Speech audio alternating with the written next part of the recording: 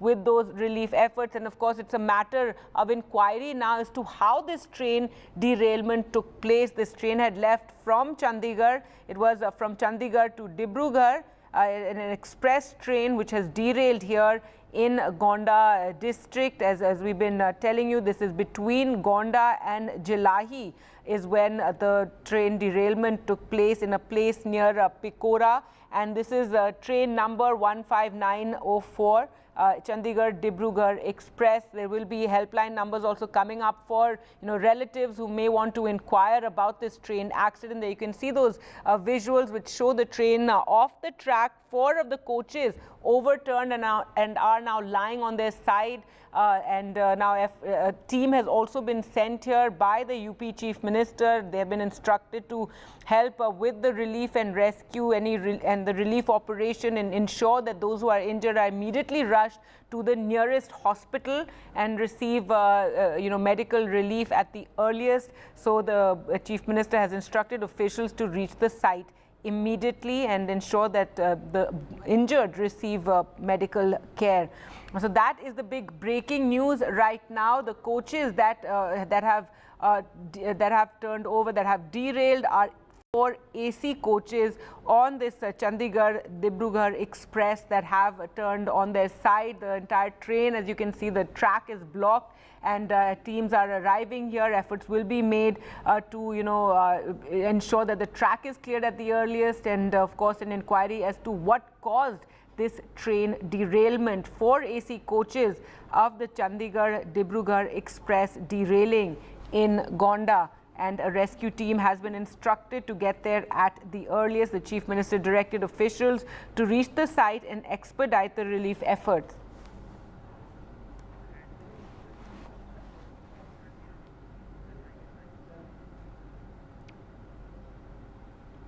The Chief Minister has directed administration officials to expedite relief. In fact, we'll just get you some voices of passengers who were involved in this accident. Let's just listen into what some of the passengers there had to say. बाल बच गया.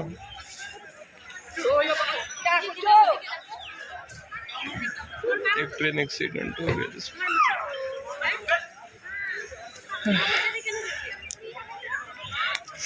घबराइएगा नहीं, मैं सही सलामत हूँ आपको.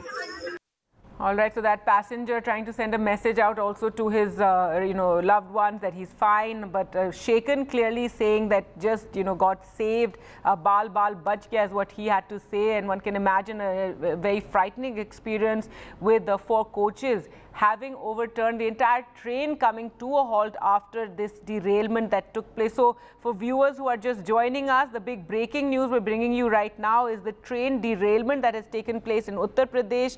This is in Gonda. This is train number 15904.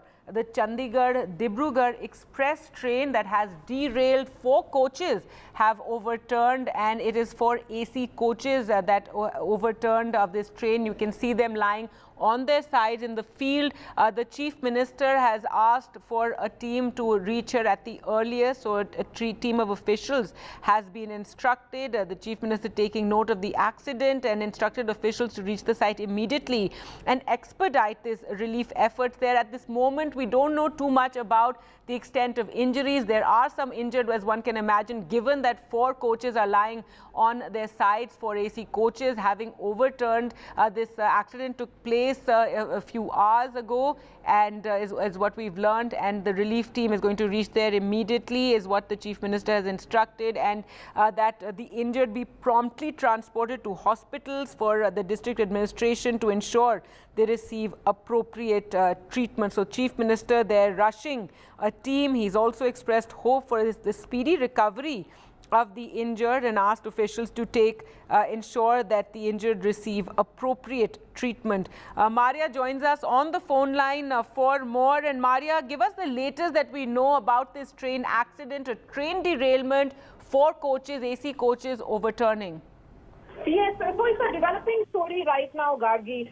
The details that are trickling in are very, very slow. The derailment which has happened is happened near Lucknow. This is essentially the Gonda-Manakpur, division. and the visuals that are coming in show that there could be possibility of some injuries as well. At the moment, the railways is being very careful. They haven't really given more details on this, but overall questions being certainly raised on the manner of, the railway safety, because there has been an increase in mishaps as far as the railways is concerned. Is it the human error, or is there a signaling error? All that is a subject of investigation with the chief of the railways official statement is yet to come. So we are waiting for an official statement to come in from the railways. But for the moment, what we can tell our viewers is that there has been a derailment in which there have been 12 bogies in all which has been impacted, of which 4 AC bogies have been affected. So certainly it's a matter of concern. Why is there a sudden increase in these derailments, which are causing much concern to the passengers and their families? Chief Minister Yogi Adityanath, what we are being told from the Chief Minister's office in Uttar Pradesh, has taken a note of this train accident which has happened in Gonda district. In fact, a relief train has also been moved from Lucknow division as well. So proper treatment is being given to all those who have been injured. They are being transported to the nearest hospitals, and the district administrations have been instructed to ensure that the relief work is carried out at the earliest. But as far as rehabilitation is concerned, we'll wait and see as to what exactly is the cause of this derailment. The details which are coming in at the moment is very sketchy. But yes, what appears is that there are 4 AC, bogies which have been derailed. And what the railways is saying is that there is no casualty, but perhaps some minor injury. All right, and thanks so much, Maria, for joining us. In fact, more information that 12 bogies in all have been affected. As we said, 4 AC coaches are the ones that overturned, but it seems that 12 bogies in all have been affected. So far, no information about any grievous injuries, as Maria reported, and Ranveer as well, that the Chief Minister, has rushed a team there and asked them to ensure that medical help is given at the earliest. Passengers who may need it are rushed to the nearest medical center as well. And there you can see in these visuals passengers sitting on the side with their luggage. One passenger said it was a very narrow escape. He seemed quite shaken by the accident that had taken place. Maria telling us also that a relief train has been sent. Remember, when such an accident occurs, the priority is also, besides of course ensuring treatment of passengers and injured passengers, is that the tracks can be cleared at the earliest and the other passengers can be sent on their way. So a relief train has also been sent from Lucknow. This derailment taking place in Gonda, as we've been telling you. And yes, a worry, as there have been a number of accidents recently. In 2023 we had in June we had the Balasore accident taking place in Odisha, and then we had the more recent accident taking place in West Bengal, the Kanchenjunga Express accident. That was a train collision. This today is a train derailment between Gonda and Jhilahi, where 4 AC coaches have overturned, and in all it seems 12 bogies have been affected. Let's just take a look again at that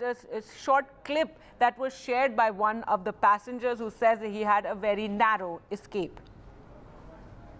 बाल बच गया.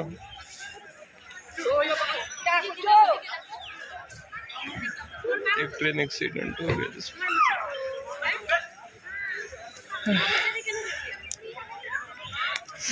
घबराइएगा नहीं, मैं सही सलामत हूँ. आपको All right, so that passenger saying he's fine, but it was a narrow escape. The authorities will also be releasing, I imagine, soon a helpline that worried relatives can access and get information about their dear ones who may have been on board this train, the Chandigarh-Dibrugarh express train, which derailed near Gonda, and it took place near Pikaura, which is located between Gonda and Jhilahi in Uttar Pradesh. A rescue team has been sent to the site for relief operations.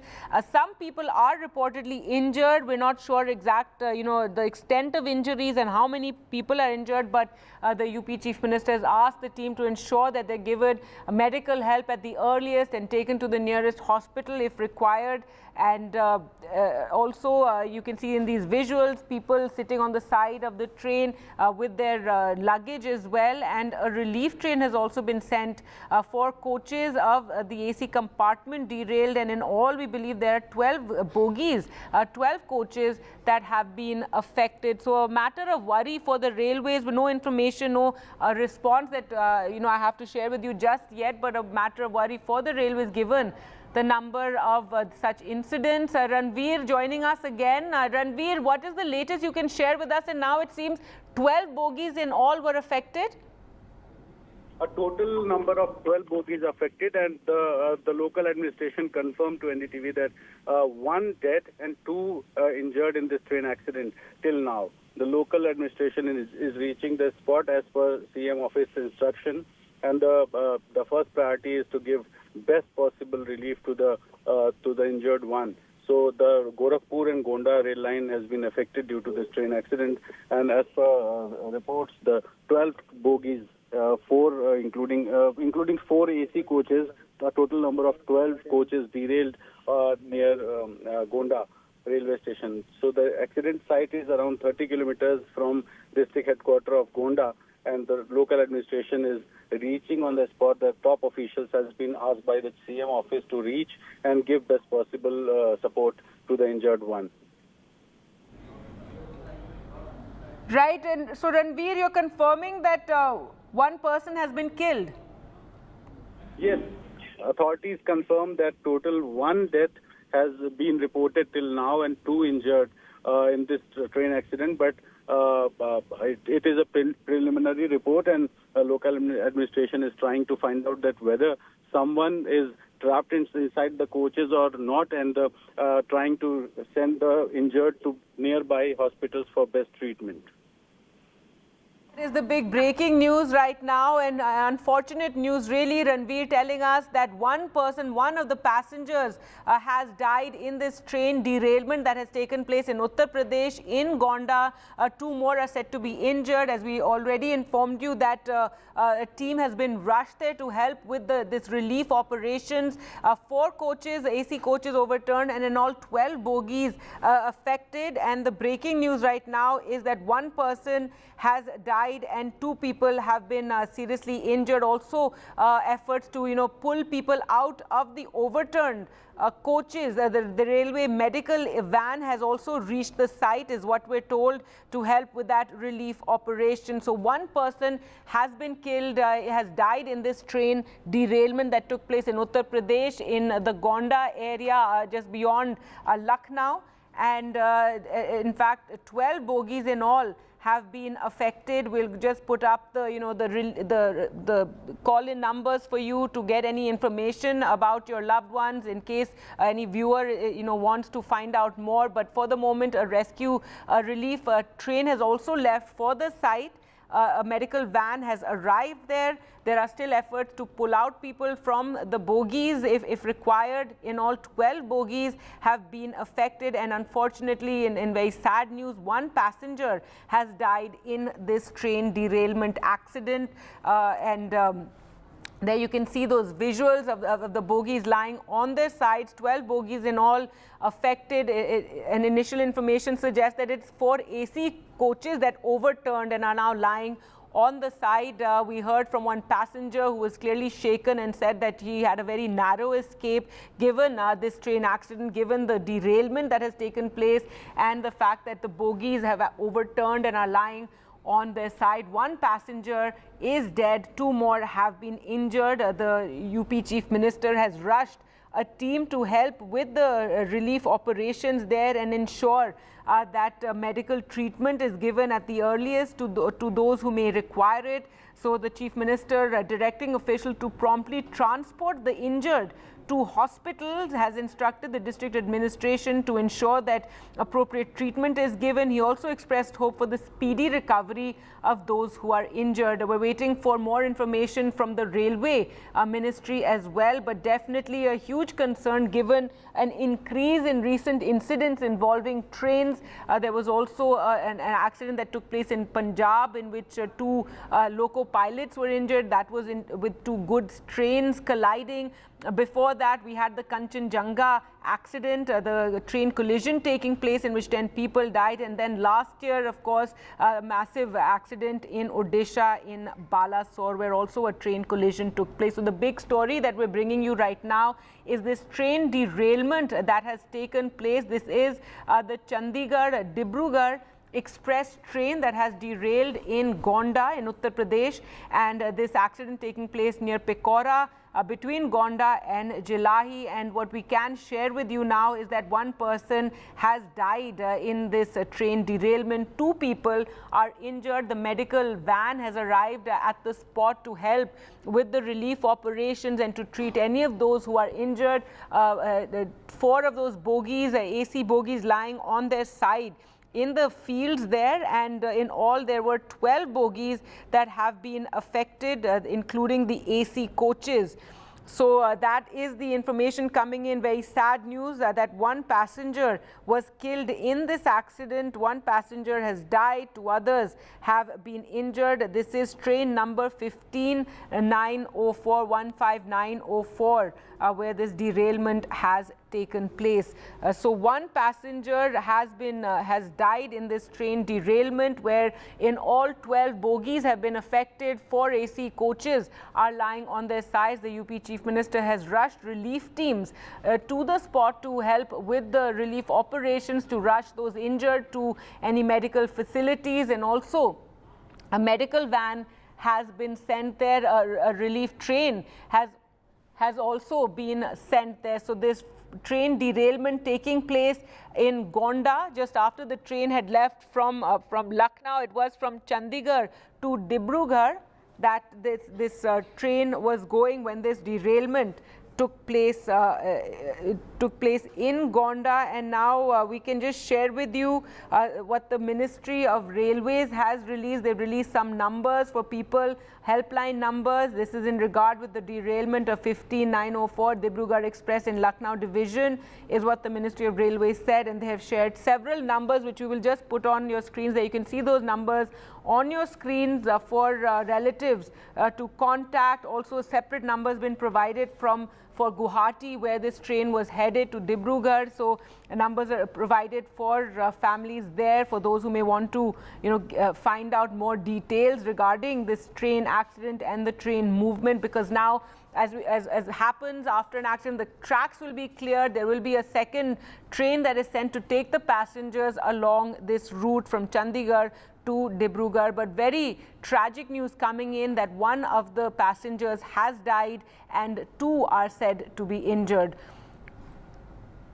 In all, 12 bogies have derailed. 4 of the AC coaches are lying on their sides, and this took place between Gonda and Jhilahi. 4 AC coaches overturning, and 1 passenger has died in this train derailment in Uttar Pradesh. As we told you, the relief teams have been rushed to the spot.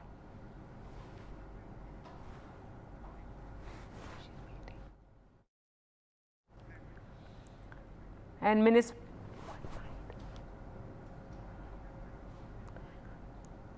All right, so let's just take a look once again at one passenger account of the train accident, where he says that he escaped very narrowly, and he's very shaken by this accident. One can imagine a train derailment. There's also, we don't know if all the passengers have been pulled out of those bogies that have turned on their sides.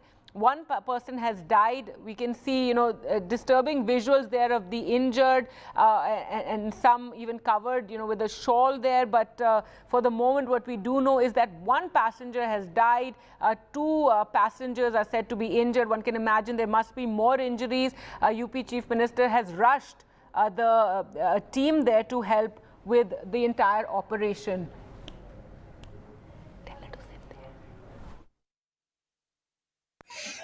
बाल बच गया.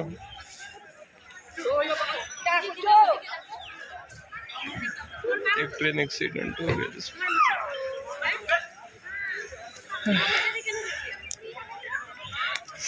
घबराइएगा नहीं, मैं सही सलामत हूँ. आपको All right, Maria joins us on the phone line for more. Maria, any more information you can share with us? And very tragic news coming in that one of the passengers has died. So, but, Gargi, as we have been saying that this is a developing story. The derailment has happened in the northeastern division of the railways. The helpline numbers are flashing on our television screens. So for all those who may have their loved ones on this train, they can contact these numbers and get details of their well-being. There has been a derailment which has happened. How many bogies that have been involved, we are yet to get details. This was a regular passenger train, which means the number of passengers on these bogies would be very, very high, fairly high. And this is the route where there has been usually in the past severe congestion. So which essentially means that most of these bogies would be completely full. The railway minister himself has just reached Mumbai, is what sources are telling us. He will be briefed by the entire railway board on what exactly is the status and why has there been an increase in such accidents. There is a commissioner of railway safety. That is the first response which is usually seen. That is the commissioner of railway safety who conducts an investigation immediately on the cause of derailment. Prima facie, it appears to be a case of derailment, not collision. So that certainly is a matter of huge relief. Railway's medical van, which is usually parked at a division, in this case Lucknow, has reached the spot, is what we are being told. And all those who have been injured are being moved to the nearest hospital for medical treatment. The cause of derailment is not clear.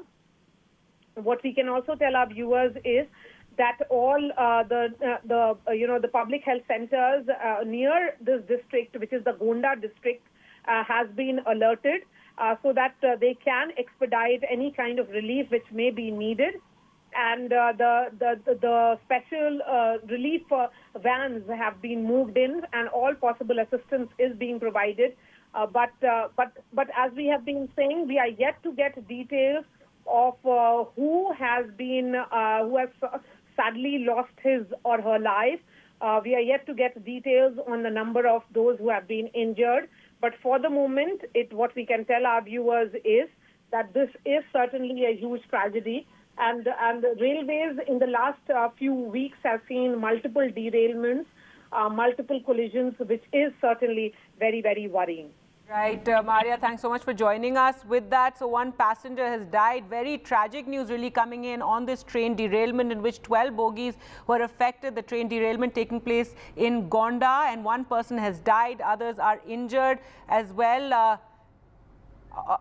All right, let's just listen into what the CPRO had to say. 4000965 तो इस helpline number को establish कर दिया गया है। राहत बचाव का कार्य जारी है। जो हमारे रेलवे के ऑफिसर्स हैं वो साइट पे पहुंच गए हैं। महाप्रबंधक सुश्री सौम्या माथुर जी भी साइट के लिए निकल गई हैं। जो प्रिंसिपल चीफ सेफ्टी ऑफिसर होते हैं वो भी साइट के लिए निकल गए हैं। राहत बचाव का कार्य जारी है। सर, कितने बजे की घटना है और कितनी गाड़ियाँ डिरेल? ये 14:37 की घटना है। जो प्राइमरी इन्फॉर्मेशन हम लोगों को मिली है उसके हिसाब से 4 से 5 कोच डिरेल हुए हैं जो पटरी से उतरे हैं, और राहत बचाव की जो टीमें हैं वो रेलवे की वो साइट पे पहुंच गए हैं। मेडिकल वैन साइट पे पहुंच गई है। जो हमारे डॉक्टर्स हैं वो साइट पे पहुंच गए हैं। हमारी पहली प्रायोरिटी है कि जल्द से जल्द जो है वहाँ राहत का बचाव का कार्य पूरा किया जाए। किसी के हताहत होने की सूचना? अभी जैसे ही आगे की सूचना मिलेगी तो आप लोगों को सूचित किया जाएगा। सर, कोई ट्रेनें बाधित है अभी इसको लेकर? हाँ, इसके लिए कुछ ट्रेनों का डाइवर्सन हम लोग कर रहे हैं, उसकी सूचना थोड़ी देर में दी जाएगी। So that is the big breaking news right now. So we're just getting you all that preliminary information, but tragic really that one passenger has died. The helpline numbers on your screens there, and I'm joined by my colleague Vasudha, who takes over now. And Vasudha, just yesterday you were reporting on the preliminary report on the Kanchenjunga Express collision in which 10 people had died, and now this train derailment taking place. Really a matter of worry for the railways. Absolutely, Gargi. In fact, the CRS report specifically said that it is time to ensure that the anti-collision device covers much is installed across the railway network, and this has happened in Gonda, and clearly one person has died. Several others have been rushed to hospitals. This could be a signaling failure, or it could even be a man-made error, but it shows that our infrastructure is sort of in some ways it does need a lot of intervention, and that's what the CRS report also said, that there needs to be modernization and that needs to happen on an urgent basis of the Indian Railways. Also joining us now is Ranveer, who's reporting on this accident.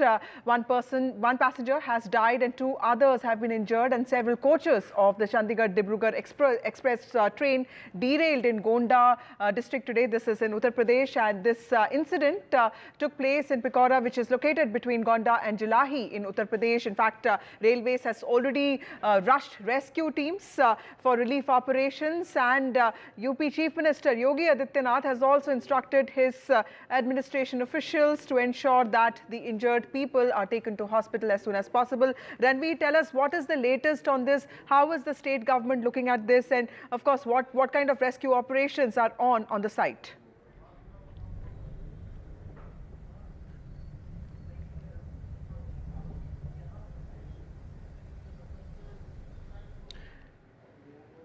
So we will try and reconnect with Ranveer in a bit. So let me also remind our viewers that this is one of the 3 major derailments that have happened. What we are told is out of in the last 2 years, out of 12 coaches, 4 coaches of the AC compartment derailed a few kilometers before the Jhilahi railway station today. This is a case of train derailment in Gonda, Uttar Pradesh. Coaches of Chandigarh-Dibrugarh Express overturned, and 4 AC coaches overturned, and this derailment happened between Gonda and Jhilahi.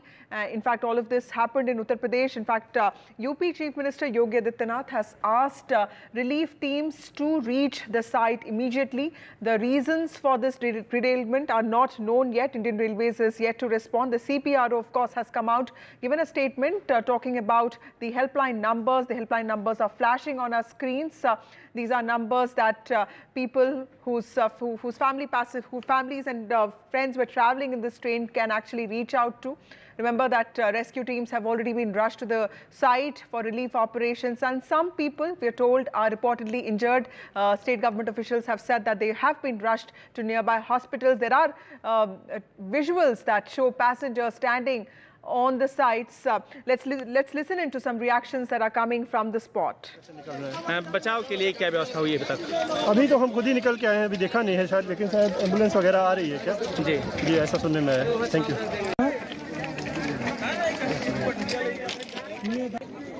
So those are some of the reactions that are coming from the side. Those are visuals of people sort of facing the aftermath of what really happened. This derailment took place in Gonda. Out of the 12 coaches, 4 coaches of AC compartment reportedly derailed a few kilometers before the Jhilahi railway station. Train derailment could happen because of many issues. It could be because of a signaling error, something that the Indian Railways is looking into. In fact, just yesterday, the CRS preliminary report findings of the Siliguri accident did come about, which said that the anti-collision devices need to be installed across railway networks. That is something that Indian Railways is working on. But clearly, there are also the safety lapses that need to be addressed. Memories of the Balasore train accident, in which 3 trains actually were part of that. Those memories are still alive in many minds, which we actually lost more than 200 people. This is a train derailment that happened in Gonda. And coaches of Chandigarh-Dibrugarh Express overturned, and 4 AC coaches overturned, and this also led to UP Chief Minister asking relief teams to reach the relief site immediately. In fact, Railways medical van has also reached there, and rescue operations are on, but clearly 1 person has died is what reporters have told us. There is an official statement that is expected from Indian Railways soon. Chief Minister Yogi Adityanath is also rushing to the spot, is what sources have told NDTV.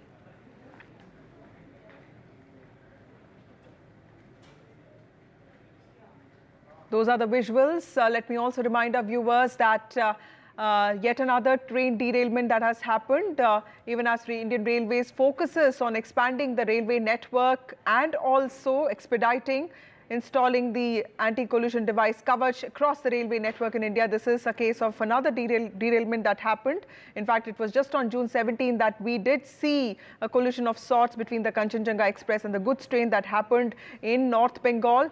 In this particular accident that happened in Gonda today, derailment that happened today, one passenger has died and two have been injured. They've been rushed to the hospital. Several coaches of the Chandigarh-Dibrugarh Express have derailed in Uttar Pradesh's Gonda. This incident took place in Pikaura, which is located between Gonda and Jhilahi. Both of them are in Uttar Pradesh.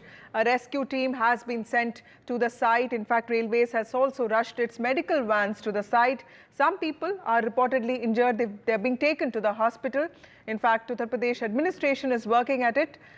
Chief Minister Yogi Adityanath has already directed administration to sort of look into this matter and ensure that the injured people get the best care, medical care as soon as possible. They've been rushed to nearby hospitals.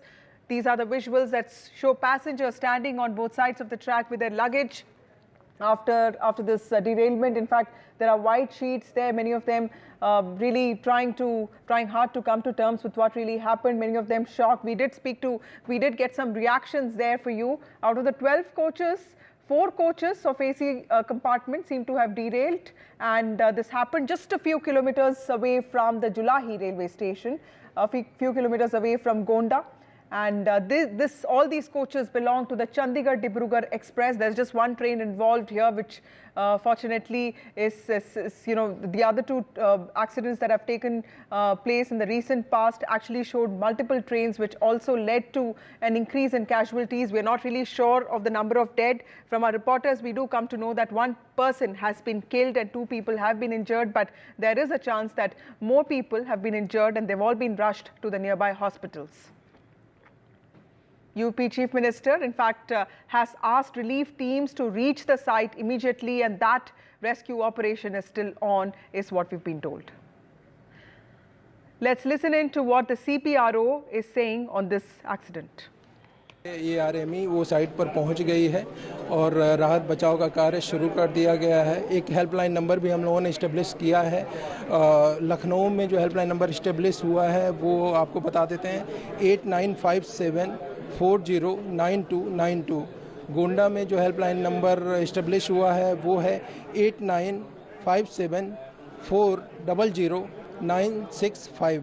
तो इस helpline number को establish कर दिया गया है। राहत बचाव का कार्य जारी है। जो हमारे रेलवे के ऑफिसर्स हैं वो साइट पे पहुंच गए हैं। महाप्रबंधक सुश्री सौम्या माथुर जी भी साइट के लिए निकल गई हैं। जो प्रिंसिपल चीफ सेफ्टी ऑफिसर होते हैं वो भी साइट के लिए निकल गए हैं। राहत बचाव का कार्य जारी है। सर, कितने बजे की घटना है और कितनी गाड़ियाँ डीरेल? ये 14:37 की घटना है। जो प्राइमरी इन्फॉर्मेशन हम लोगों को मिली है उसके हिसाब से 4 से 5 कोच डिरेल हुए हैं जो पटरी से उतरे हैं और राहत बचाव की जो टीमें हैं वो रेलवे की वो साइट पे पहुंच गए हैं। मेडिकल वैन साइट पे पहुंच गई है। जो हमारे डॉक्टर्स हैं वो साइट पे पहुंच गए हैं। हमारी पहली प्रायोरिटी है कि जल्द से जल्द जो है वहाँ राहत का बचाव का कार्य पूरा किया जाए। किसी के हताहत होने की सूचना? अभी जैसे ही आगे की सूचना मिलेगी तो आप लोगों को सूचित किया जाएगा। सर, कोई ट्रेनें बाधित है अभी इसको लेकर? हाँ, इसके लिए कुछ ट्रेनों का डाइवर्सन हम लोग कर रहे हैं। उसकी सूचना थोड़ी देर में दी जाएगी।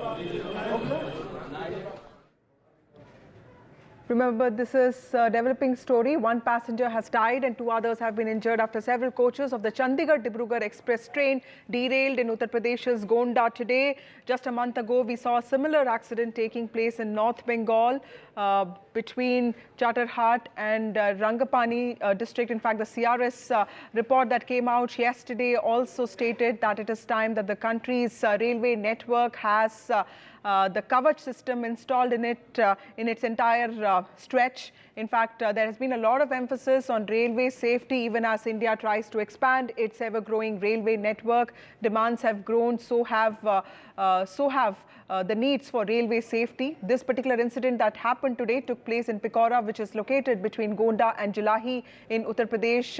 Rescue teams have been sent to the site by both railways and also the Uttar Pradesh state government. Relief operations have begun. In fact, the CPRO just said that relief operations are priority for the government. Some people are reportedly injured and they've been rushed to nearby hospitals. Visuals, you can see them there. They did show people standing on both sides of the track, trying to make sense of what really happened, trying to settle into what really happened. The aftermath of this derailment is something that will be studied in detail. Remember, the CRS safety report also says that there needs to be standardization in the format of authority letters or instructions that are issued to not just loco pilots but also to station managers and staff and guards. There is a sense of urgency in this, is what Indian Railways has been working on, but clearly it is a big task, and the targets have to be set. That's what Railways has been talking about. Of the 12 coaches, 4 coaches of the AC compartment of this particular train derailed a few kilometers before the Jhilahi railway station. This happened, of course, with the Chandigarh-Dibrugarh Express. There's only one train involved here, unlike the recent past incident where Kanchenjunga Express and goods train, there was also a goods train that was involved, which also led to at least 10 deaths and 40 injured. We have been told that one person has been killed and at least 2 people have been injured. All of them have been rushed to nearby hospitals. 4 AC coaches have been overturned, and you can see those helpline numbers flashing on our screens. These are for family members and friends of those who are traveling in this train. UP Chief Minister Yogi Adityanath has asked his administration officials to take action as soon as possible to ensure the injured people receive the best treatment nearby hospitals. He has asked for relief teams to work there non-stop, and of course he has also pushed for more teams to reach there. Indian Railways has also rushed its medical vans and helpline numbers. A war room has been put in place. Chief Minister of Uttar Pradesh Yogi Adityanath could also be reaching the spot soon is what we hear.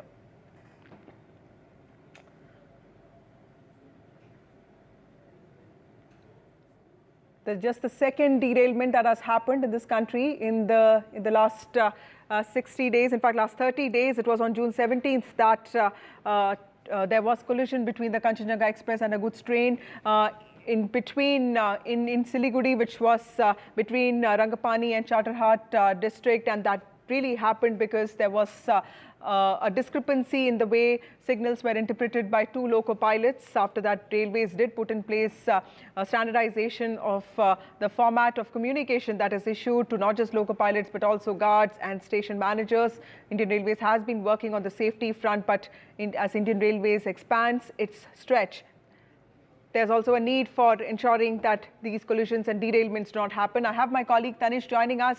Tanish, what is the latest that we know about this derailment? What is the state government doing with regard to relief operations? And also, do we have a number on the casualties?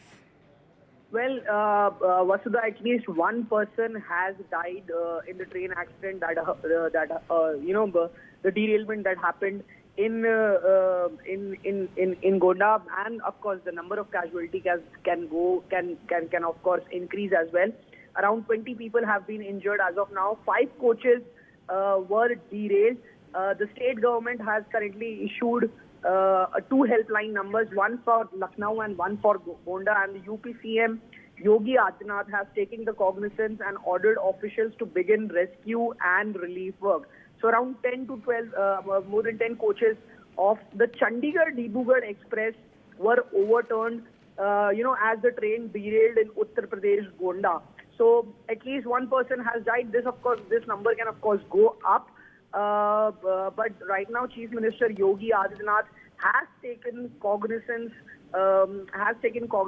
of the accident the derailment that happened near Gonda. There was of course panic among the passengers, but emergency teams have been dispatched, and we are of course waiting for more update on this. So in the train, the AC coaches have also suffered significant damage because of the accident, and there is of course fear in the passengers. But for that, the state government has issued 2 helpline numbers, and emergency rescue teams have been dispatched to this site. Now, the train number was 15904, the Dibrugarh Express, and it was on its regular route from Chandigarh to Dibrugarh. And the derailment occurred between Gonda and Jhilahi near Pikaura. So that's where the derailment had occurred. At least we are learning at least one person has died, and of course the number could of course is expected to increase. The number will increase. 4 AC coaches are reported to be, out of the number of the coaches derailed, at least 4 AC coaches are reported to be involved in the derailment.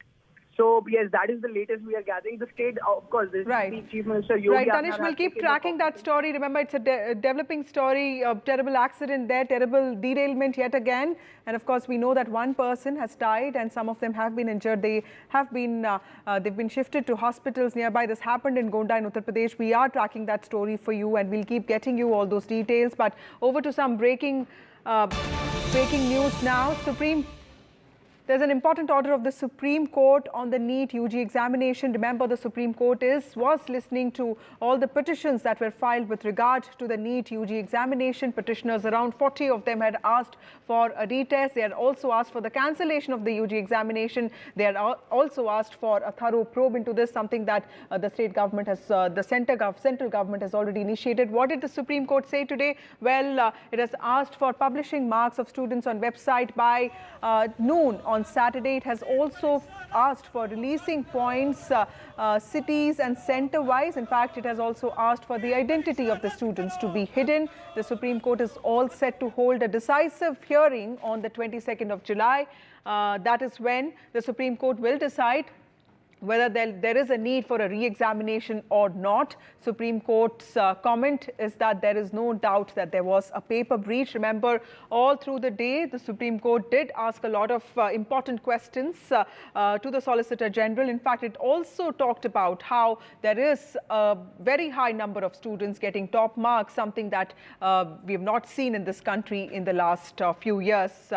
I have my colleague Ishika joining us with more details on this. Ishika, you've been tracking this story, the court hearing, all day today. Tell us, what are the important things that the court said and what is expected on Monday?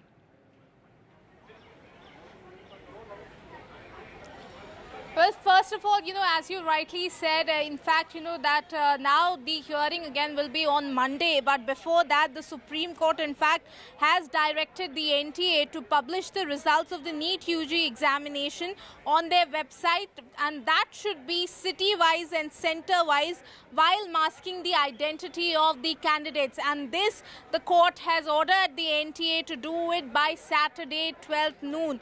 Now, remember, and in fact, as you rightly said, that there was various questions that were in fact raised by by the petitioners also in this case. So over that also, the petitioners had asked that if the counselling of the NEET UG can be stayed. Over that also, the Chief Justice of India in fact had said that the petitioners have submitted if the NEET UG results are published on the NTA website, and after that we direct the NTA to publish the marks scored by the students on their website, though identity should be masked. So this is certainly a very important point today, the Supreme Court ordering them to upload it by Saturday 12 noon. But let me tell you that there are certainly various questions also that were raised by the petitioners. Number one, in fact, as to how the grace marks were given.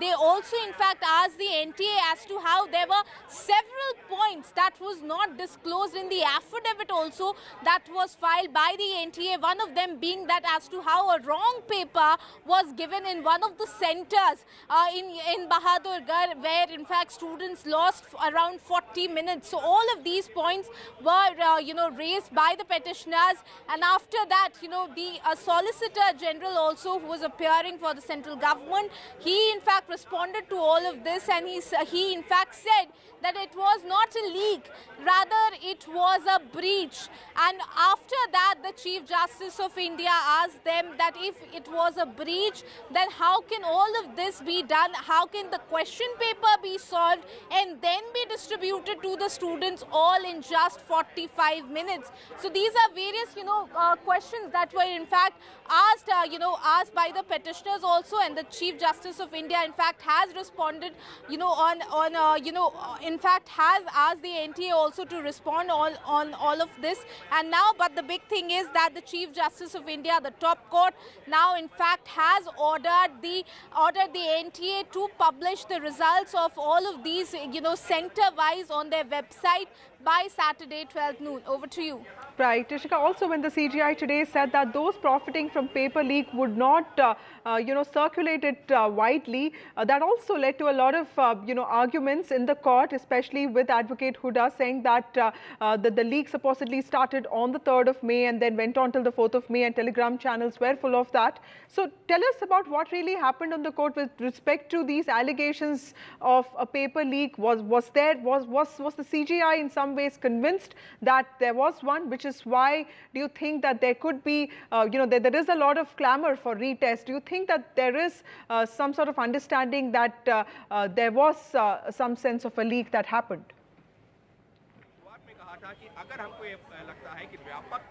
Well, on that, we did hear the Solicitor General saying that it was not, in fact, the council, in fact, saying that it was not a leak, rather it was a breach that was done.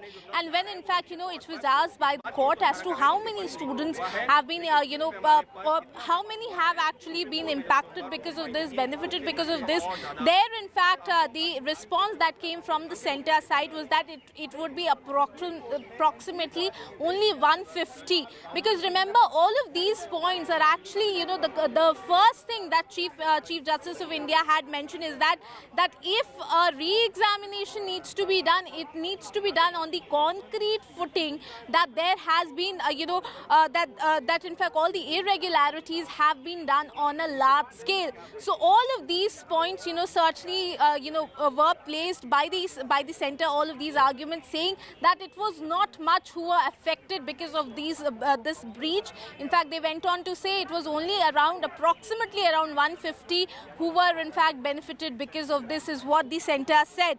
But certainly, if we talk about the petitioner side also, they continue to say that all of these irregularities, all of these, sanctity that has been compromised has been done on a large scale, because they say that the transportation of the paper has been compromised. First, in fact, it was with a private company for so many days, and then in fact it was transported through e-rickshaws. So that is where in fact they say that the sanctity of the examination has been compromised. Thus, the petitioners here claim that in fact this has been done on a large scale. But certainly the hearing has to continue on Monday as well, in fact, and then we'll have to wait and watch as to what will be the final order that would be coming from the court. But so far, in fact, certainly if we talk about the petitioner side, they continue to say that we have raised a lot of questions and we are waiting whether or not, the order will come in our favor on Monday. Over to you. Ishika, also tell us, what did the court say when the CGI or when the bench was informed that there is already a CBI probe that's going on, because they did talk about what the CBI actually told them with regard to the investigation that is on, and they said that the court will not talk about it because that will also affect the investigation. So what clearly went on with in that regard? Well, as you very rightly mentioned, in fact, the petitioners here, they raised this point that, in fact, these question papers, all of that was also, in fact, circulated through a Telegram channel, is what they claimed here. Over that, in fact, the Chief Justice of India observed that it seems that whoever has done it to make money out of it. And those who are doing to make money out of it, they wouldn't be doing it on such a large scale. derail. So that was the observation, that came from the Chief Justice of India. Over the financial aspect of it, they also asked as to how much the registration fee has to be paid by the students, where the reply came that it is actually 1,700 for a general category. Ishika, just hold on to that thought. We'll keep coming back to you, but let's listen into some live reactions. Public domain में है, जो evidence हम इकट्ठे कर पाए हैं वो सारे के सारे हमने कोर्ट के सामने रखे हैं।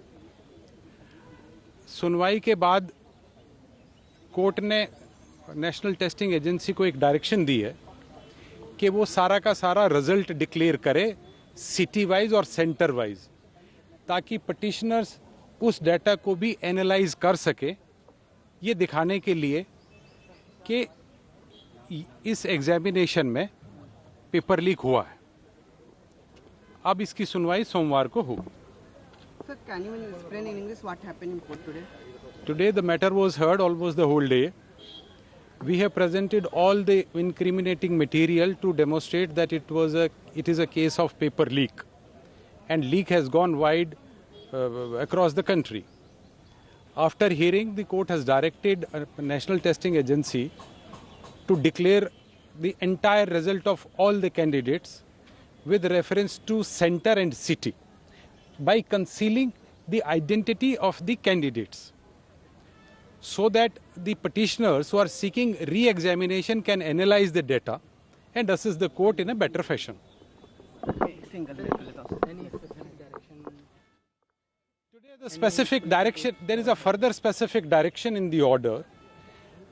The Government of India has been directed to place on record economic offences unit investigation of Bihar, because we had argued that the initial investigation indicates that the paper was leaked much prior to the date of examination, though the CBI is trying to indicate that the paper leak happened only on 5th of May. So the court has directed the state of Bihar and the Union of India to submit the initial investigation report of Bihar Police and Bihar Police's economic offences wing investigation report. Sir, Supreme Court today observed that only in Patna and Hazaribagh seems like paper leak is there. So that is only a prima facie observation. The court is still examining whether the leak is confined to Hazaribagh and Patna or it has gone out. So counselling will be continuing? Any stay? No direction has been given for staying the counselling, because state is indicating that no counselling is happening before Monday, when the case is again being taken up for hearing.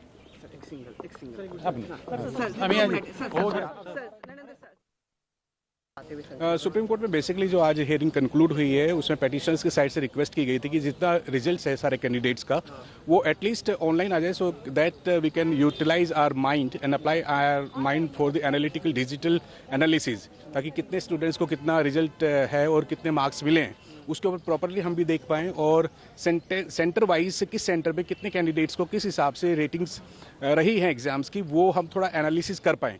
तो इसलिए कल 5 बजे तक NTA को direction है कि Saturday को 5 बजे तक डायरेक्शन है एनटीए को कि सारा रिजल्ट अपलोड करेंगे। सर, सुप्रीम कोर्ट ने आज हियरिंग में बहुत सारी बातें भी उठाई, कुछ बातें बता सकते हैं जो आपके फेवर में हो? एक सबसे इम्पोर्टेंट बात जो इस केस में निकल के आ रही है अभी आ रही है कि जो मेजर पेपर लीकेज है that was done at Patna. तो पटना का जो इन्वेस्टिगेशन करी है पटना पुलिस ने, इनिशियल इन्वेस्टिगेशन जो है वो बड़ा इंपॉर्टेंट पार्ट रखती है। सो इनिशियल इन्वेस्टिगेशन को रिपोर्ट कॉल की है, इनिशियल रिपोर्ट की पटना पुलिस से। So important directions by the Supreme Court today, asking the NTA to publish all results of students who took the NTA NEET UG examinations, all the results of students who took the NEET examination, state-wise and center-wise, without revealing the identity of students. This has to be done by Saturday is what the Supreme Court has said. It has also said that any order for conducting a retest for NEET UG examination has to be on concrete footing. So clearly some very important orders there, but of course the hearing is to continue on Monday, and that is when we will know if there is actually a possibility of a re-examination. Clearly the Supreme Court making it very clear that transparency remains the priority. Time for a short break. More news and updates on the other side.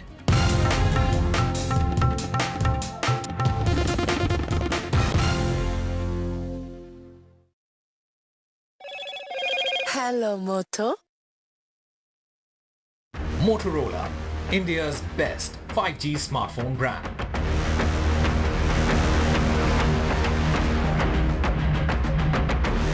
Train derailment in Gonda, Uttar Pradesh. A Gonda train derailment, 2 people have been dead, 20 injured, 12 bogies including 4 AC coaches were affected. UP Chief Minister Yogi Adityanath has asked relief teams to reach the site immediately. Supreme Court is hearing petitions on the Neet UG examination. Supreme Court has said any order for conducting the examination afresh has to be on concrete footing and that the sanctity of the entire examination has been affected. It has also posed tough questions to the NTA, asked the NTA to publish results of all students without revealing their identity state-wise, centre-wise in the next few hours. Face off over Quota bill in Karnataka. Siddaramaiah government, BJP trade diversionary tactic charges. BJP says the Quota bill is just an attempt by the Congress party to distract attention from the scams, while Congress party has said that corruption charges by the BJP are just to mislead people. Prime Minister Narendra Modi has chaired a special meeting of the Cabinet Committee on Security. This comes after a series of terror attacks in Jammu, which left several army men dead. The opposition has hit out at this series of deadly attacks.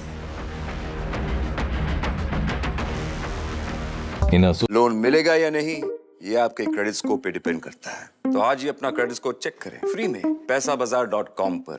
Loan की जरूरत कभी भी किसी को भी पड़ सकती है। ठीक से एक्टिंग नहीं। पैसाबाजार.com। Get ready for the ride of your life. NDTV brings you the NDTV Auto Show with me, Mugdha Mishra. From the fastest supercars to the sleekest new energy vehicles to your trusted daily ride, we cover it all. Every Saturday at 10:30 a.m. and Sunday at 8:30 p.m. only on NDTV 24/7. Your next great escape starts here. MSMEs are the backbone for the country's economy. They account for 45% of exports. Frequent changes in GST tariffs and norms has proven to become a very tough issue for the small micro units. The budget should be in a growth-oriented budget. So we should bring more manufacturers into the fold of GST. Particularly for micro and small-scale industries, kindly give us a export benefit incentive to us. But for a micro or small scale industry to go up, there should be a hand-holding mechanism which is definitely required.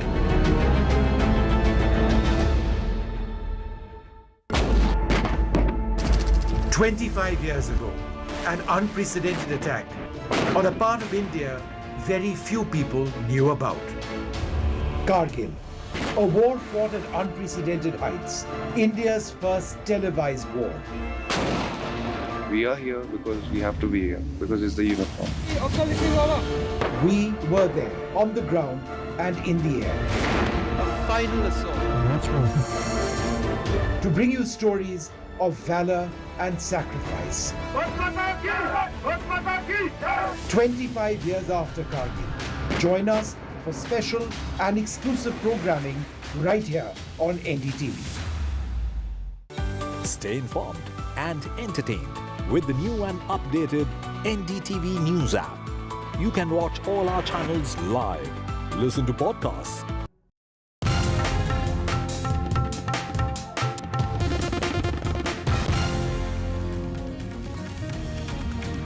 Welcome back. Prime Minister Narendra Modi today chaired a special meeting of the Cabinet Committee on Security, which also includes Home Minister Amit Shah and Defence Minister Rajnath Singh, among others. In fact, the meeting comes amid this rush of terror attacks in Jammu and Kashmir. Hours before the meet, 2 soldiers were injured in an encounter in J&K's Quota district, where forces have been engaged in a prolonged operation to flush out terrorists linked to the killing of 4 army personnel this week. I have my colleague Nazir joining us with more details on this. Nazir, you've been reporting on the high number of deaths that have taken place. In fact, the number has gone up to more than 35 in the last 32 months. That was your story. Tell us the importance of this meeting that the Prime Minister held today. Well, it clearly shows the seriousness of the situation on the ground, which has posed a major challenge to the national security. Jammu region was free from militancy. Now it has become the biggest theater of militancy, and there are attack after attack, and army has become a specific target of these attacks. On Monday, there was a major encounter in which 4 army soldiers, including a captain, were killed. And last night, there was a major attack on army. Army had set a temporary camp inside a school called Zadan High School at Katsinga. So that came under heavy firing, and if you see the visuals of that school, there's a lot of bullets across from these walls. And army repulsed the attack. 2 army soldiers were injured. Condition of one of the injured is stated to be critical. They have been evacuated and airlifted to Army's base hospital in Udhampur, command hospital in Udhampur. So they are being treated. So this shows that despite the fact a massive counter-militancy operation is underway in the same region, militants could carry out the attack during the night, that too on the army. So a meeting by the Prime Minister, which is the second on Jammu and Kashmir situation. Last month also, Prime Minister held a meeting and asked Army to deploy its full spectrum of anti-terror capabilities to finish militancy from Jammu and Kashmir. There were also marathon meetings by the Home Minister, Amit Shah, and also Army Chief, after taking over, visited Jammu region, and there are coordinated operations by the police. Senior police officers are saying, be it army paramilitary posts and the J&K police, they are conducting coordinated operations in Udhampur and other parts of Jammu as well. And along the line of control, army today filed an infiltration bid, and 2 infiltrators have been killed in this operation. And this is the second infiltration attempt which has been filed in Kerin sector of Kupwara district in last 4 days. Thank you, Nasir, for joining us with those details. My colleague Akhilesh Sharma, who reports on the government and the BJP, also has more details on the importance of the meeting that the Prime Minister held today. There is no official word as far as the Cabinet Committee on Security is concerned, though officials have confirmed that there was a meeting of the CCS this morning chaired by Prime Minister Narendra Modi, and other senior ministers and members of the CCS were also present in this meeting. There is no official word, as I have mentioned, but it is believed that the recent spike in the terrorist activities and attacks, especially in the region of Jammu, has been discussed in detail. The Prime Minister was briefed by the security staff and also senior officials about the current situation as far as Jammu is concerned. If you recall, since January this year, there has been a spike in the terrorist activities in Jammu region, and only on this Monday we have seen that 4 Indian Army soldiers made a supreme sacrifice, and also since January 1st we have seen that 12 Indian Army personnel have lost their lives in Jammu, and apart from them 10 civilians also killed in the terrorist attacks, and 55 have been injured. So it's a serious situation, and now the security establishment has been dealing with this with a firm hand, and also the grid has been enhanced, and that is why all the security arrangements and the preparations were reviewed in the CCS meeting. This is what sources are indicating, but as I have mentioned, there is no official word about the Cabinet Committee on Security deliberations. Time for a short break. More news and updates on the other side.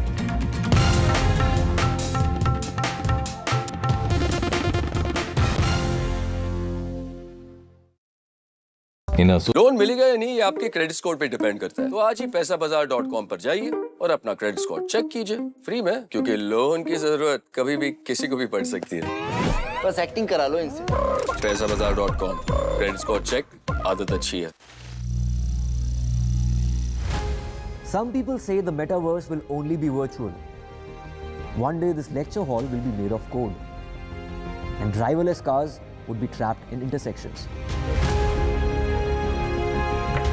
But even in this maze of the future, you can't wish away health. It's time to become more resilient.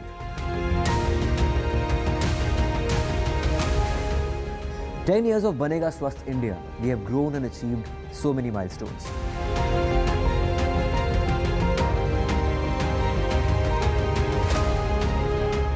And now I have a plan to beat the urgency, to stop breathing with difficulty, to relieve getting choked with inactivity.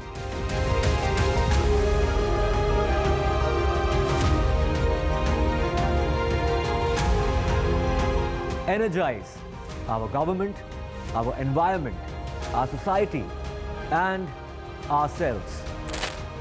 Everyone, everywhere, every day.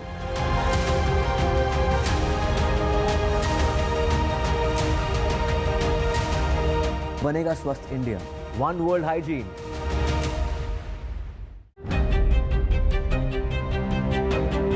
Hello and welcome to India Sense, where I speak with global opinion makers. The United States has made a strategic decision over the last 20 years to move closer to India. A $7 trillion economy seems a perfectly conceivable number. If you want to be a national party, it's that you sort of accept the way the world is rather than want to endlessly hark back to how it was. Modi is promoting the digitization of the economy, which is accelerating growth in the country.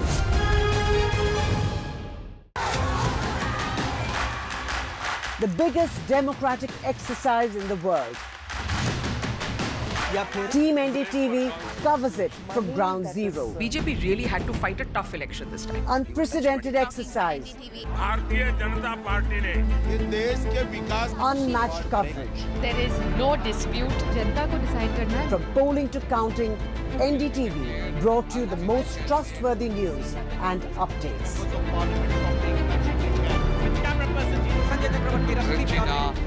Elections mean NDTV.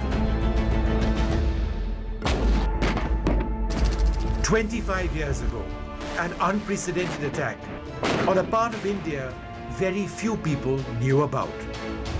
Kargil, a war fought at unprecedented heights, India's first televised war. We are here because we have to be here, because it's the uniform. We were there, on the ground and in the air. A final assault.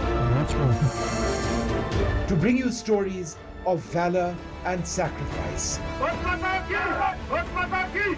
25 years after Kargil. Join us for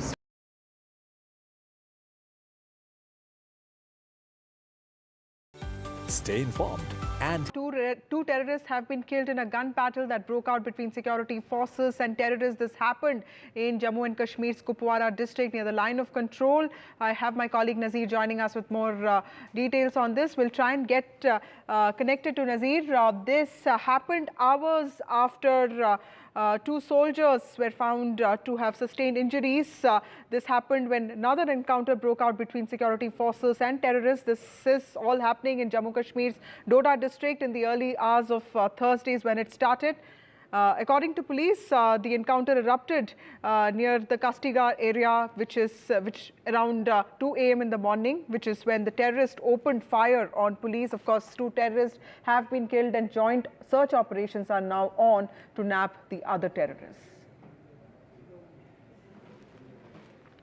Moving on to some news from the south of India, there's a big BJP protest against Siddaramaiah government that's going on in Bengaluru. The BJP protest has been organized by the party outside Karnataka Vidhan Sabha Assembly just a day after there was a lot of back and forth, and in fact the state government went back on its idea to bring in a draft to ensure 100% reservation for locals. And it said that it is working on framing that policy and it will be consulting with industries. Those are the visuals of the BJP protest there. Remember, BJP is the main opposition party there, and this is being led by Vijayendra, the state president of the BJP, and those are BJP workers there demanding an SIT into the Congress's Muda scam, the alleged Muda scam. In fact, Congress party has been saying that the corruption charges leveled by the BJP are just to mislead people, while BJP has been saying that the Congress has been using distracting techniques, diversionary techniques to distract attention from its corruption. Moving on to some news from Uttar Pradesh, the police in the state has issued a latest directive asking eateries on the Kanwar Yatra route in Muzaffarnagar to display their owners' names. This has, of course, stirred a controversy. Opposition has linked it to moves that were made by Hitler in Germany. Kanwar Yatra is an annual pilgrimage by Lord Shiva devotees, which will begin on the 22nd of July, which is next week. Muzaffarnagar police, of course, has mandated all food joints along the route to display their owner's name prominently to avoid confusion during the religious procession. Samajwadi Party chief Akhilesh Yadav has responded very sharply to this. He has said, and I quote, "Such orders are social crimes." He has also asked courts to take up the matter. जो हमारे रास्ते में पड़ने वाले hotels है, ये हैं ढाबे पे, उन सब पे रेट लिस्ट छपा की जाए और ताकि बोर्ड पे नाम स्पष्ट हो, ताकि कोई समस्या नहीं होना चाहिए। एंड इसके अतिरिक्त जो कावड़ शिविर के संबंध में कावड़ शिविरों के साथ भी मीटिंग की गई है, और जो बड़ा बड़ा डीजे लेके आते हैं उनसे साथ भी मीटिंग की गई है ताकि माहौल शांतिपूर्वक रहे। जो एडमिनिस्ट्रेशन ने ये एडवाइजरी जारी करी है, मुझे लगता है कि सही है। आप अपनी आइडेंटिफिकेशन क्यों छुपाना? एक आस्था का बड़ा त्यौहार मनाने जा रहे हैं लोग, कांवड़िए पवित्र जल लेने जा रहे हैं, लेकिन इसमें अखिलेश यादव अपनी जो तुष्टीकरण की राजनीति का ट्विस्ट है वो लेके आ गए। Time for a short break. More news and updates on the other side.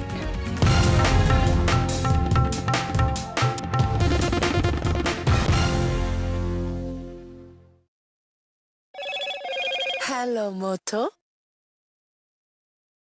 Motorola, India's best 5G smartphone brand.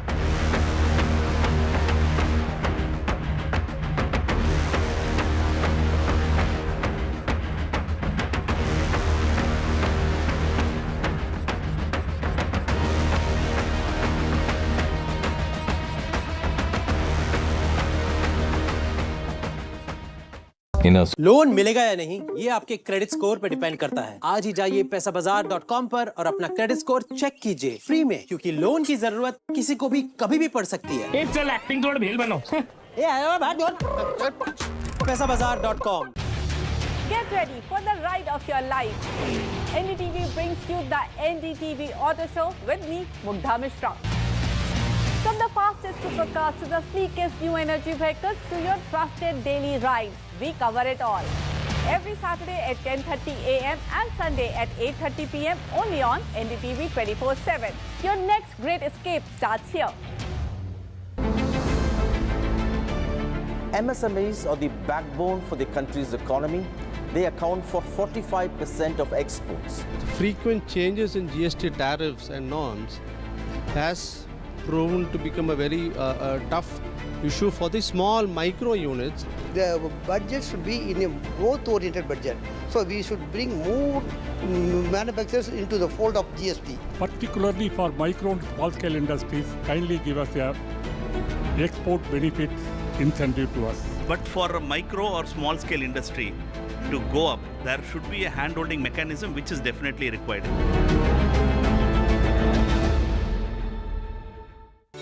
Stay informed and entertained with the new and updated NDTV News app. You can watch all our channels live, listen to podcasts, read breaking and exclusive news from around the world and more. Download the NDTV app today and get access to the best journalism and storytelling on your smartphone or tablet. The NDTV app. News that matters to you.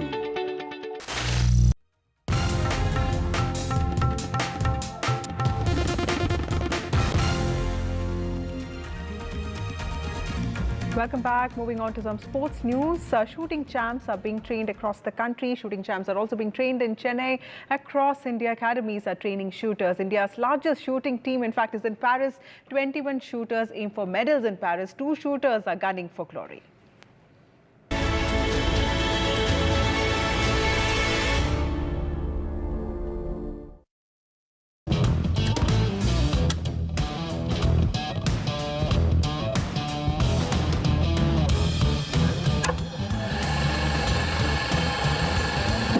was at this state-of-art Gun for Glory Academy's shooting range in Chennai. National and world champion in 10-meter air rifle shooting, Ilavenil Valarivan, got trained before she qualified for Paris Olympics.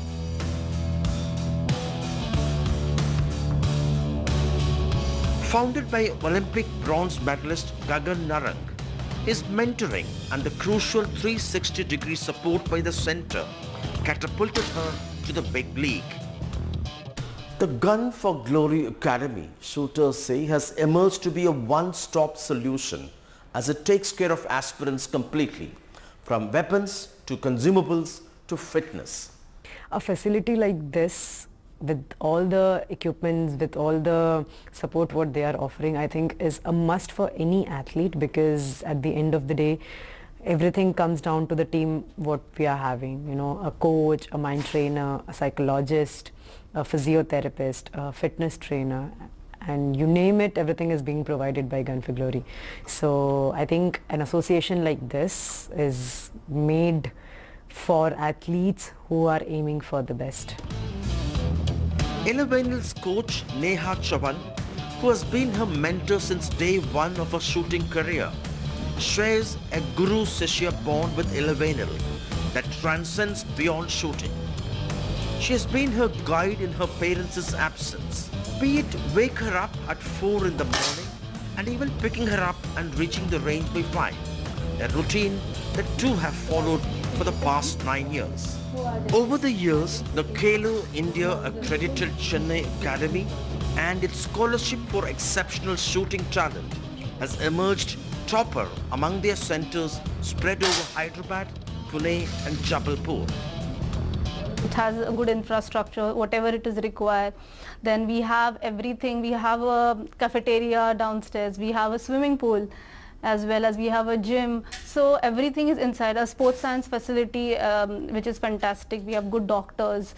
So everything is under one roof. Athletes come here at 8:39 in the morning and they leave this place 6 o'clock, 7 o'clock in the evening, finishing all their work. So we are more focused and dedicated towards the sport.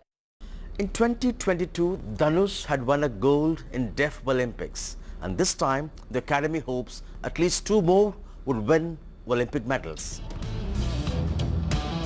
The centre grooms many talents, all potential Olympians. One of them, Madineni Uma Mahesh, with national and international laurels. He aims at the 2028 Olympics. So my aim is for next Commonwealth Games in the 2026, but the main goal is for the 2028 LA Olympics to get a gold medal for India. I would say I am here today because of this academy itself, because of the facilities they provided and the coach and the support, not only like in the shooting sport, in the life through the infrastructure, all the advanced technologies required. It's because of this academy is it possible for me today to be here. India is fielding a 21-member Indian shooting team that will compete at the Paris 2024 Olympics. This will be India's largest ever shooting contingent at the Olympics, eclipsing the 15 from Tokyo 2020. With India achieving quotas across all Olympic shooting disciplines for the first time, the hopes for extending their medal tally and making the Paris Olympics the most successful event in history will be sky high. As Ilavenil gears up for her big day in Olympics, these shooters and trainers in Chennai would be rooting for her. In Chennai with Suresh, Sam Daniel, for NDTV. Moving on, the union budget is going to be presented in the parliament next week, and everyone from the middle class to the corporates to salaried employees to farmers will be watching to see as to what is there in the budget for them. Provisions in the budget could also improve support, accessibility and overall quality of life for those with disabilities. Listen to disability right activists talk about their expectations from this year's budget. I have 2 big expectations from the budget this year. Firstly, there's a 5% tax on wheelchairs, hearing aids, braille keypads, and I feel that a tax on disability aids is equivalent to a tax on somebody walking, seeing or hearing. I believe that this tax should be 0 rated so that persons with disabilities can live a dignified life. So don't tax us on walking, but tax us on working and being on contributors towards society instead. My second request, is that I'm sure a lot of you will be shocked to hear that today my wheelchair has an insurance, but I don't have an insurance. I hope the government comes up with stricter policies in this budget so that insurance companies cannot discriminate in this way and persons with disabilities can get their dignity through health insurance as well.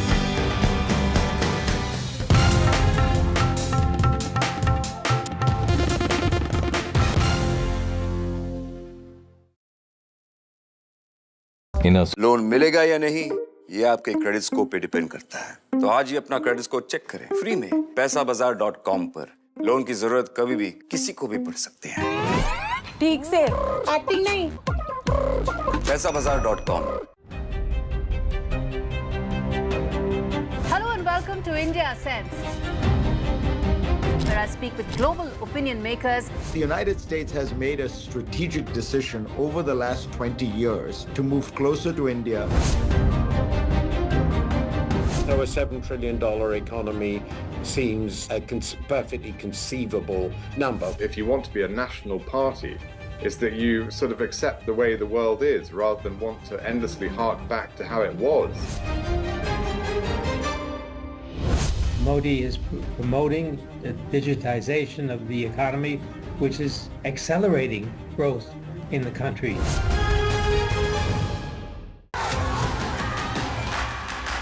The biggest democratic exercise in the world. Team NDTV covers it from ground zero. BJP really had to fight a tough election this time. Unprecedented exercise. Unmatched coverage. There is no dispute. जनता को decide करना है. From polling to counting, NDTV brought you the most trustworthy news and updates.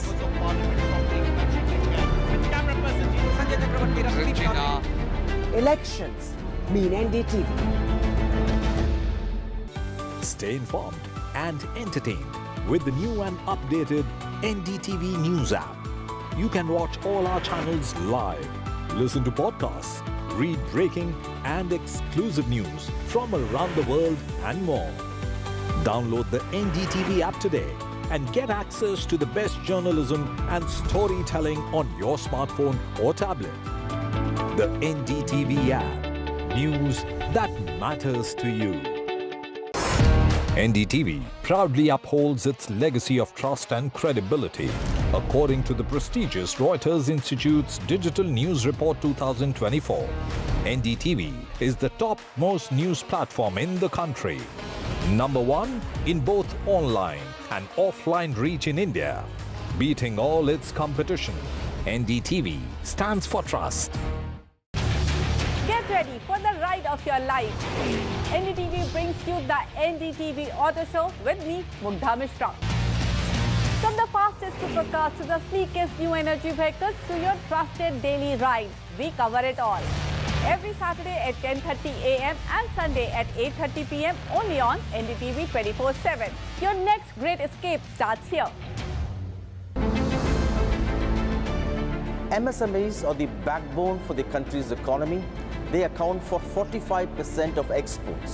Frequent changes in GST tariffs and norms has proven to become a very tough issue for the small micro units. The budget should be in a growth-oriented budget.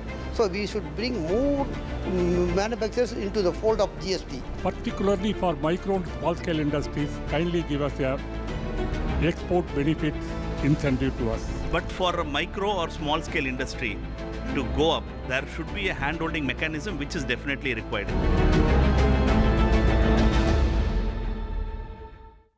Stay informed and entertained with the new and updated NDTV News app. You can watch all our channels live, listen to podcasts,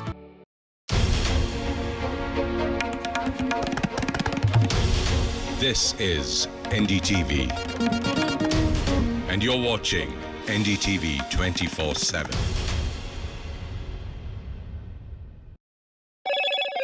Hello, Moto.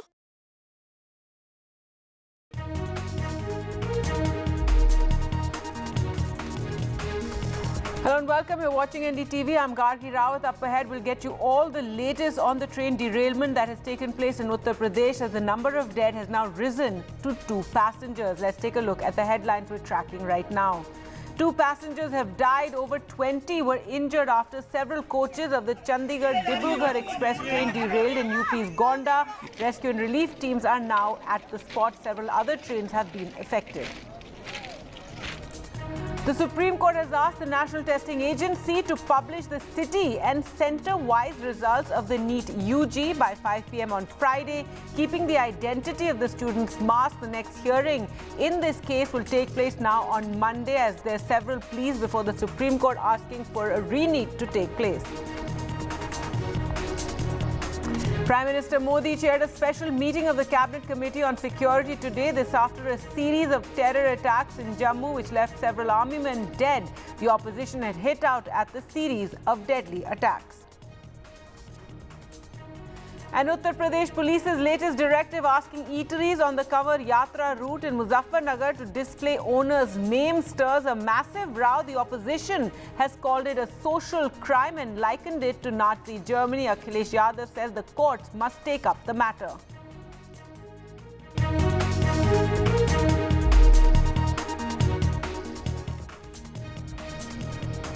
Our top story now, and 2 passengers have died, 20 are injured after several coaches of the Chandigarh-Dibrugarh express train derailed in Gonda and Uttar Pradesh. This took place in Pikaura, which is located between Gonda and Jhilahi in UP. Now, rescue team was rushed to the relief site. To give relief operations. People are reportedly injured. As we said, visuals showing passengers sitting on the side of the train with their luggage as well. This is train number 15904, which is heading to Dibrugarh in Assam from Chandigarh, and several helpline numbers have also been provided there on your screens. This has impacted several other trains. In fact, 2 trains have been cancelled because of this accident, and 11 other trains have also been affected. A 40-member medical team with 15 ambulances are at the spot, and more ambulances are on their way to the accident site. So 4 SDRF teams, the DM and SP Gonda, are currently at the spot. 15 ambulances have been rushed there. As we said, several other trains have also been affected and a rescue. And there you can see helpline numbers on your screens. Now we're joined by Akhil Agrawal, ex-director of the General Railway Board. Thank you for speaking to us. And yet another train accident taking place. A huge worry now for the railway. So far, what we do know is 2 passengers have died in this derailment. Thank you for calling me, and it's a worrisome thing, and I am sure that the Railway Board will take note of it, and as an internal this thing, they must be examining and they must be analyzing why all these accidents are taking place. It's definitely a cause of concern. There is no doubt about that. But let me also tell you that after each train accident, there is a statutory inquiry by a Commissioner of Railway Safety, and on his recommendation, 100% recommendations are accepted by the Ministry of Railway, and if it is not accepted, they give reasons why they can't accept. So, but unfortunately, these accidents, I am sure that they will take, they must be examining and they must be finding out reasons. Right, so no, definitely a big worry. And you know, recently we saw the Kanchenjunga Express accident. That was a train collision in which 10 people died, and initially it was blamed on one of the loco driver that he was going too fast. But now the preliminary report has said this was an accident waiting to happen. It's pointed out lapses at several levels. So clearly there's an urgent need for, you know, all these trains and tracks to be taken, a careful look at, and not just some of those high-profile trains being promoted, but across the board, clearly the need for modernization, better safety measures. Yes, what Chief Commissioner of Railway Safety has said in the report that there is a multiple level failure. Normally in railway system, we take care that not a single failure should not cause an accident. In this case, the Chief Commissioner of Railway Safety has said that multiple level failure, which is quite bad. And I am sure that railways will take care of this, and railway will try to see that CCRS has given many recommendations, and some of them are very distinct, like general rules. They have been framed sometimes in 1976, and after that, subsidiary rules have been made on the general rules. So he has said that the general rules should be revised. So all these things, I am sure that with the modern technology, the general rules requires revision, and this railway will take care of all these things. Right, it certainly hope so. For the moment, very, worrying to see a number of these accidents taking place. Thank you so much, Akhil Agrawal, for speaking to us. The number of dead has risen to 2 passengers that have died in this train derailment. We're also joined now by NDTV's Ranveer. For more, Ranveer, what is the latest you can share with us? The rescue relief teams are now at the spot?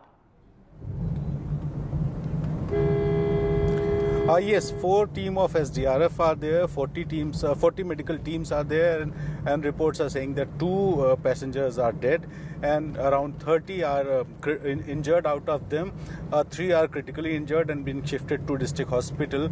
The total 30 injured, out of them around 23 are being shifted to Mankapur CSC, while rest of 4 injured passengers are shifted to Kazi Devar CSC. So total 30 passengers are injured in this train accident, and 3 are critical and they are in district hospital for better treatment. As far as the rescue and relief operation is concerned, CM Yogi Adityanath is taking stock of each and everything, and he has told ACS Home to look after the rescue operations, and 4 SDRF team are there to check whether someone is inside the derailed coaches or not, and 40 medical teams are there, 15 ambulances are there, and some more ambulances are being shifted to the spot for better relief work. So DM police chief of Gonda, they are on the spot. Some more officials are being shifted to accident site, and the rail line between Lucknow and Gorakhpur has been affected due to this rail accident. So total around 12 coaches of the Dibrugarh-Chandigarh Express are derailed, and the injured are being shifted to hospitals for better treatment. Right, so Ranveer, as you're telling us, the rescue teams, officials or people will have to go coach to coach, given in all 4 coaches are the ones that actually fell on their side, while, as you mentioned, several coaches have derailed. There are 4 that actually are lying on their side. We saw those visuals earlier. So the rescue team will have to go, inside the coach to check if anyone is still there. That's the major concern, because the passengers who were inside the train, they are the first who started the rescue work. They identified that if anyone is inside the coaches, they have helped them to get out of it, but still the administration want to recheck that if someone is inside the coach, they will be rescued from there and being shifted to a hospital. And Brijesh Pathak, the Deputy Chief Minister and Health Minister of UP, he is also taking stock of the preparedness. CM Yogi Adityanath told the district administrations to be on alert, and the CSC, PSC and district hospital are on alert because of this accident to give better treatment to the injured. So total around 30 passengers are injured, and 2 confirmed deaths are reported till now. But some officials are saying that this death toll may reach up to 4, because 2 are critically injured and the chances of survival are very less. So relief team are there, SDRF is there, medical team is there, ambulances are there, and the priority is to rescue people from inside the coaches which are derailed.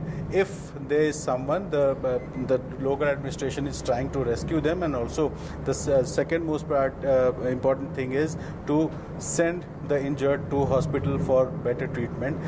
Some of them are in PSC, CSCs, and some who are critically injured are in district hospital for better treatment. Right, absolutely. And Ranveer, a few trains have been impacted as well. 2 trains had to be cancelled. Several trains have been affected. This is a very frequently used route, and very worrying that this train derailment, of course, it's very early right now to find out exactly what led to the derailment, but worrying that it took place on this line, isn't it?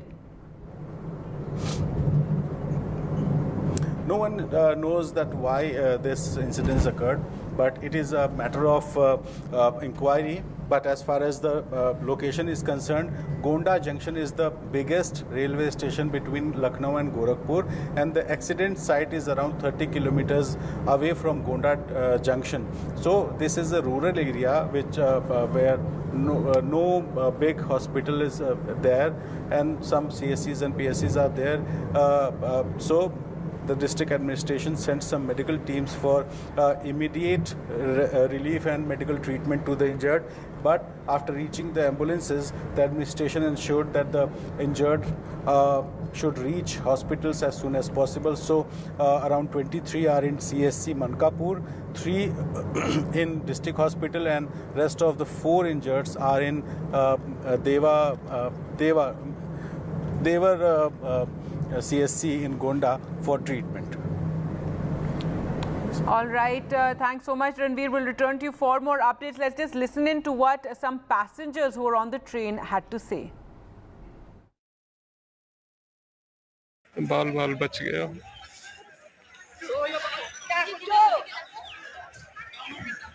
एक train accident हो गया जिसमें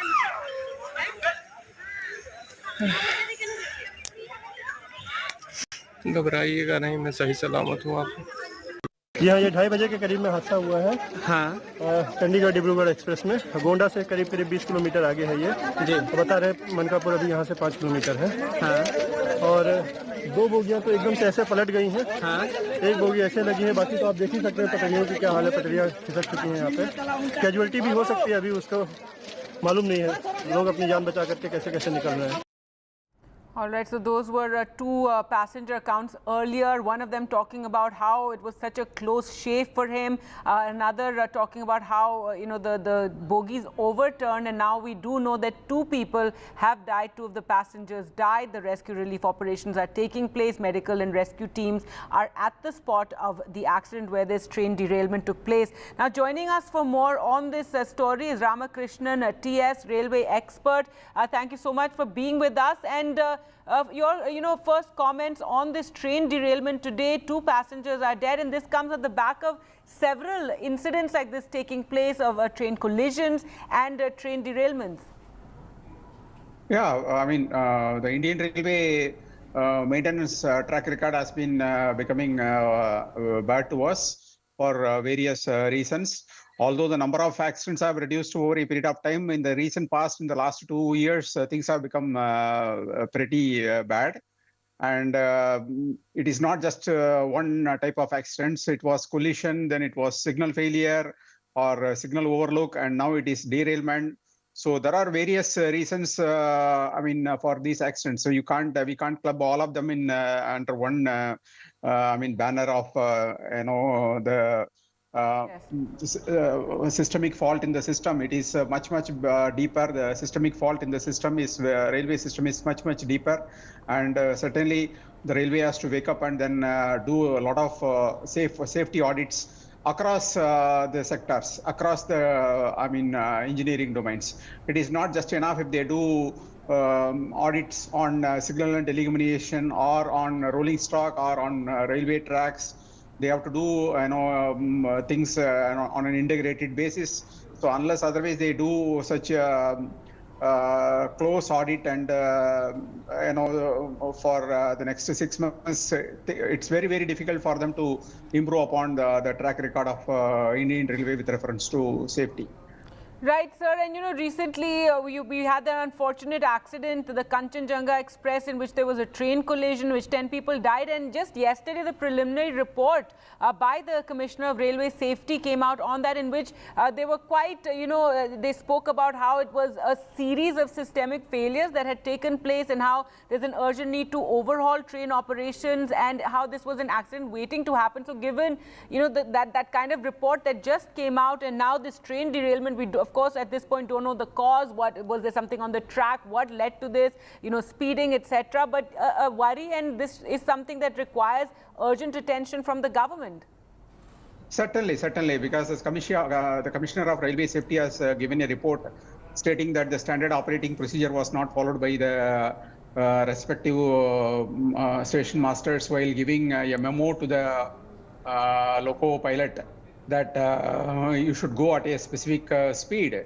So the loco pilot has assumed that he can go at a normal speed that is permitted in that particular section, and that's how he has gone. So there is a standard format for everything, and I don't know why the standard format has not been followed by the station master, because whenever there is a signal failure and when the trains are allowed to travel without the signal, so normally the standard operating procedure is that you give a permission letter stating that you should go at a speed of say 10 km/h. Looking at what about the train that are going before him and all. So unfortunately, these procedures were not only followed, but it was also not instructed.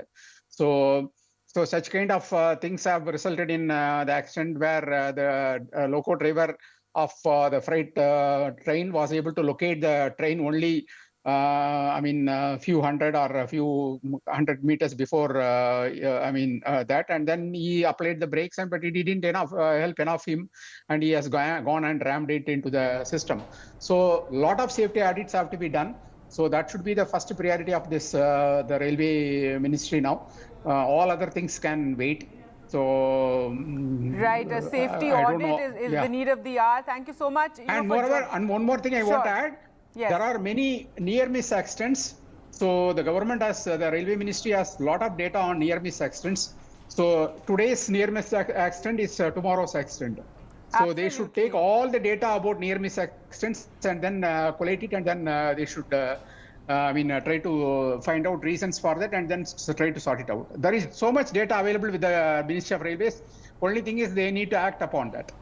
That's right. Thank you so much for joining us, Mr. Ramakrishnan. There, after this train derailment that has taken place in Gonda and Uttar Pradesh, in which two passengers have died, over 20 are injured, 2 are said to be in a critical condition. Rescue teams are at the spot helping with the relief operations, and priority is really to rush the injured passengers for treatment. Also, all the bogies are being checked, given that 5 bogies overturned, 4 of them AC bogies. This took place between Gonda and Jhilahi area. This was the Chandigarh-Dibrugarh express that derailed. Moving on now to the other big story we've been tracking today. The Supreme Court has asked the National Testing Agency to publish the city and centre-wise results of the Neet UG by 5 p.m. on Friday, keeping the identity of the students masked. And the hearing in this matter will now take place on Monday. The Supreme Court has been hearing a series of petitions demanding, some demanding that the Neet exam be should take place again. Now, the Chief Justice did say that the paper leak in Patna and Hazaribagh is an acknowledged fact, as the paper was available before the exam. The court was also told that the undergraduate medical counselling in the country will begin on the 24th of July. That is a part of the admissions process. Ahead of today's hearing, the National Testing Agency, which conducts the test, submitted that there was no systemic failure in the conduct of the exam. And the Supreme Court has maintained that any order for conducting the exam afresh has to be on the concrete footing that the sanctity of the entire exam was affected. For more on this story, let's just first listen in to what one of the petitioners had to say. हम तो यही बोल रहे हैं कि ये सही कार्रवाई की तरफ चल रही है, क्योंकि हजारीबाग पाटना से पेपर कैसे ट्रांसफ़र हुआ है सब सीजीए ने माइन्यूट डिटेल्स पूछे थे और एनडीए का रिप्लाई भी मांगा था, और कितने स्टूडेंट्स, और ये भी कहा गया था कि जितने स्टूडेंट्स के मार्क्स है सारों को आप पब्लिश करो। ऐसा नहीं कि सिर्फ 1 से 100 रैंक के जो भी रैंक है इस पे ही आप बहस मत करो, सारे स्टूडेंट्स का डेटा भी आप क्लियर करो। ये एनडीए को वर्डिक्ट दिया गया था। हम उम्मीद करते हैं कि इसमें से हमको अच्छे चीज़ें निकलेंगे, और इसमें से बहुत कॉन्स्पिरेसी जो भी सेंटर्स के है, सेंटर वाइज डेटा पूछा था, तो सेंटर वाइज हमको ये भी पता चलेगा कि कौन से सेंटर में ज़्यादा मार्क आए थे। मैं यही कहूँगी, मतलब मेरी सुप्रीम कोर्ट से यही गुजारिश है कि फैसला जो है जितना जल्दी आए उतना अच्छा है, क्योंकि हम लोग भी सफ़र कर रहे हैं कि 4 जून को रिजल्ट आया था और अभी 18 जुलाई है और अब 22 जुलाई को हो गया है, तो फिर ये जितना डिले होगा उतना हम लोगों के लिए भी प्रॉब्लम हो रही है और ज़्यादा। देखिए, वैसे तो यहाँ पर 620 से लेकर के 720 तक भले ही जो भी बच्चा हो जिसको कि रैंक जिसकी आई हो उसको भले ही कॉलेज में एडमिशन मिल रहा हो चाहे ना मिल रहा हो, वो एक बात तो ज़रूर समझ गया कि ये जो सिस्टम है ना, ये सिर्फ और सिर्फ एक फेलियर है। क्योंकि हमारा सिस्टम इतना बढ़िया बन चुका है कि दिल्ली के एयरपोर्ट और पटना बिहार के जो ब्रिज है और वहां से लेकर के नेशनल लेवल के जितने भी एग्जाम है सबके सब तो लीक हो जा रहे हैं। इतना बढ़िया सिस्टम है हमारा। अभी सिस्टम इतना बढ़िया क्यों है ना, इसका एक बड़ा गजब का जवाब मेरे को पता है। All right, let's go across to Ishika now for more. And Ishika, give us more details regarding this, order that the Supreme Court has given today, asking for the city and centre-wise results to be put on the website by the NTA, and this to really to establish, what the marks were across, and if there's any, issue geographically. If you could just explain this to us.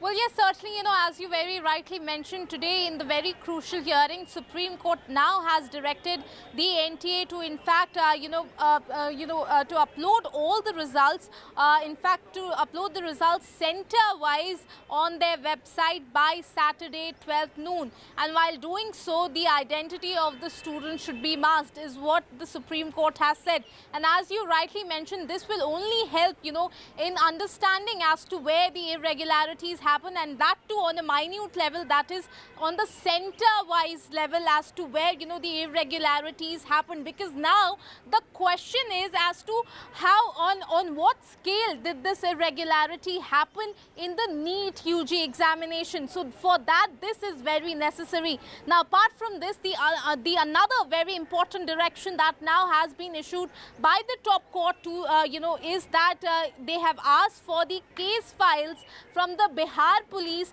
and from the EOU wing of the Bihar police when they were doing the investigation regarding the alleged paper leak in Bihar of the NEET UG examination. So that file has also been asked, and when the matter will be heard again on Monday, all of this, will be taken into consideration, because what now we are expecting is that on Monday it is a crucial order can come from the court over this entire issue. So certainly two very important directions have now been issued by the top court, but we also saw, in fact, that there were very important observation and very tough questions that were posed by the Chief Justice of India to the NTA.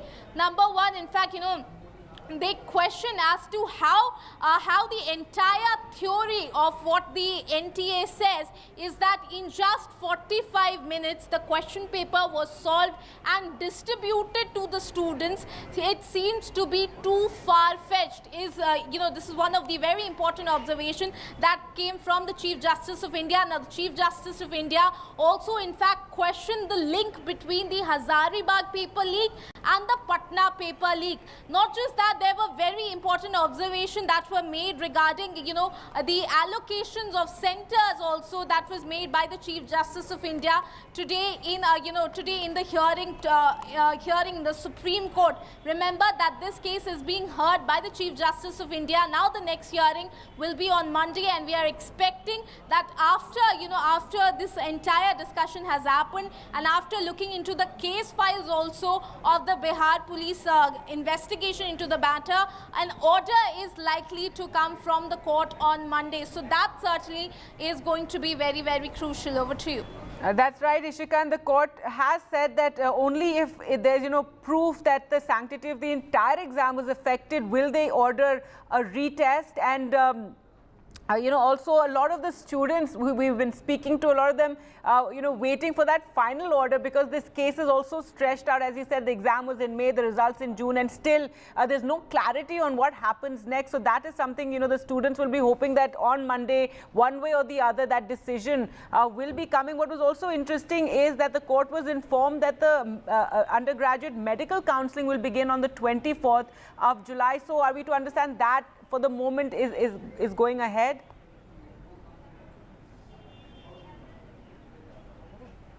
Well, certainly, Gargi, as you mentioned, the important points here, we did hear how the petitioners, in fact, asked to stay the counselling of the NEET UG examination, over which the Solicitor General, has said that for that there is a lot of time as of now.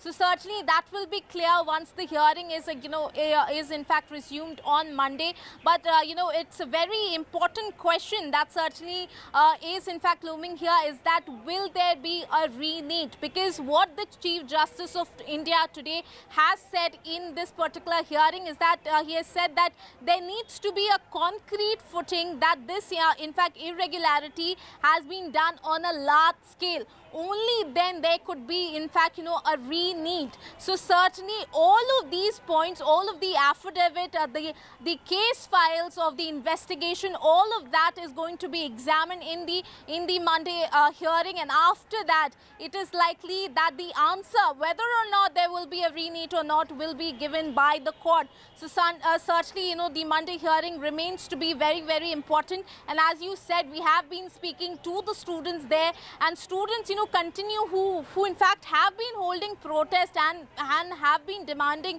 a re-examination. All of them say that they are eagerly waiting for the order to come from the top court, since their career is currently in question. Over to you. All right, Ishika, thanks so much for joining us with all those details. So the next hearing in this matter will take place on Monday. With that, we'll slip into a short break. More news coming up on the other side. Do stay with us.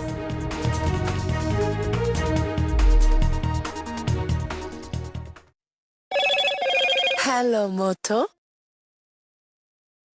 Motorola, India's best 5G smartphone brand.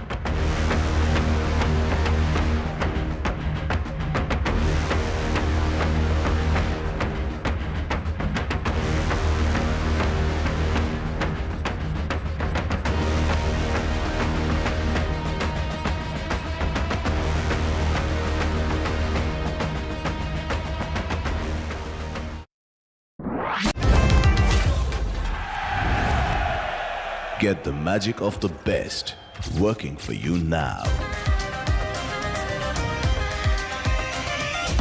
Link your payment cards once, collect rewards forever.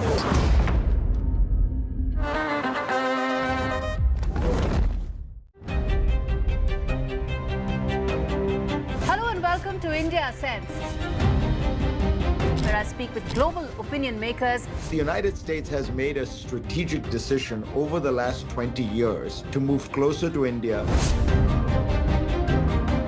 So a $7 trillion economy seems a perfectly conceivable number. If you want to be a national party, it's that you sort of accept the way the world is rather than want to endlessly hark back to how it was. Modi is promoting the digitization of the economy, which is accelerating growth in the country.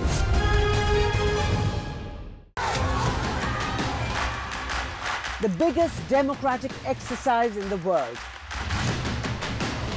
Team NDTV covers it from ground zero. BJP really had to fight a tough election this time. Unprecedented exercise. Unmatched coverage. There is no dispute. Janta ko decide karna hai. From polling to counting, NDTV brought you the most trustworthy news and updates.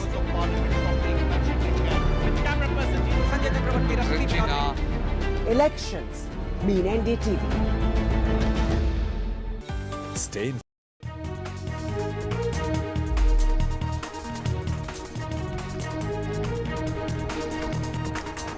Welcome back. The latest on the train derailment that's taken place in Uttar Pradesh. 2 passengers have died, over 20 are injured after several coaches of the Chandigarh-Dibrugarh express train derailed in Gonda. This took place near Pikaura, which is located between Gonda and Jhilahi.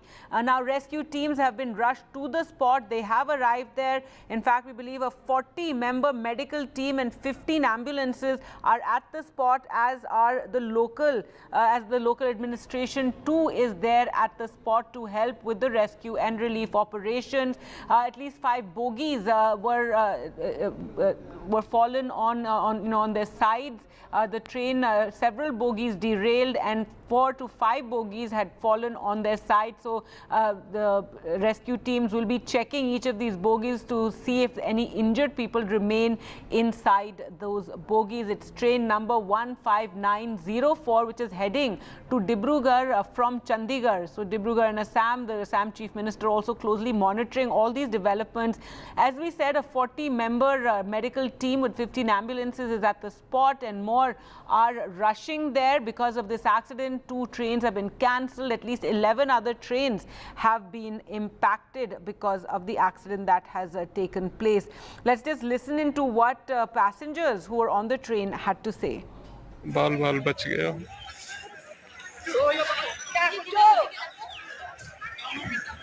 एक train accident हो गया जिसमें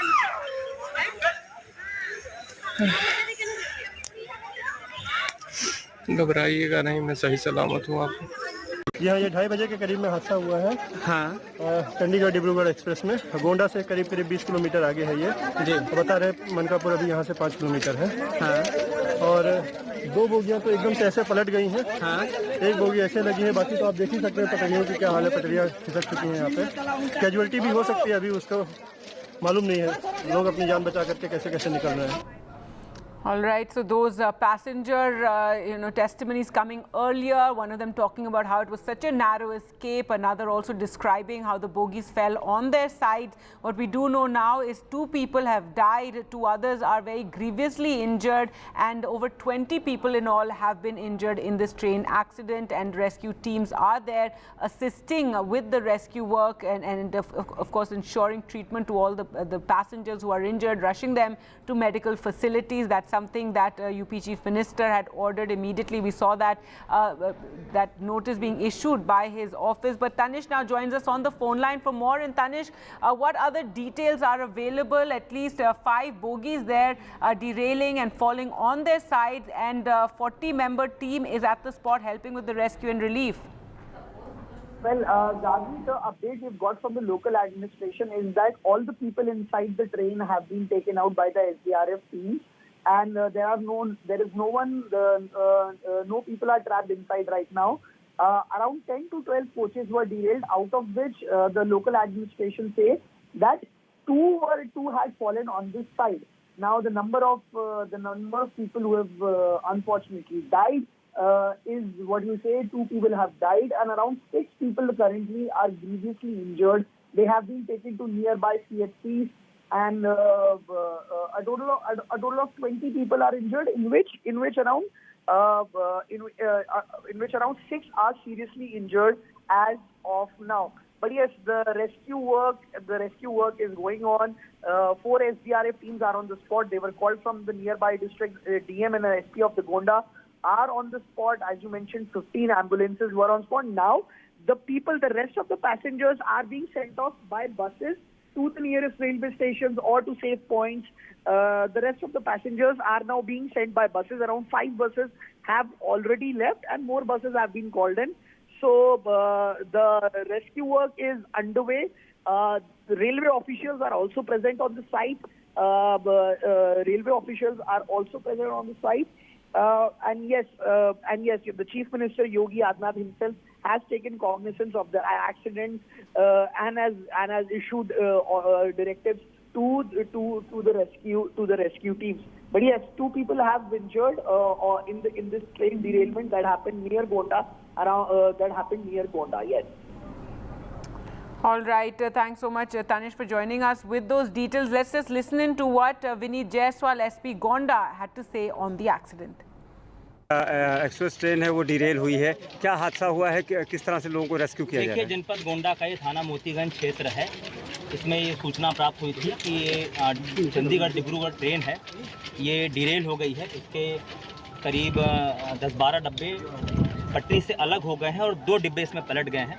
इस सूचना पे तत्काल जो हमारी पुलिस की फोर्स है वो मौके पे पहुंची, और हमारी जो फायर ब्रिगेड की टीम है और जो प्रशासन के अधिकारी हैं और डीएम साहब, मैं, कमिश्नर साहब और डीआई साहब यही मौके पे मौजूद है। तत्काल पुलिस द्वारा रेस्क्यू अभियान चलाया गया और घायलों को तत्काल ट्रेन से निकाला गया, डब्बों से जो उसमें फंसे हुए थे।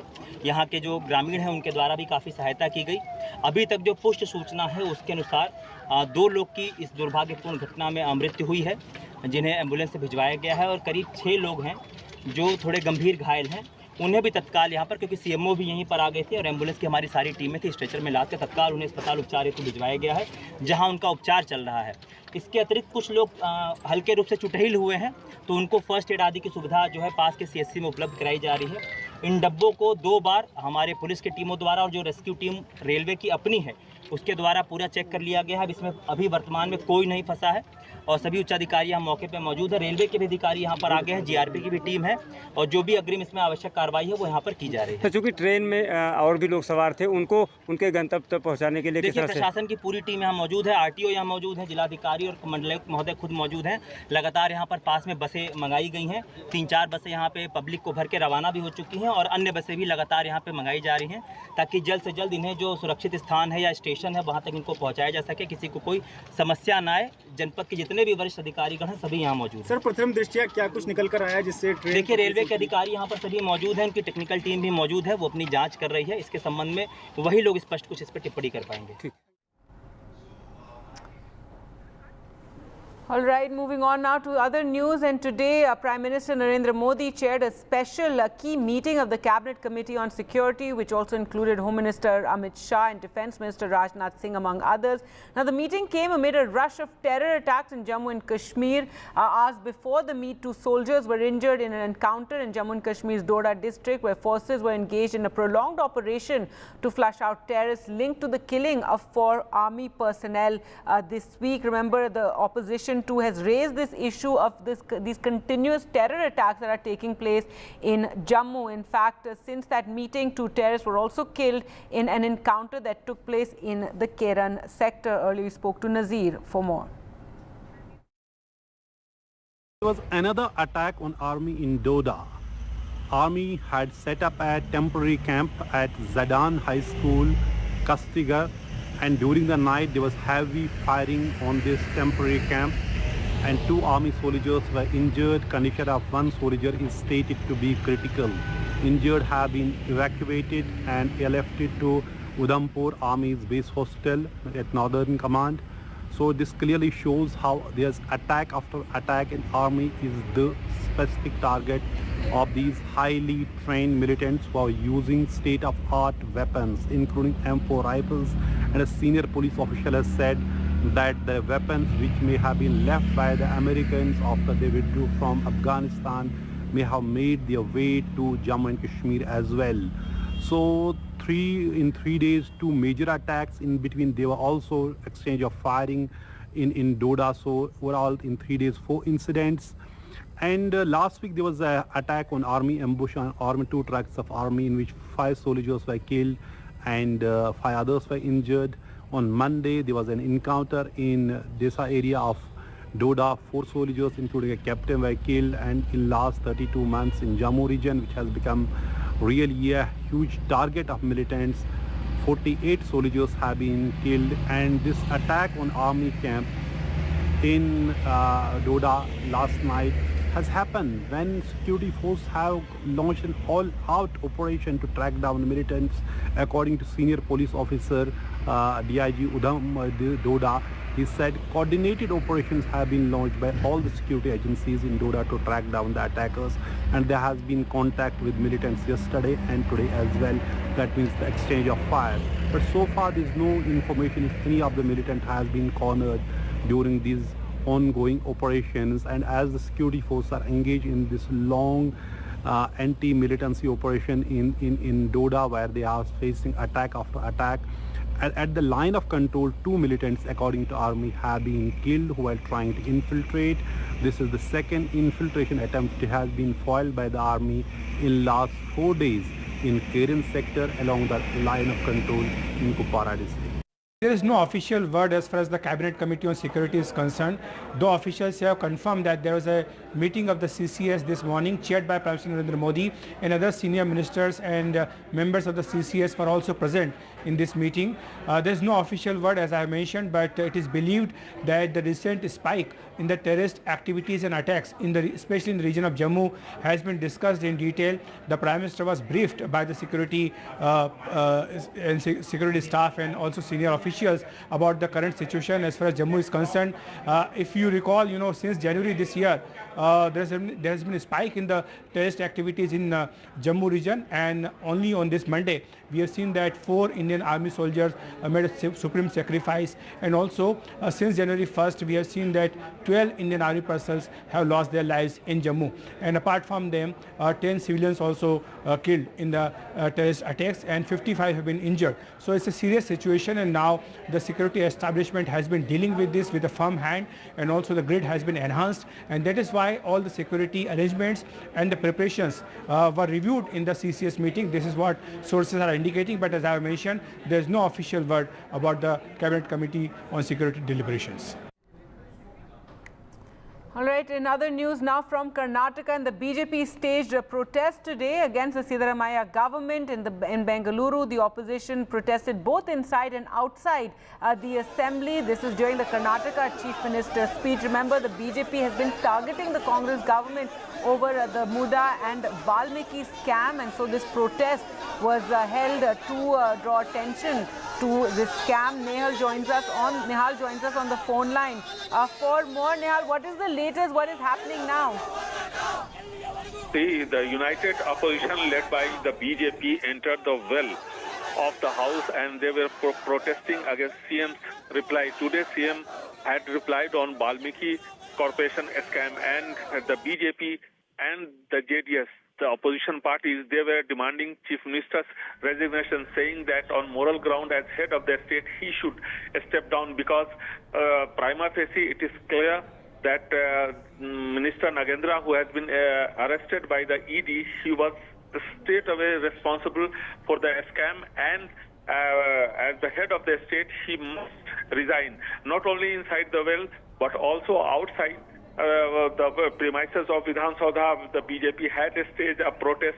This is not the first day. Before also the protest was happening here, but now the Congress is on the back foot, and the Chief Minister has been saying that the ED as well as the state CID department both the agencies have been investigating it. So till the investigation report comes out, nobody can be blamed or can be held responsible. So Chief Minister, but the united opposition was not agreeing to what the Chief Minister has been saying all the time, and therefore the BJP and the JDS legislatures entered into the well, and they started protesting. So the House was adjourned for some time, and it is expected that after 15 to 20 minutes the proceeding would resume. But the opposition party is adamant on its demand that the Chief Minister must resign on moral grounds.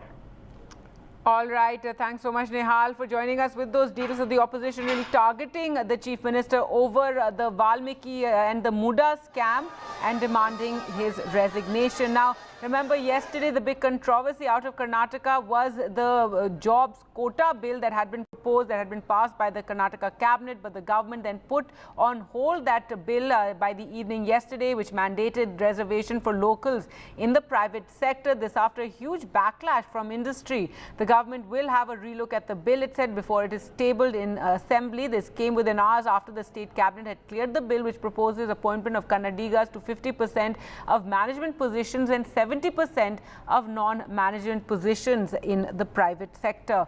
The Karnataka state employment of local candidates in the industries, factories and other establishment bill was likely to have been tabled. However, it was finally put on hold, though the Chief Minister hailed the bill, calling his government pro-Kannada.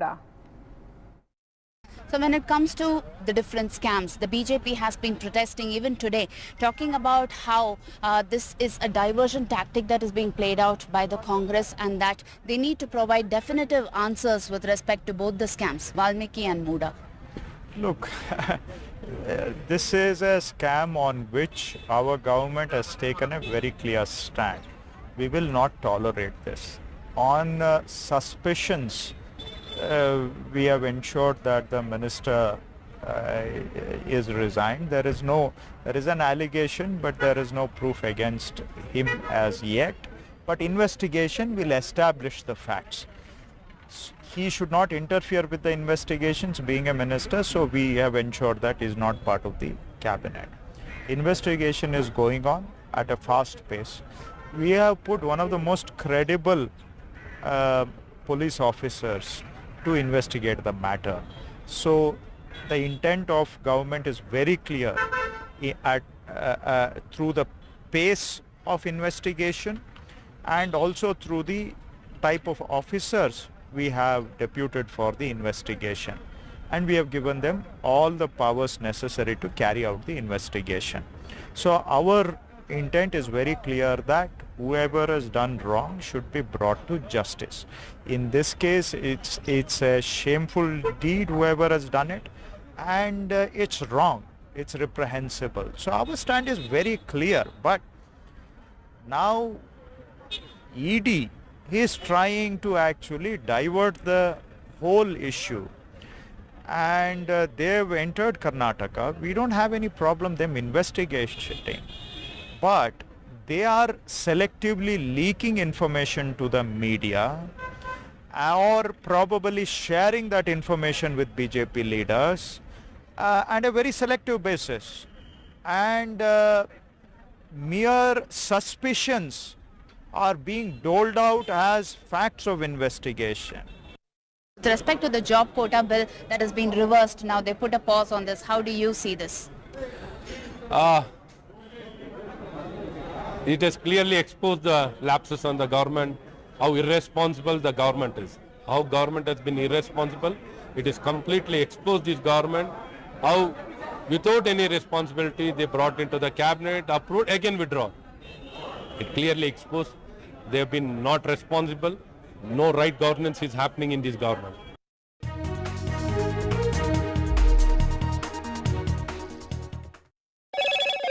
Hello, Moto. Motorola, India's best 5G smartphone brand.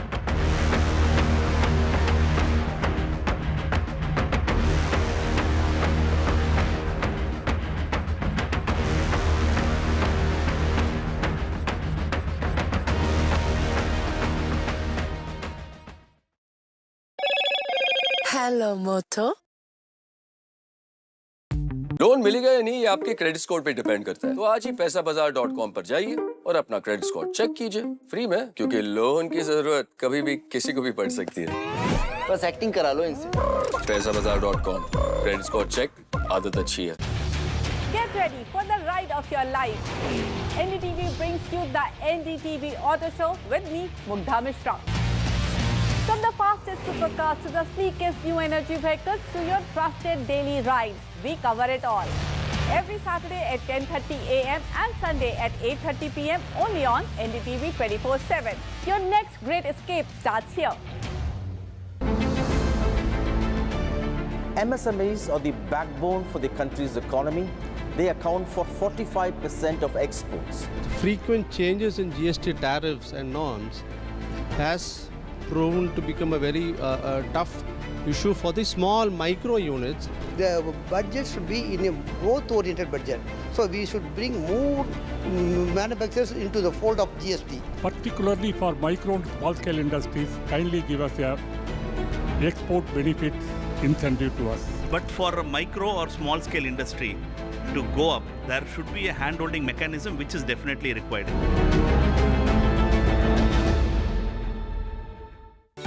Stay informed and entertained with the new and updated NDTV News app.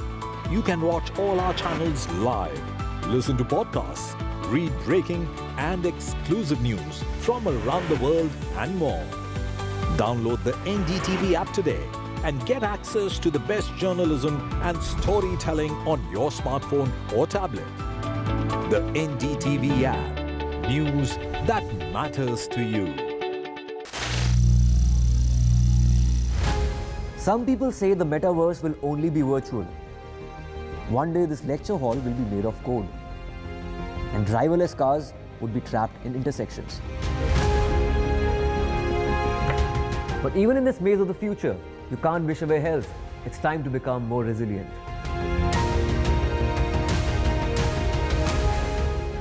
"10 years of Banega Swasth India, we have grown and achieved so many milestones.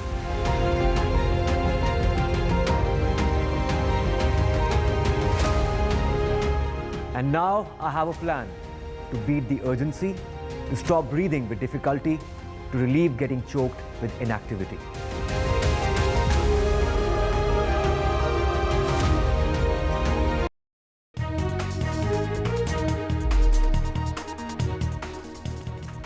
Welcome back. The UP Police's latest directive asking eateries on the Kanwar Yatra route in Muzaffarnagar to display their owners' names has stirred a row, with the opposition linking the move to apartheid in South Africa and policies in Hitler's Germany. Kanwar Yatra, the annual pilgrimage by Lord Shiva devotees, will begin on the 22nd of July. Now, the Muzaffarnagar police has mandated that all food joints along the route to display the owner's name prominently to avoid any confusion during the religious procession. And Samajwadi Party chief Akhilesh Yadav's post on social media that such orders are social crimes, and has even asked the courts to take up the matter suo moto. In fact, the police say this is to avoid any confusion, that in the past the Kanwar Yatras don't want to eat any items that are non-vegetarian or from places that provide non-veg items.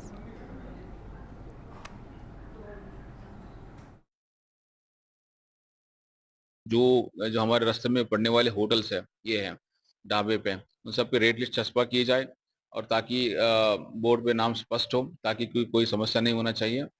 And इसके अतिरिक्त जो कावड़ शिविर के संबंध में कावड़ शिविरों के साथ भी मीटिंग की गई है, और जो बड़ा बड़ा डीजे लेके आते हैं उनसे साथ में मीटिंग की गई है, ताकि माहौल शांतिपूर्वक रहे। जो एडमिनिस्ट्रेशन ने ये एडवाइजरी जारी करी है, मुझे लगता है कि सही है। आप अपनी आइडेंटिफिकेशन क्यों छुपाना? एक आस्था का बड़ा त्यौहार मनाने जा रहे हैं लोग, कांवड़िए पवित्र जल लेने जा रहे हैं, लेकिन इसमें अखिलेश यादव अपनी जो तुष्टीकरण की राजनीति का ट्विस्ट है वो लेके आ गए। In other news now, shooting champs trained in Chennai and now will be participating in the team in Paris for the Olympics. National and world champion in 10-meter air rifle shooting, Lanalivel Valarivan, in fact, trained there before she qualified for the Olympics. Here's a report by Sam Daniel.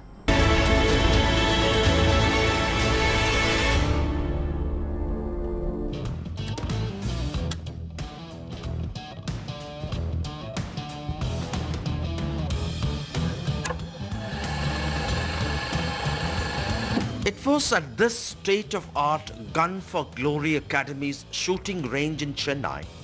National and world champion in 10-meter air rifle shooting, Ilavenil Valarivan, got trained before she qualified for Paris Olympics.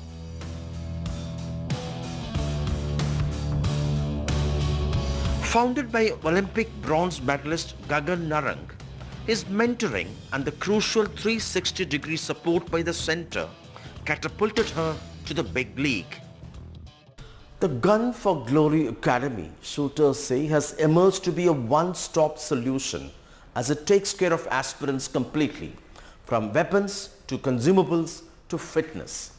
A facility like this, with all the equipments, with all the support what they are offering, I think is a must for any athlete, because at the end of the day, everything comes down to the team what we are having, a coach, a mind trainer, a psychologist, a physiotherapist, a fitness trainer, and you name it, everything is being provided by Gun for Glory. So I think an association like this is made for athletes who are aiming for the best. Ilavenil's coach Neha Chavan, who has been her mentor since day one of her shooting career, shares a guru-shishya bond with Ilavenil that transcends beyond shooting. She has been her guide in her parents' absence, be it wake her up at 4 in the morning and even picking her up and reaching the range by 5, a routine that two have followed for the past 9 years. Over the years, the Khelo India accredited Chennai Academy and its scholarship for exceptional shooting talent has emerged topper among their centers spread over Hyderabad, Pune and Jabalpur. It has a good infrastructure, whatever it is required. Then we have everything. We have a cafeteria downstairs. We have a swimming pool, as well as we have a gym. So everything is inside. A sports science facility, which is fantastic. We have good doctors. So everything is under one roof. Athletes come here at 8:39 in the morning, and they leave this place 6 o'clock, 7 o'clock in the evening, finishing all their work. So we are more focused and dedicated towards the sport. In 2022, Dhanush had won a gold in Deaf Olympics, and this time the academy hopes at least 2 more would win Olympic medals. The center grooms many talents, all potential Olympians. One of them, Madineni Uma Mahesh, with national and international laurels. He aims at the 2028 Olympics. So my aim is for next Commonwealth Games in the 2026, but the main goal is for the 2028 LA Olympics to get a gold medal for India. I would say I am here today because of this academy itself, because of the facilities they provided and the coach and the support, not only like in the shooting sport, in the lives through the infrastructure, all the advanced technologies required. It's because of this academy is it possible for me today to be here. India is fielding a 21-member Indian shooting team that will compete at the Paris 2024 Olympics. This will be India's largest ever shooting contingent at the Olympics, eclipsing the 15 from Tokyo 2020. With India achieving quotas across all Olympic shooting disciplines for the first time, the hopes for extending their medal tally and making the Paris Olympics the most successful event in history will be sky high. As Ilavenil gears up for her big day in Olympics, these shooters and trainers in Chennai would be rooting for her. In Chennai with Suresh, Sam Daniel, for NDTV.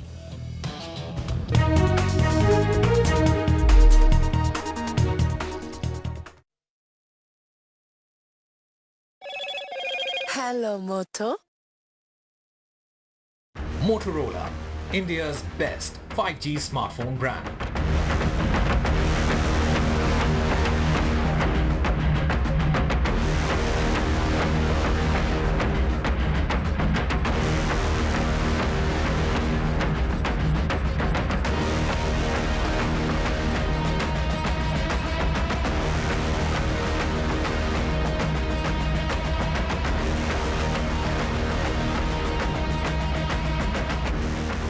Loan मिलेगा या नहीं ये आपके credit score पर depend करता है। आज ही जाइए पैसाबाजार.com पर और अपना क्रेडिट स्कोर चेक कीजिए फ्री में, क्योंकि लोन की जरूरत किसी को भी कभी भी पड़ सकती है। चल एक्टिंग थोड़ा भेल बनो। ए आयो बात जोर।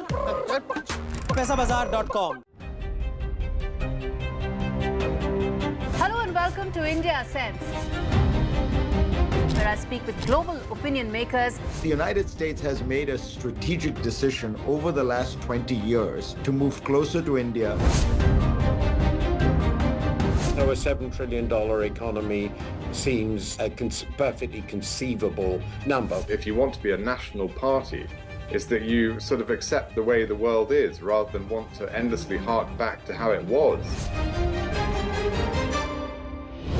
Modi is promoting the digitization of the economy, which is accelerating growth in the country.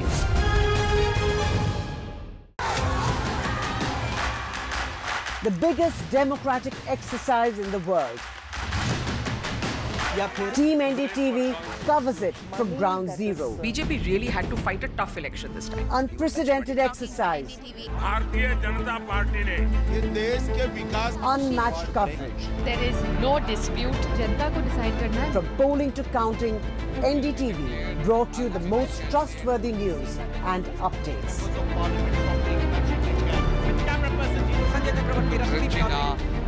Elections mean NDTV. Stay informed and entertained with the new and updated NDTV News app. You can watch all our channels live, listen to podcasts, read breaking and exclusive news from around the world and more. Download the NDTV app today and get access to the best journalism and storytelling on your smartphone or tablet. The NDTV app. News that matters to you. NDTV proudly upholds its legacy of trust and credibility. According to the prestigious Reuters Institute's Digital News Report 2024, NDTV is the top-most news platform in the country. Number 1 in both online and offline reach in India. Beating all its competition, NDTV stands for trust. Get ready for the ride of your life. NDTV brings you the NDTV Auto Show with me, Mugdha Mishra. From the fastest supercars to the sleekest new energy vehicles to your trusted daily ride.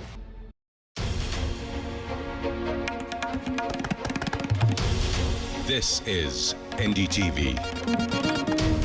And you're watching NDTV 24/7.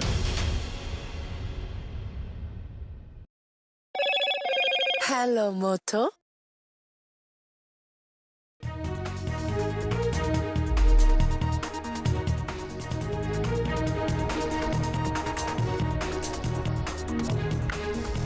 Two passengers dead, 23 others injured after several coaches of Chandigarh-Dibrugarh express train derailed at Uttar Pradesh's Gonda. Rescue operations on.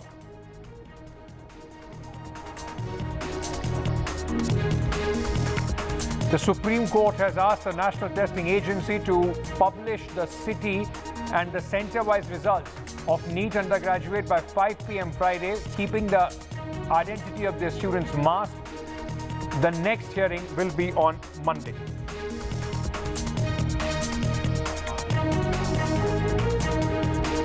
Prime Minister Narendra Modi has chaired a special meeting of the Cabinet Committee on Security.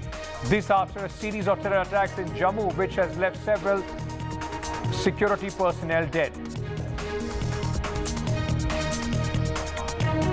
Uttar Pradesh Police latest directive asking eateries on the Kanwar Yatra route in Muzaffarnagar to display their owner's name has stirred a controversy. Opposition called it social crime and likened it to Nazi Germany.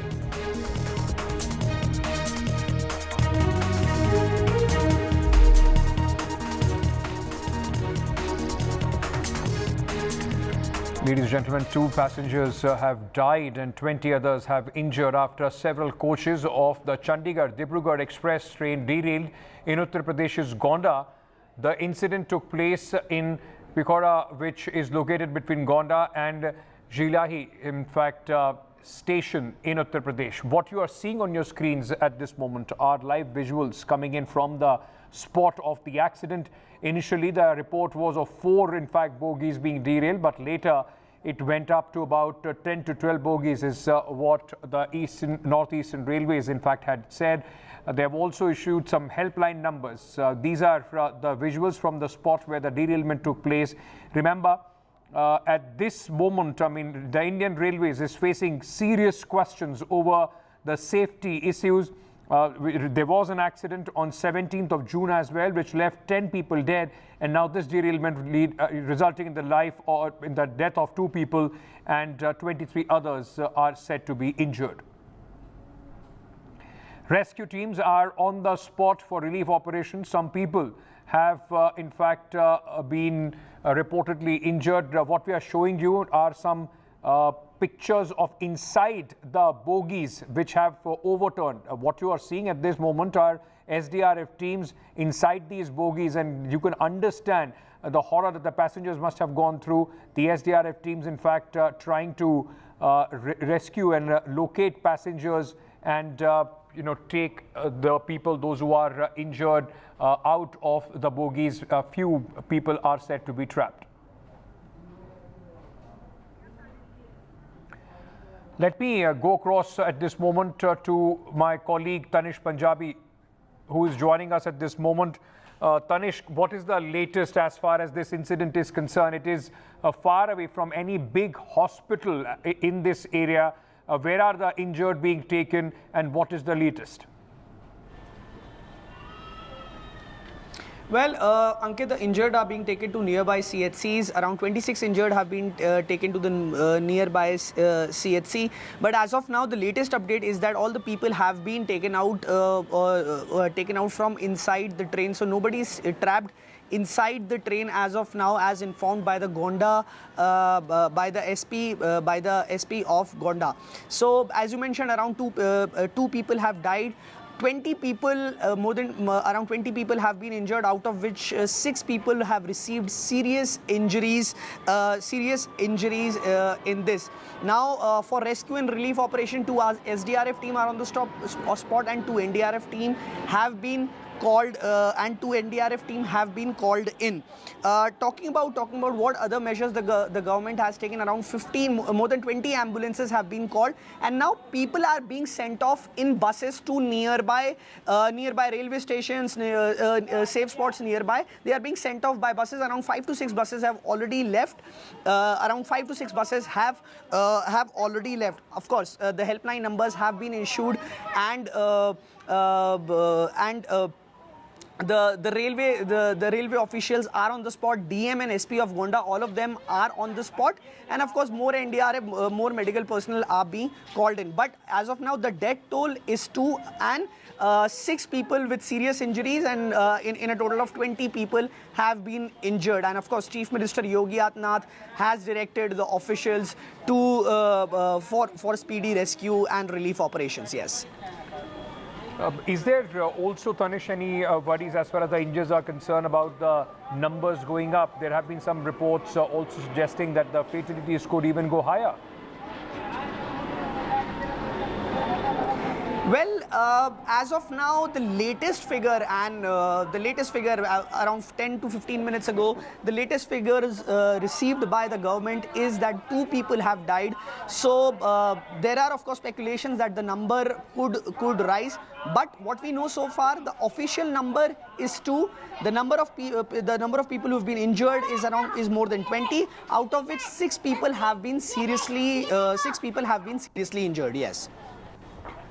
Right, so Tanish, stay on with me. In fact, this is the latest that we are getting in at this moment. 2 people have been confirmed dead, 23 others injured, and the people, those who were stranded because of this train derailment, are now being taken by buses to some other places. These pictures also, ladies and gentlemen, tell you not only the problems that the passengers face, but the difficulties that the rescuers, the SDRF teams, in fact, go through to try and reach the people, those who are stuck as far as these bogies are concerned. Remember, this was 15904 Chandigarh-Dibrugarh Express, which was heading towards Dibrugarh, was coming from Chandigarh. Now, what we have also been told, a 40-member medical team with 15 ambulances have been sent. They are at the spot. More, in fact, are going in. Some more shots, in fact, coming in at this moment of the SDRF going from bogie to bogie. All of these train bogies have, in fact, derailed and have overturned. So they are going from bogie to bogie in search of people, those who might be stuck, injured, or in fact, being in these bogies. So they are trying to, in fact, find out and make sure that there is nobody who is stuck as far as these bogies are concerned. Let's also, in fact, at this moment, play out some reactions which came in from the passengers who were traveling on this train. बाल बच गया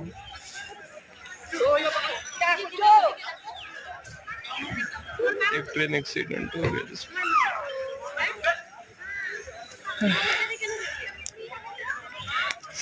घबराइएगा नहीं, मैं सही सलामत हूँ। आप यहाँ ये 2:30 बजे के करीब में हादसा हुआ है। हाँ। चंडीगढ़ डिब्रूगढ़ एक्सप्रेस में गोंडा से करीब 20 किलोमीटर आगे है ये जी। तो बता रहे मनकापुर अभी यहाँ से 5 किलोमीटर है। हाँ। और 2 बोगियाँ तो एकदम से ऐसे पलट गई हैं। हाँ। एक बोगी ऐसे लगी है, बाकी तो आप देख ही सकते हैं पटरियों की क्या हाल है। पटरियाँ खिसक चुकी हैं यहाँ पे। कैजुअल्टी भी हो सकती है, अभी उसको मालूम नहीं है लोग अपनी जान बचा करके कैसे कैसे निकल रहे हैं। Right. Let's also, in fact, get you some reactions which came in from the authorities on this railway accident. जो आपके सामने जो डब्बे डिरेल हैं आपको दिख ही रहे हैं। कैजुअल्टी इसमें अभी तक कोई पक्की खबर नहीं है, इसलिए हम उस पर कोई जिक्र नहीं करना चाहते हैं। हमारे सारे अधिकारियों से भेंट हो गई है यहाँ पे जितने घायल अवस्था में लोग हैं उनको मनकापुर CHC और गोंडा भेजा जा चुका है। बाकी जो यात्री हैं उनको सड़क तक, मेन रोड तक ले आने का हम लोग भी प्रबंध कर रहे हैं और प्रशासन भी प्रबंध कर रहा है। वहाँ मेन रोड से उनको बस लगवा दी गई है जिससे वो मनकापुर रेलवे स्टेशन पहुँच सकें। कैजुअल्टी अभी तो संख्या है और बाकी जो चोटिल हैं उन लोगों को प्राथमिक उपचार दिया जा रहा है। यहाँ से जो हम लोगों का मेन व्यवस्था देखी जा रही है कि लोग जो थे इधर यात्री काफी लंबे के थे, उन लोगों को गंतव्य पहुँचाने के लिए जो प्रबंधन होना है उसके लिए हम लोगों ने लाइन अप किया है। लोकल लेवल पर बसेस और एम्बुलेंसेज, यहाँ तक कि हमारे अपने वाहनों से हम लोगों ने तुरंत भेज दिया और लोग जो हैं काफी लोग पहुँच भी चुके हैं मनकापुर स्टेशन और बाकी रेलवे के साथ समन्वय के साथ में रेस्क्यू स्पेशल से उन लोगों को उनके गंतव्य तक पहुंचाया। इस सूचना पे तत्काल जो हमारी पुलिस की फोर्स है वो मौके पे पहुंची और हमारी जो फायर ब्रिगेड की टीम है और जो प्रशासन के अधिकारी हैं और DM साहब, मैं, कमिश्नर साहब और DI साहब यही मौके पे मौजूद है। तत्काल पुलिस द्वारा रेस्क्यू अभियान चलाया गया और घायलों को तत्काल ट्रेन से निकाला गया, डब्बों से जो उसमें फंसे हुए थे। यहाँ के जो ग्रामीण हैं उनके द्वारा भी काफ़ी सहायता की गई। अभी तक जो पुष्ट सूचना है उसके अनुसार 2 लोग की इस दुर्भाग्यपूर्ण घटना में मृत्यु हुई है जिन्हें एम्बुलेंस से भिजवाया गया है और करीब 6 लोग हैं जो थोड़े गंभीर घायल हैं। Right, now this is in a series of accidents which have taken place in the Indian Railways on 17th of June. The Kanchenjunga Express train collision with a goods train resulted in the death of 10 people in West Bengal. Now the opposition has also raised the questions about the government's sincerity on the safety issues plaguing the Indian Railways.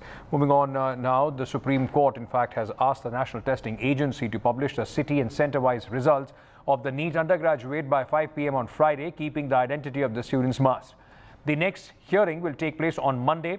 The court's order followed a day of intense arguments over clutch of petitions seeking repeat or cancellation of the qualifying examination for the undergraduate medical examination across the country.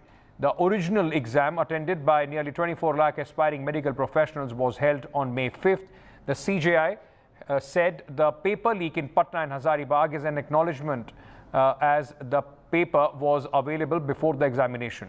The court was also told the undergraduate medical counselling in the country will begin on July 24th, which is in fact a part of the admission process. Ahead of today's hearing, the National Testing Agency, which conducts the examination and has come under severe scrutiny, submitted there was no systemic failure in the conduct of the examination. The Supreme Court has said any order for conducting the exam afresh has to be on concrete footing, that the sanctity of the entire examination was affected.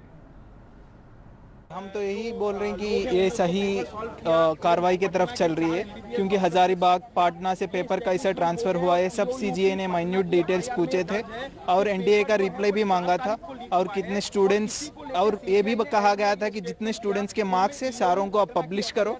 ऐसा नहीं कि सिर्फ 1 से 100 rank के जो भी rank है इस पे ही आप बहस मत करो, सारे स्टूडेंट्स का डेटा भी आप क्लियर करो। ये NDA को वर्डिक्ट दिया गया था।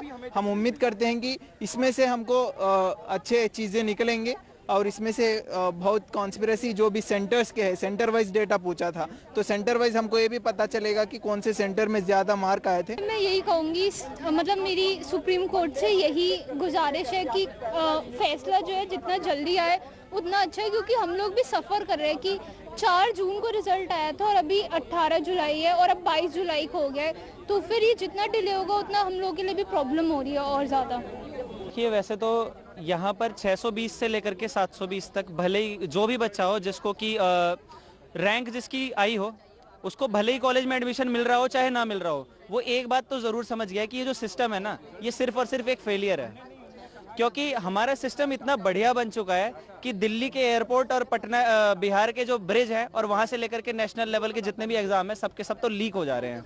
इतना बढ़िया सिस्टम है हमारा। अभी सिस्टम इतना बढ़िया क्यों है ना, इसका एक बड़ा गजब का जवाब मेरे को पता है। As you very rightly mentioned, today in the very crucial hearing, Supreme Court now has directed the NTA to, in fact, to upload all the results. In fact, to upload the results center-wise on their website by Saturday 12th noon. And while doing so, the identity of the student should be masked, is what the Supreme Court has said. And as you rightly mentioned, this will only help, in understanding as to where the irregularities happen, and that too on a minute level, that is on the center-wise level as to where, the irregularities happen. Because now the question is as to how, on what scale did this irregularity happen in the Neet UG examination. So for that, this is very necessary. Now, apart from this, the another very important direction that now has been issued by the top court to, is that they have asked for the case files from the Bihar police and from the EOU wing of the Bihar police when they were doing the investigation regarding the alleged paper leak in Bihar of the Neet UG examination. So that file has also been asked, and when the matter will be heard again on Monday, all of this, will be taken into consideration, because what now we are expecting is that on Monday it is, a crucial order can come from the court over this entire issue. So certainly two very important directions have now been issued by the top court. But we also saw, in fact, that there were very important observation and very tough questions that were posed by the Chief Justice of India to the NTA. Number one, in fact, they question as to how the entire theory of what the NTA says is that in just 45 minutes the question paper was solved and distributed to the students. It seems to be too far-fetched. This is one of the very important observations that came from the Chief Justice of India. Now, the Chief Justice of India also, in fact, questioned the link between the Hazaribagh paper leak and the Patna paper leak. Slipping into a short break at this moment. News and updates on the other side. Stay tuned.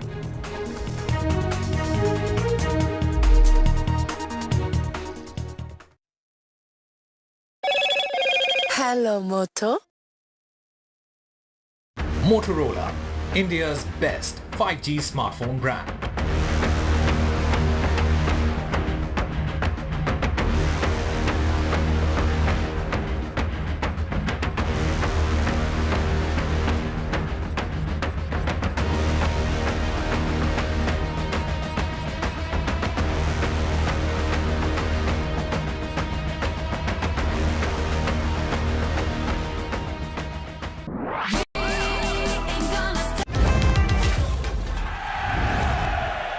Get the magic of the best working for you now. Link your payment cards once, collect rewards forever.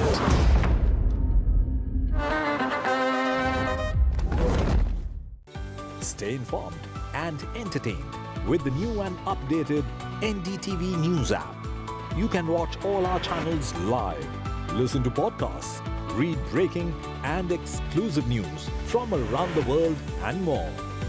Download the NDTV app today and get access to the best journalism and storytelling on your smartphone or tablet. The NDTV app. News that matters to you. Some people say the metaverse will only be virtual. One day this lecture hall will be made of code, and driverless cars would be trapped in intersections. But even in this maze of the future, you can't wish away health. It's time to become more resilient.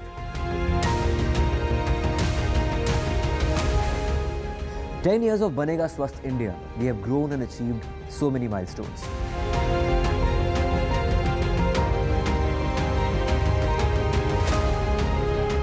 And now I have a plan to beat the urgency, to stop breathing with difficulty, to relieve getting choked with inactivity.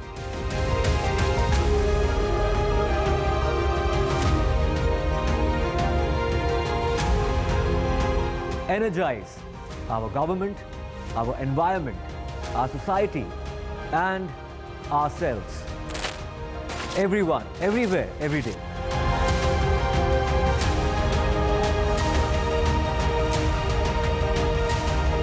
बनेगा स्वस्थ India. One World Hygiene.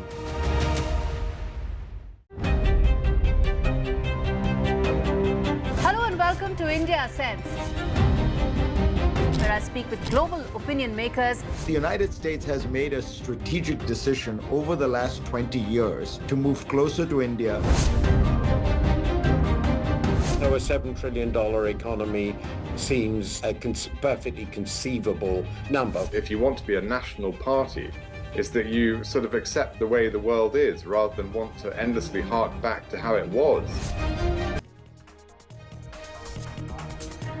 Meanwhile, 2 terrorists have been killed in an encounter in Keren sector. This after they were trying to infiltrate from Pakistani side towards India. Remember, this is the second, in fact, victory of the Indian forces on the line of control in the Keren sector. On Sunday also 3 terrorists were killed.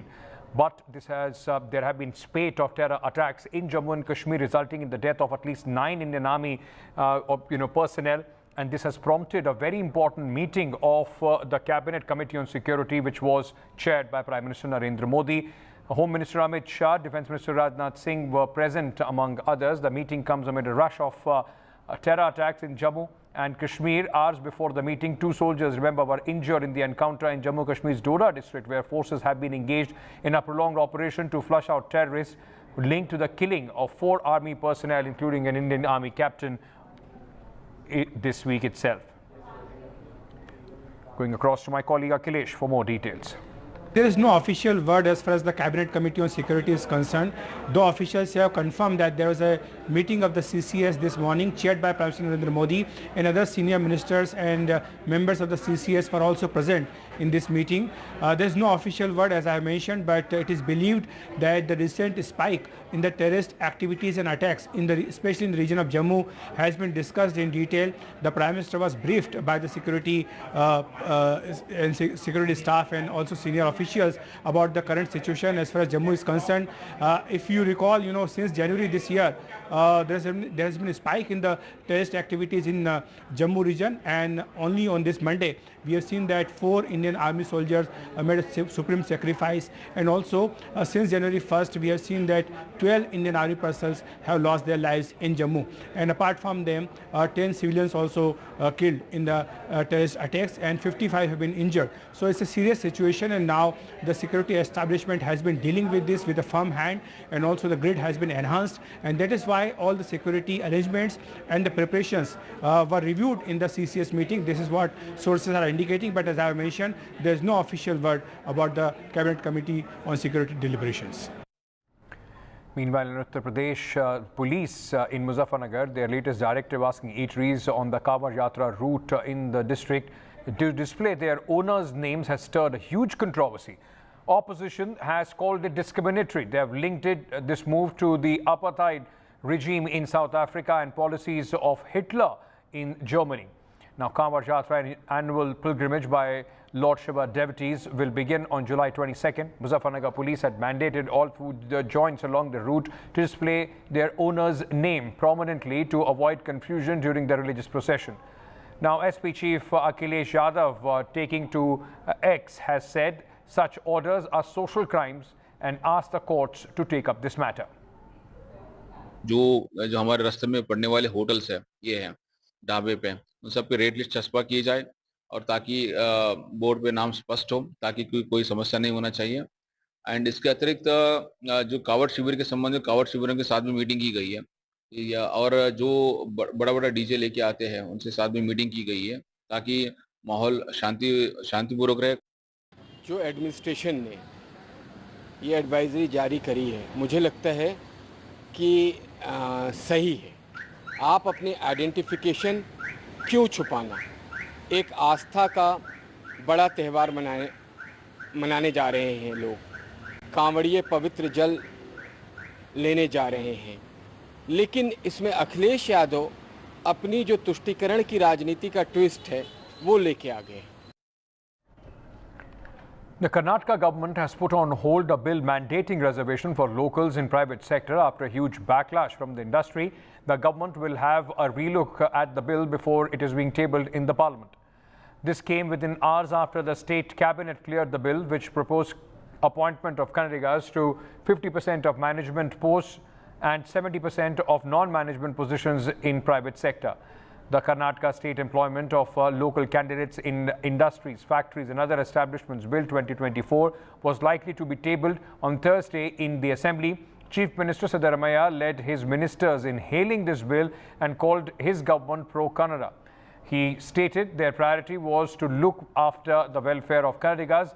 Meanwhile, on the back of this and the backlash that this proposal had received from NASSCOM and other industry bodies, Andhra Pradesh Minister and Telugu Desam Party leader Nara Lokesh has offered best-in-class facilities to NASSCOM members if they decide to relocate to Visakhapatnam.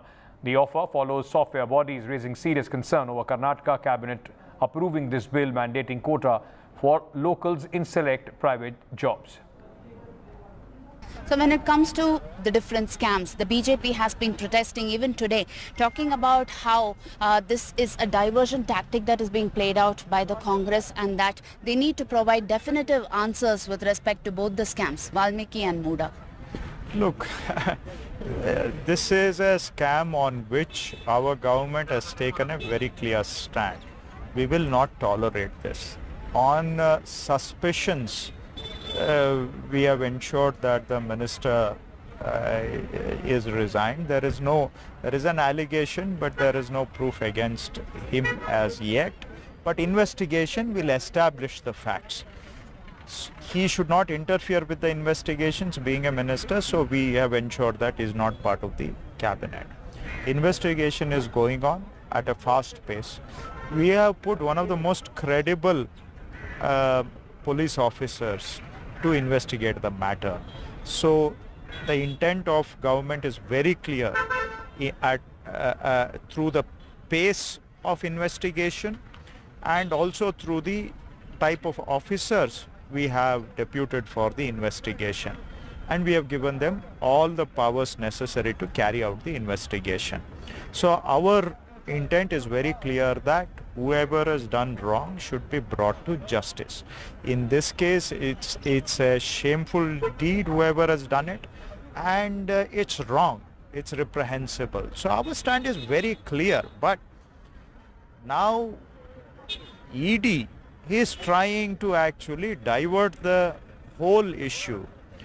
And they've entered Karnataka. We don't have any problem them investigating, but they are selectively leaking information to the media or probably sharing that information with BJP leaders on a very selective basis. And mere suspicions are being doled out as facts of investigation. With respect to the job quota bill that has been reversed, now they put a pause on this. How do you see this? It has clearly exposed the lapses on the government, how irresponsible the government is. How government has been irresponsible. It has completely exposed this government, how without any responsibility they brought into the cabinet, approved, again withdrawn. It clearly exposed they have been not responsible. No right governance is happening in this government. All right, that's all the time that we have in this edition. News and Update will continue on the other side. Stay tuned.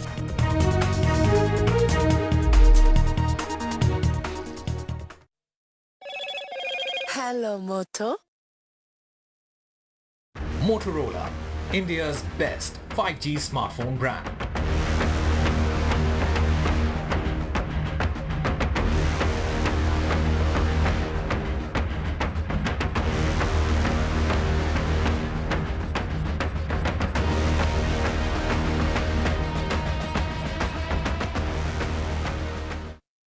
Loan मिलेगा या नहीं ये आपके credit score पे depend करता है। तो आज ही अपना क्रेडिट स्कोर चेक करें फ्री में पैसाबाजार.com पर।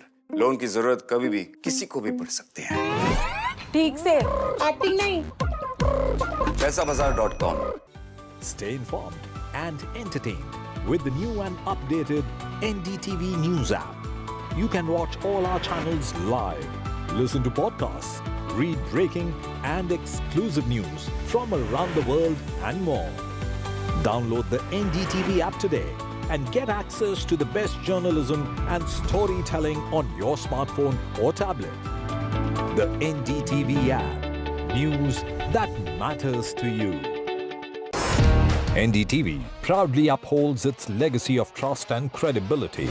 According to the prestigious Reuters Institute's Digital News Report 2024, NDTV is the top-most news platform in the country. Number one in both online and offline reach in India. Beating all its competition, NDTV stands for trust. Get ready for the ride of your life. NDTV brings you the NDTV Auto Show with me, Mugdha Mishra. From the fastest supercars to the sleekest new energy vehicles to your trusted daily ride, we cover it all. Every Saturday at 10:30 a.m. and Sunday at 8:30 p.m. only on NDTV 24/7. Your next great escape starts here. MSMEs are the backbone for the country's economy. They account for 45% of exports. Frequent changes in GST tariffs and norms has proven to become a very tough issue for the small micro units. The budget should be in a growth-oriented budget. So we should bring more manufacturers into the fold of GST. Particularly for micro and small-scale industries, kindly give us a export benefit incentive to us. But for a micro or small-scale industry to go up, there should be a hand-holding mechanism which is definitely required.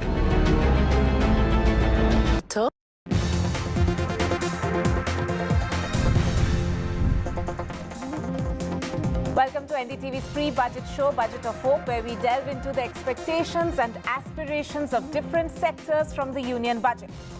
Now, in today's show, we focus on the corporate world ahead of the upcoming budget. Corporates are eagerly anticipating reforms that can boost economic growth, enhance ease of doing business, and provide tax relief. On the show today, we will specifically look at the Federation of Indian Chambers of Commerce and Industry's pre-budget memo to the Finance Minister. Let me introduce my guests first. I am joined by Naina Lal Kidwai, former president of FICCI, and Shubhrakant Panda, immediate former president of FICCI. Thank you both for joining the broadcast. And we'll begin by first looking at the top 10 recommendations which have come in from FICCI for the union budget this time around. So if I can have that graphics up on the screen, please, which talks about the top 10 recommendations. The first one, of course, is to simplify the tax regime, then to address food inflation, strengthen agri-ecosystem, enable MSMEs to meet liquidity needs, boost exports, build on physical and digital infrastructure, promote sustainability, make electric vehicles affordable, and promote innovation and research, and also to accelerate tourism. So now that is from the memorandum which has been prepared by the FICCI. So let's get into the first question with our experts, and this is a question that I would like to address to both of you. Ms. Kidwai first, what is your key demand from the budget this time around from the Finance Minister, and do you see any hurdles to that demand now that there's a coalition compulsion on the Modi government? So I wouldn't call it a demand as much as we have achieved so much that it would be important to stay on course to ensure that both the fiscal discipline that has been announced, and the government sounds very committed to it, which is terrific in terms of not just hitting what they have committed to, but I think there's even an expectation that we might do better than that in terms of commitment. So staying on course for the fiscal budget, fiscal deficit would be an important aspect. Infrastructure investment, which this government has done very well and tends to upend it, as in, spend it earlier in the year rather than waiting and spacing it out to continue. I think one of the areas that at FICCI we have pointed out is the interim budget talked of a 16.9% increase in infrastructure spend at the 1 lakh crore number for this year. And we are hoping that we could see this at a 25% increase over the previous year, as against the 16.9 in the interim budget. So for infrastructure expenditure to continue. And in all our suggestions, what is really underwritten there is the focus on jobs and skilling. And if you look at some of the sectors that we have suggested a push in, whether agri or tourism, it is with a view to ensuring that as we grow, that no one gets left behind. And in that inclusion, the whole issue of jobs, job creation, incentives in the direction of industries that are job intensive become very important. Right. Mr. Panda, your thoughts on this first question? First of all, thank you for having us on the show. And, I just want to build on the point which Naina made. So first and foremost, I think as an Apex Industry Chamber, what we focused on was what is in the best interests of the nation. And therefore, we have consciously stayed away from a slew of concessions and exemptions and, focused on specific suggestions which can add value and unleash the capabilities of the private sector. So again, to endorse what Naina said, the first and foremost point is continue the push on CapEx. That is something that the government has done extremely well, nearly 5-fold increase in the last 10 years or so.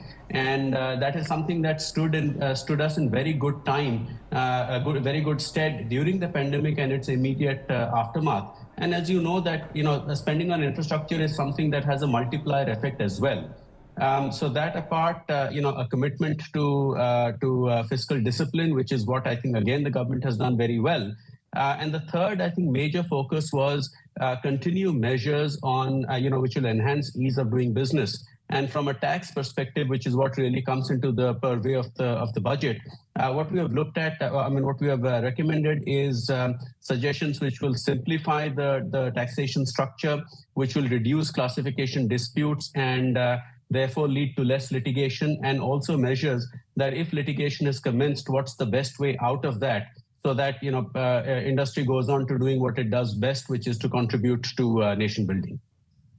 Mr. Panda, staying on that point, since you mentioned about the tax, so if we can bring up the recommendations which have been made by FICCI as far as tax is concerned this time around, I have two questions actually, a twofold question. Firstly, there's a stress on the importance to rationalize TDS rate structure that has come through in your memorandum. But also another corollary question that I would want to ask you is that would you or would the industry recommend phasing out of the old tax regime completely? Do you think it's even possible this time around? Because we've seen incremental changes taking place in the past couple of budgets. But as an industry body, would you think that it's better, if we are looking at simplifying the tax structure, it's better to just go with one regime, but to make it more attractive so that a larger number of people opt for it? And also about the TDS rate structure, how key is it to rationalize that, Mr. Panda? So first, to deal with the TDS point, at the moment there are multiple TDS rates, and that leads to a lot of classification disputes and therefore litigation. So as I said, our suggestions have focused on how can we simplify and reduce litigation. So in that regard, if I recall correctly, broadly what we have said is one set of TDS rates or salary, which is as per the income bracket that you're in, and then broadly bring it down to one or two more TDS rates. And this is not something which is going to detract from the government's revenues, which they collect through the advance through the TDS. So that is something as broadly to bring about greater simplification. Now, secondly, in as much as the other question you asked about,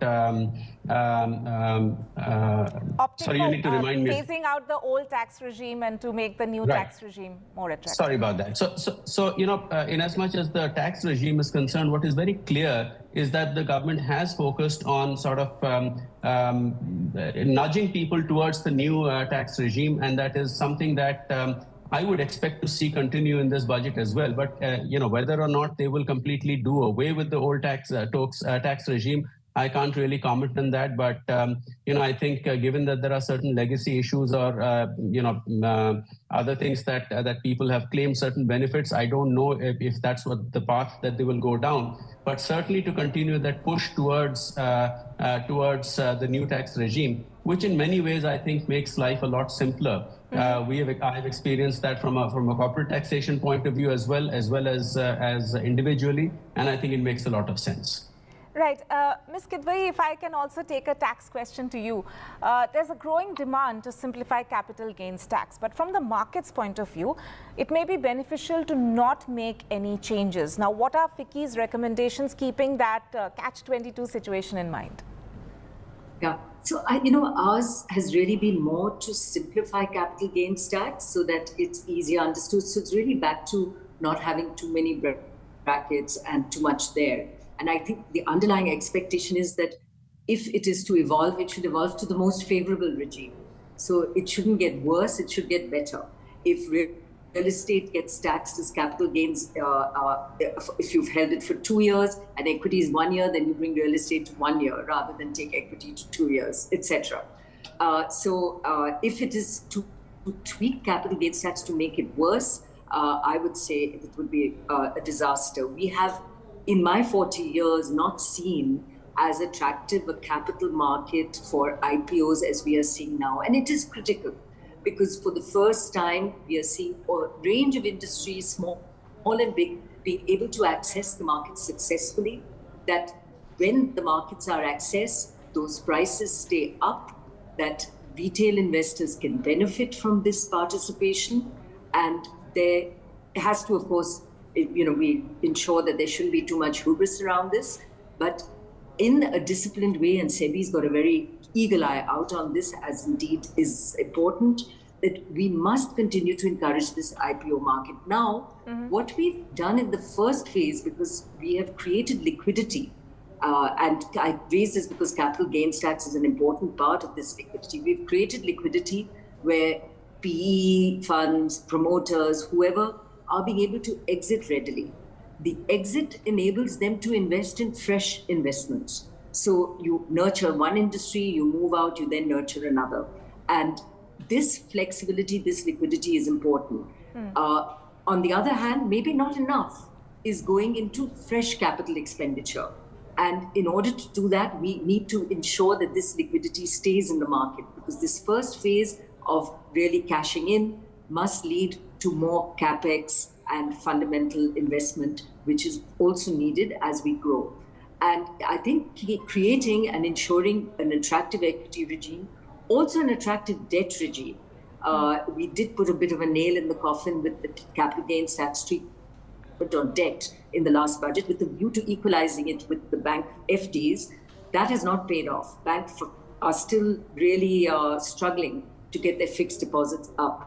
But if we could just bring back an attractive retail investment into debt as well, so that there's less dependency on banks, more issuance of bonds into the market, favorable tax treatment to equity and debt, I would say that that would be the right way to go. So I would favor not tweaking with what is not working, becoming more favorable in treatment of what isn't working, but certainly keeping an eye on how critical it is to ensure that we continue with what is working well for us and not taking a step backward there. Right. Touching upon the point on capex outlay, Mr. Panda, FICCI recommends that the capex outlay should be increased by 25% to 11.8 lakh crore. Now, would that be a challenge if we are to keep the fiscal deficit target unchanged?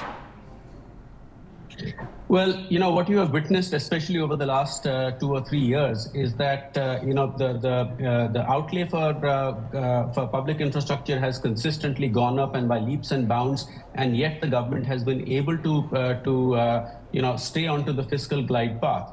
And that has been helped by a couple of things, which is, of course, the tax buoyancy, the revenue buoyancy, the fact that GST is now really paying rich dividends, where you once saw about 1.4 lakh crores monthly collections. Now you are touching 2 lakh crores, and the average seems to have gone up to about 1.8 or even a little bit higher. You have had the dividend declared by the central bank. So all of that has certainly given sufficient headroom to the government to do what it needs to do, whether in terms of continuing its capex push or making allocations to certain other key sectors without having to compromise on the fiscal discipline. And I think going ahead, that is important to continue, because it is not one or the other. We have to keep both going. So I don't think increasing the capex outlay further to 11.8 odd lakh crores will mean having to compromise in any manner on fiscal discipline. Right.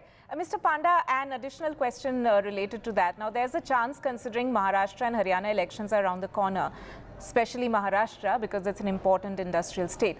Now that more infra projects may be marked for that state. So is there anything that you would want to say to the government if, anybody from there is watching the show, as to what is the message as far as the corporates or the industrial body is concerned, as far as infra projects and the share of all states to that?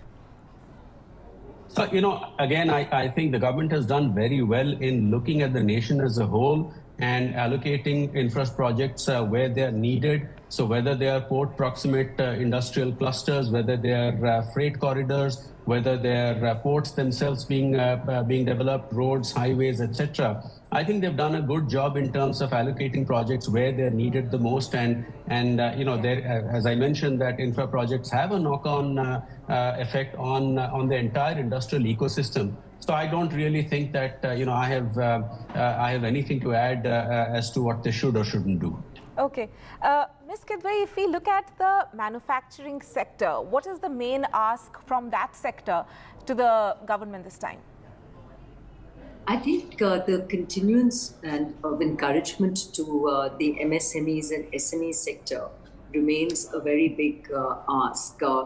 These many industries within these sectors have suffered through the COVID years. Not all have come out of it with flying colors. And that support continuing is important. And many of the points pertain to what Subhakant has said, that if we can continue to focus on the ease of doing business, we can continue to focus, as I was saying, on the liquidity that comes through capital markets, liquidity through banks. All of this is in the direction of ensuring that these sectors have access to finance, and we are able to grow and produce goods that are competitive and at lower cost. And the lower cost comes for all industry from the benefit of logistics costs coming down. And we have heard commitments from our government to bring the logistics costs down from 16% to a much more global lookalike, an average of around 9%. That brings costs down. Access to finance and cheaper rates of finance brings costs down. And ease of doing business, proper infrastructure absolutely helps in terms of bringing costs down. So on one end, you provide all of this. I would just add that I am a big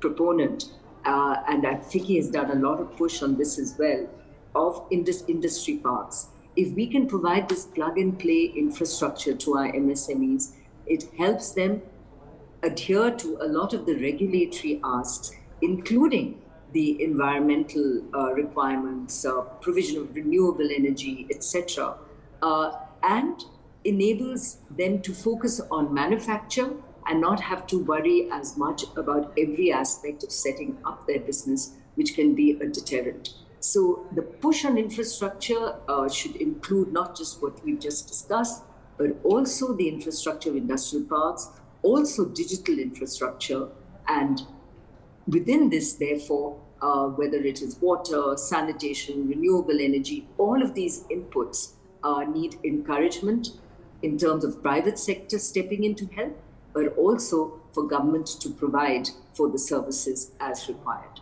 Right. In fact, we'll talk more about renewable energy in a bit, but first, let's shift focus to food inflation. Now, that is, of course, something which affects the common man, but it also has a direct connect to economy because inflation and consumption patterns are, of course, related. Now, food inflation is at 9.3% in June, largely an impact of climate change because a lot of crops had been affected by the kind of weather, inclement weather that we've seen.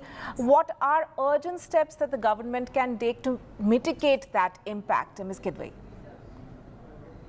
Do you want me to comment? Yes. Yeah. Look, inflation is not a good thing because it impacts every private pocket. And what's unfortunate is we've seen food inflation go up, and we got signal of this from the Reserve Bank of India governor as well in terms of his conversation, and therefore no cuts in interest rate at this stage, because while inflation is down to very manageable levels, the trend right now in terms of this blip up is not good.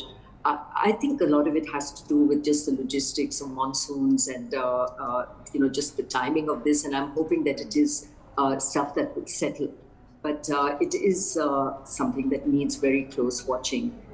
It hits every pocket, and we, in fact, need to see demand go up.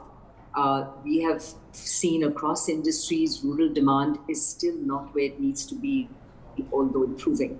And with demand going up, urban and rural, industry puts more money behind investment, and we see growth. If the inflationary pocket eats into savings and investments, it will definitely impact demand. So I would hope that in the budget we give into our middle classes and certainly our low-income groups more money, bearing in mind that inflation is still not in check. And this could only come through some incentives, tax reductions, etc., which enable people to spend more so it can buoy the economy and push growth up. Right. In fact, for Mr. Panda, I would want to touch upon the sustainability factor and the recommendations related, recommendations which have been put forth by the FICCI in their memo. If we can put up that graphics where we talk about how suggestions related to a national taxonomy for green finance and to create pathways for green transition and to review priority sector lending framework. But what do you think, Mr. Panda, the government can do to ensure more private or encourage more private sector investment into green projects?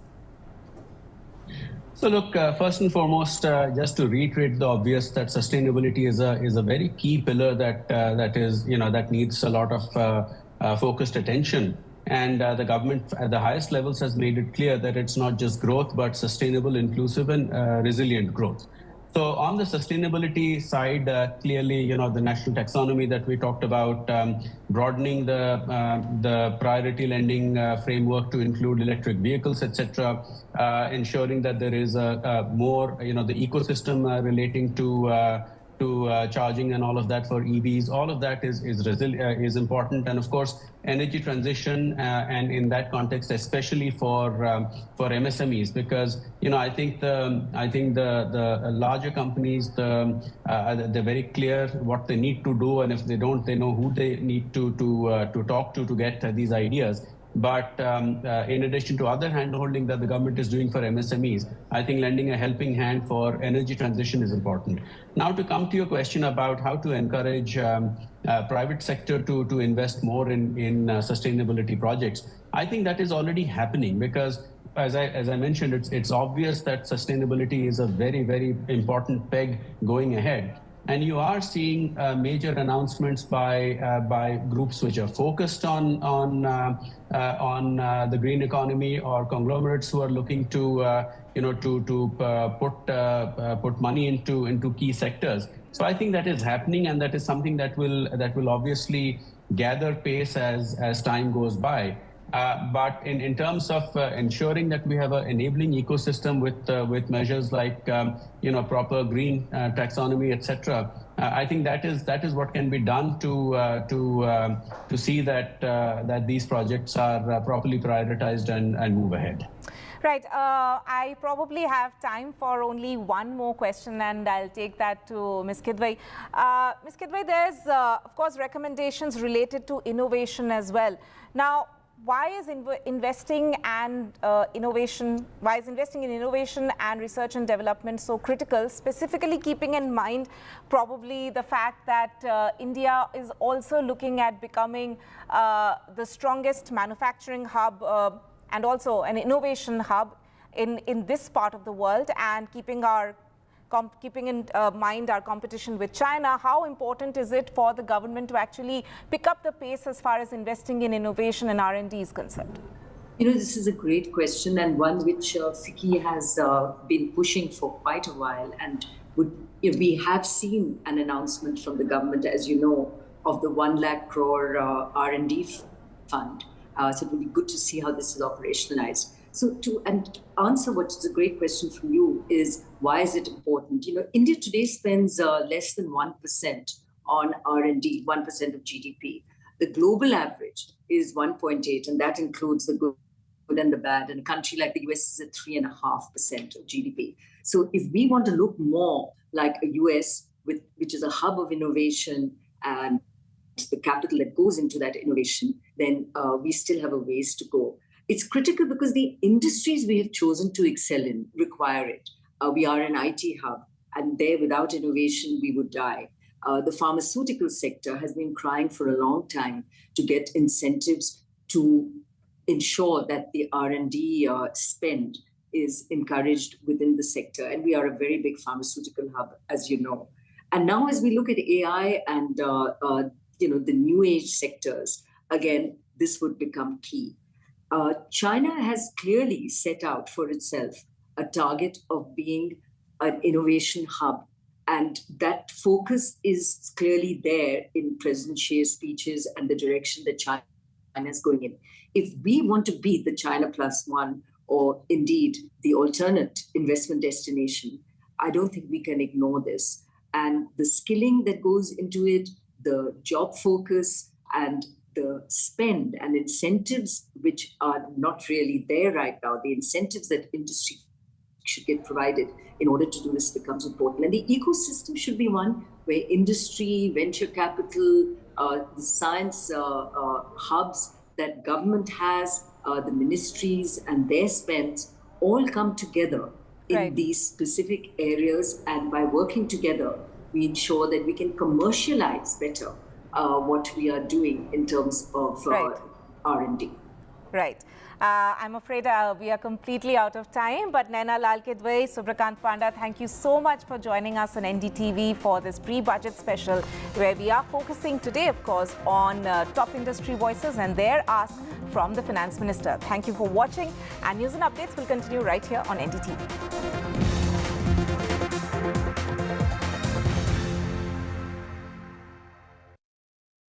Loan मिलेगा या नहीं ये आपके credit score पे depend करता है। तो आज ही पैसाबाजार.com पर जाइए और अपना क्रेडिट स्कोर चेक कीजिए फ्री में, क्योंकि लोन की जरूरत कभी भी किसी को भी पड़ सकती है। बस एक्टिंग करा लो इनसे। पैसाबाजार.com, क्रेडिट स्कोर चेक, आदत अच्छी है। Some people say the metaverse will only be virtual. One day this lecture hall will be made of code, and driverless cars would be trapped in intersections. But even in this maze of the future, you can't wish away health. It's time to become more resilient.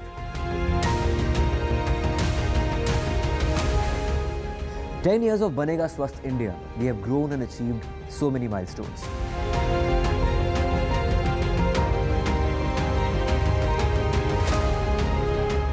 And now I have a plan to beat the urgency, to stop breathing with difficulty, to relieve getting choked with inactivity.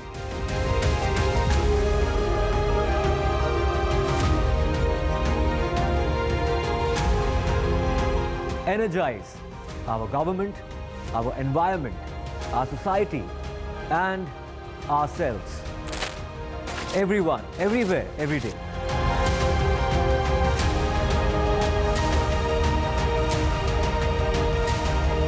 Banega Swasth India. One world hygiene.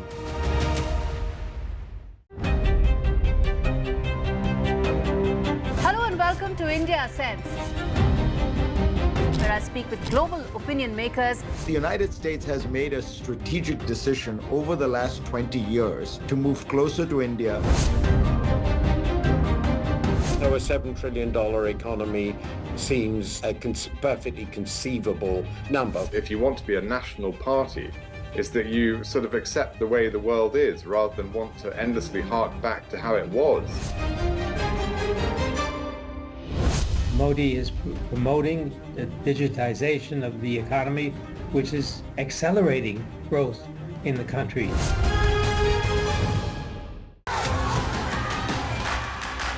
The biggest democratic exercise in the world. Team NDTV covers it from ground zero. BJP really had to fight a tough election this time. Unprecedented exercise. Unmatched coverage. There is no dispute. जनता को decide करना है. From polling to counting, NDTV brought you the most trustworthy news and updates.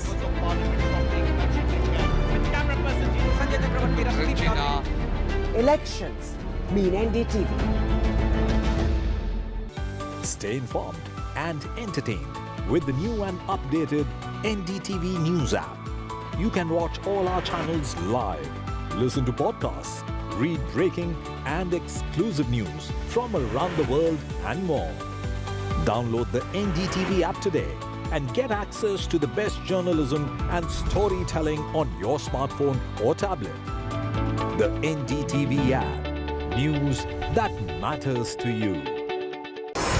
NDTV proudly upholds its legacy of trust and credibility. According to the prestigious Reuters Institute's Digital News Report 2024, NDTV is the topmost news platform in the country. Number one in both online and offline reach in India. Beating all its competition, NDTV stands for trust. Get ready for the ride of your life. NDTV brings you the NDTV Auto Show with me, Mugdha Mishra. From the fastest supercars to the sleekest new energy vehicles to your trusted daily ride, we cover it all. Every Saturday at 10:30 a.m. and Sunday at 8:30 p.m. only on NDTV 24/7. Your next great escape starts here. MSMEs are the backbone for the country's economy. They account for 45% of exports. Frequent changes in GST tariffs and norms has proven to become a very tough issue for the small micro units. The budget.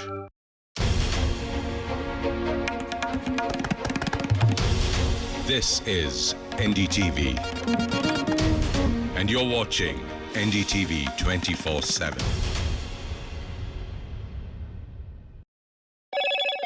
Hello, Moto.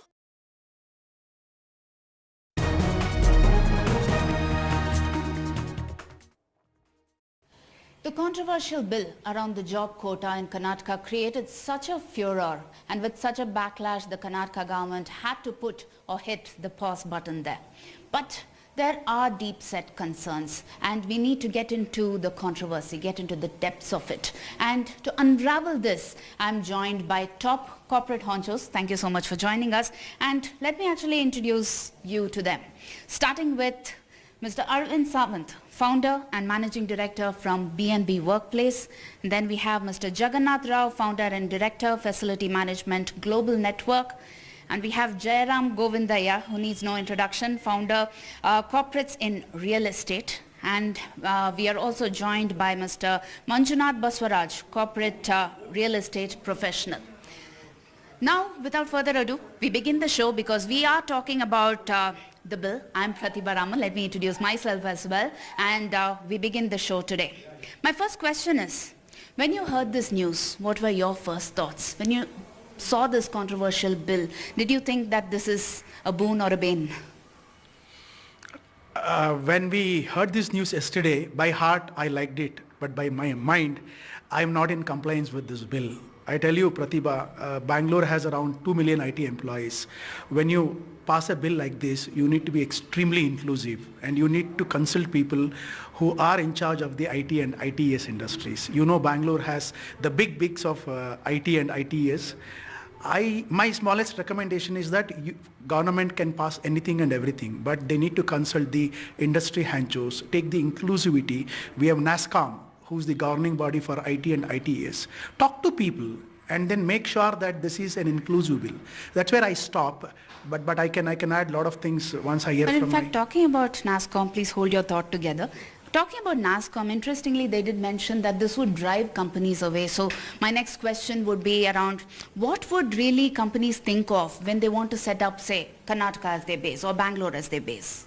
The talent pool. I mean, that's most important thing. And I think if it is not diversified, if it is not coming from all over the world, I would say. Bangalore is actually, a brand which is globally known and known for the talent. And that has been there from like decades. And I think if we don't have this resource pool available, companies will actually start thinking whether they have to come to Karnataka or in Bangalore. But interestingly, one of the ministers who I was talking to did mention that what really makes companies come to Bengaluru, the biggest thing is human resource. And we are talking about enough talent here in Bangalore, so why not have Kannadigas the perfect opportunity there? See, I am from Bangalore, so I've been seeing this industry for a very long time. I think about 10 years back also we had the same similar issue had come up, giving priority to the localites. The thing is there are several angles to it and there are several issues to that and we need to look at it. One is the employability. So now we have so many colleges, engineering colleges, there's a huge turnout of people. But as soon as they come, are they employable? Then there's a demand and supply gap. At what time people are available? When I have a project, when a company has a project, at that time are they available or not? These are the issues which needs to be looked at before getting into the issue of whether localites should be given priority or not. Look at the merits also and also be genuine and see that promote the localites so that they are employable and they also get the equal opportunity to be in the industry. Before I actually get into the merit versus reservation, let me give you a statistic. In March 2023, the unemployment rate in the state was just 2.3%, while all India figures were 7.8%. So how do you address that employability gap here? If you look at Bangalore as an IT city, yes, our unemployment is very low because we have a high talent pool, because we have people coming from different parts of India. And if you look at companies like Wells Fargo, JPMC, TCS, Infosys, the big wigs, the Cognizant, when they recruit an employee, they map the skills. It doesn't happen just like that. And if they interview a couple of people for a higher position, it's very difficult for them to employ them. But if you look at all over India, the ratio, yes, all over India, you cannot find that kind of a talent pool. Why? You asked a question, why Bangalore is liked? Because we have tremendous talent pool in Bangalore and that needs to be controlled. But if you look at Kannadigas as such, we are brainy guys. But what happens with most of us, if you look at most of the organizations, the young employee team is all Kannadigas.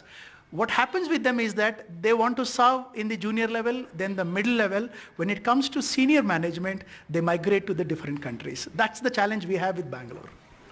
I think I just want to add to what Jay has mentioned here, that Bangalore is a destination for a lot of companies. One is not just because of the availability of talent pool, but also the maturity of the talent pool, right?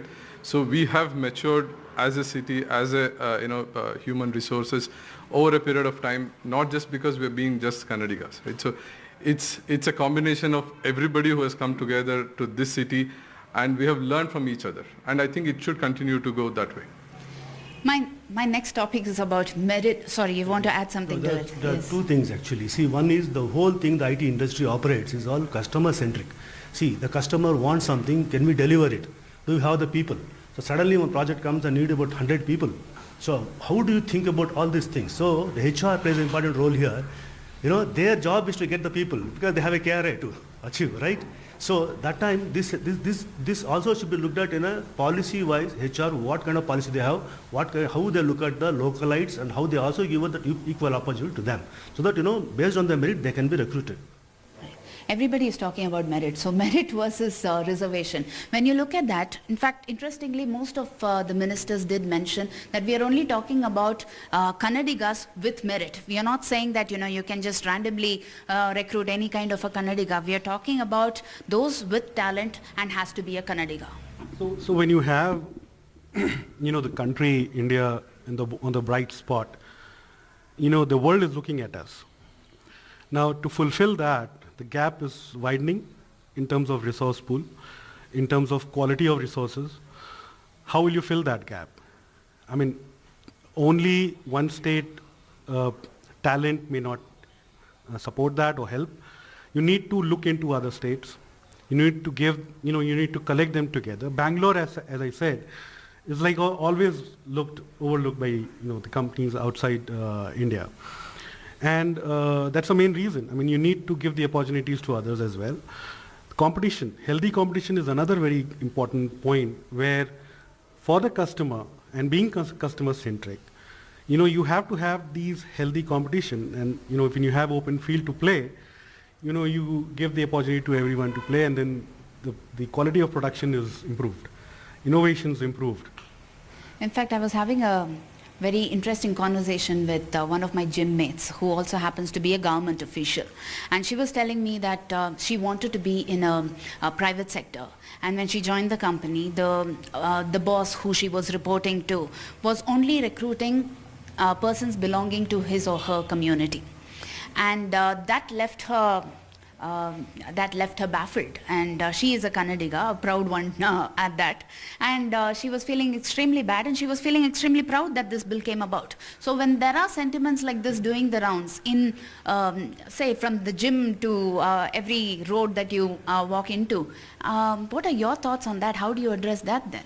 See, it's also about the hiring manager. Okay, see, hiring manager gets about 50 people, and let's say he is from non-Karnataka, okay, he's not from Karnataka, and there are people who have been given to him candidates to choose, because he is the final authority to say that I want these people. So that bias also could play an important role here, because okay, let's say I'm X, and I will only take about X people, okay. If I'm a localite, maybe I'll take only localites. So this bias has to be addressed in the industry. Maybe that is the feeling which Kannadigas are carrying. Okay. Now, how do you address that? What are your suggestions? So the bill is no solution to that then?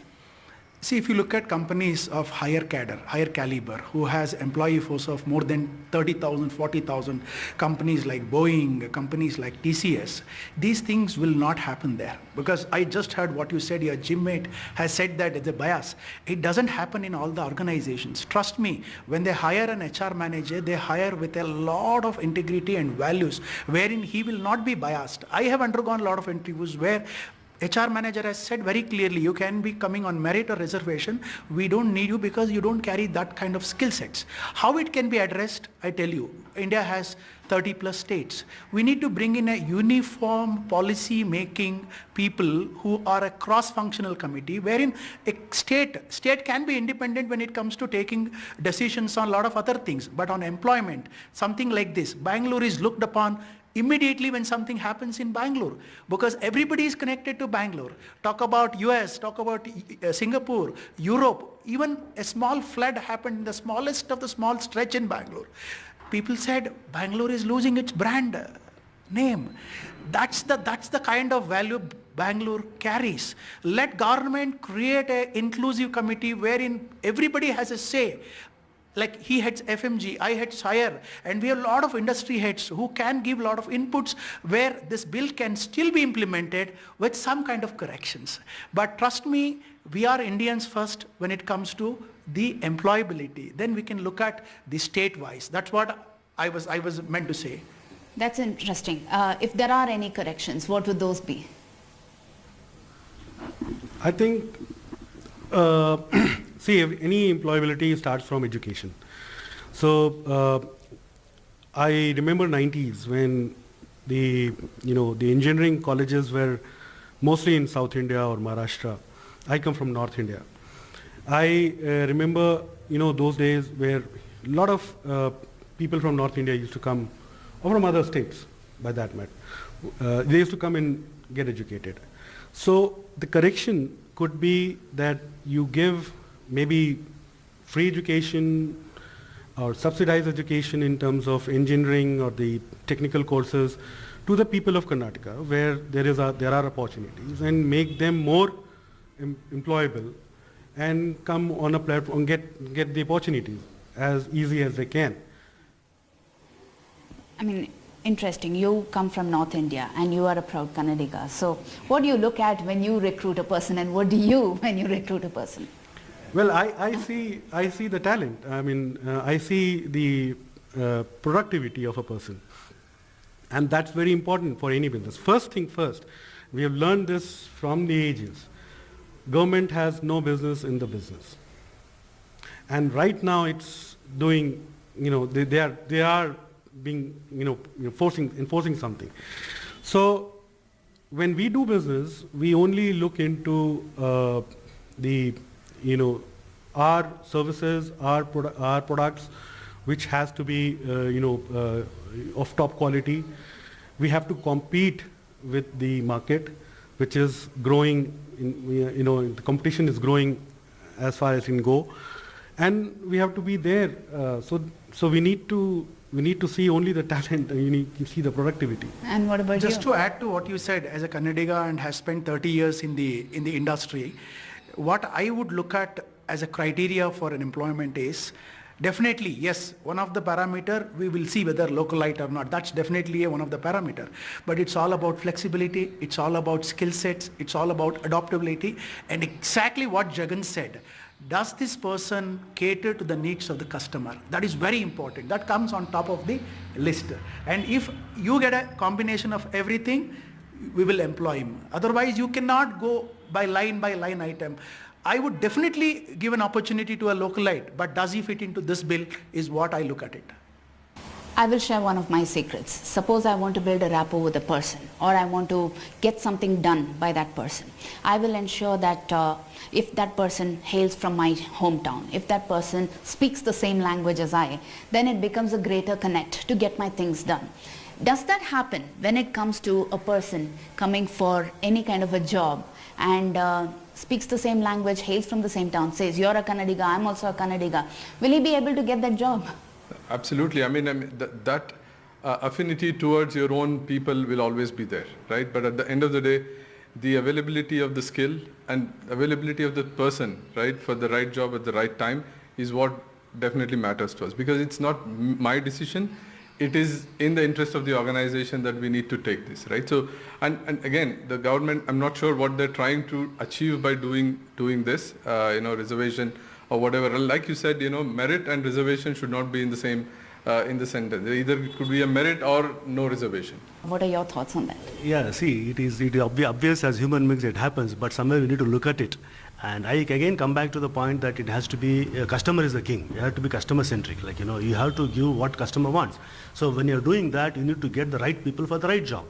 So that is where, at that point in time, it doesn't matter where you are from, whether you're from Punjab or Delhi or from Tamil Nadu or Bangalore. So you look at the quality and the skills. So at the same time, having said that, you have to promote localites, give them kind of a priority to them. Maybe we can give some training, something like that, or maybe you can promote the language Kannada in the offices where they can have some speaking kind of a thing, training and all. It can be given. Well, it's not like the bill did not have exemptions or provisions for you to look at other options if there is a dearth of local talent, with the caveat that you need to provide enough training for the locals here within a span of 3 years. So, I mean, is that not enough leeway that you can play around with? That's exactly I said. When you do something like this, which is a kind of a decision maker, you need to ensure that you do a deliberation with the stakeholders. I'll give you a live example. I was working with an automobile company, and yes, we were pushing, even our managing director said we should recruit Kannadigas. There is a certain department called painting divisions. When we went around all the ITIs and diplomas in Karnataka, we were not able to get the painters. We need to go to Maharashtra or we need to go to Tamil Nadu to get the painters. So imagine we have this bill implemented, and how do you expect companies to work out from Karnataka? This becomes a very difficult proposition, and it has to be deliberated. People need to take cognizance of what they're doing it. Otherwise, as brand Bangalore, we would go much behind our progress. Does language ever become a barrier when it comes to recruitment? Not really. I don't think so. I think all the corporates follow the English as their language of communication across, right? So there is no reason for any of us to feel otherwise. Suppose there is a person who has studied in Kannada medium but has enough talent when it comes to coding and can actually get recruited, but would language or the fact that he cannot communicate in English, does that become a barrier then? I don't think so, as long as he can deliver. Among top cities with employable talent in the age of 18 to 21, Bengaluru stands second, which is 72.18%, and Karnataka commands highest availability of English talent in India. Then why is there an employability gap? I do feel that, I mean, most of the talent that comes out of the college that do pursue, outside of Karnataka, not just because the availability is less, but the opportunities outside are much better. It may not be within India. It could be most likely outside of India in the other countries. So that could be the reason. Yeah, the quality of education could be is the problem in India. Infosys had to open, to upgrade their own employees' employability in Mysore. So once we finish our graduation in engineering, we join Infosys, we have to go back to the institute in Mysore, get our get ourselves trained more to be more employable or increase our output for Infosys. So there has been a gap existing for a very long time in the colleges, the quality of education which is being provided. So this is the first point. The other one is actually the language, which definitely comes as a play, because see, India itself has so many languages, and to communicate we need to have one common language, which is English. So most of the states and people coming from the, from the villages and all, they face these difficulties, and I think that has to also overcome by you knowing the language or learning the language. I mean, you go and work in Russia, you need to know Russian, right? So we need to be a Roman when you're in Rome. So that's the theory here. But also when it comes to recruiting people, what do you really look at in case they have this language barrier? They cannot communicate in English. What are the things that you look at? There is so much goes into the selection of a candidate. Trust me, language is not a barrier. We don't even put in an advertisement saying that you need to know Kannada, English. But imagine a BE candidate. You just met our team inside. If you look at, this is a combination of people from all over India. The primary criteria is, as Manju said, the basic language should be English. But there are organizations, look at companies like TCS and Infosys, even people do not know English, they put them on an induction, onboarding for first 3 to 4 weeks. They teach them basic etiquettes of communication, language. So we have all these tools which people can learn and then start getting onto the main job. But the challenge here is that you just mentioned that Bangalore stands number 2 in terms of the young population which are employable. Today if you see Gen Zs who are born after 2000, they have an immense talent pool. I can be very honest, this particular generation has some kind of a limited focus. I think we're running short of time, so I'll have to wrap this, but I have my final question, which is a two-part question. One is, when it comes to investments, there is also an investment summit that is scheduled to happen in February 2025. How do you think that will play a role, especially given the recent developments? And the second part of it is that when it comes to these kind of driving investments, what are the challenges that you face? I'm sure investment is the ease of doing the business itself, right? Ease of doing the investment itself is a challenge, right? So if you can address that, I mean, I know it's a big word or a big sentence, but then it has a lot of intricacies that we need to address instead of, working around the other options that they're taking at this time. Just to answer your first question, it doesn't really affect the investment. These things have happened in the last 30 years. Things will happen, things will die, but Bangalore as a brand will never lose its charm. Only thing is that we need to be extremely cautious when we are communicating. That's my answer to your first question. The challenges, what you mentioned. The challenges is that when government wants to do something like this, it needs to be extremely cautious.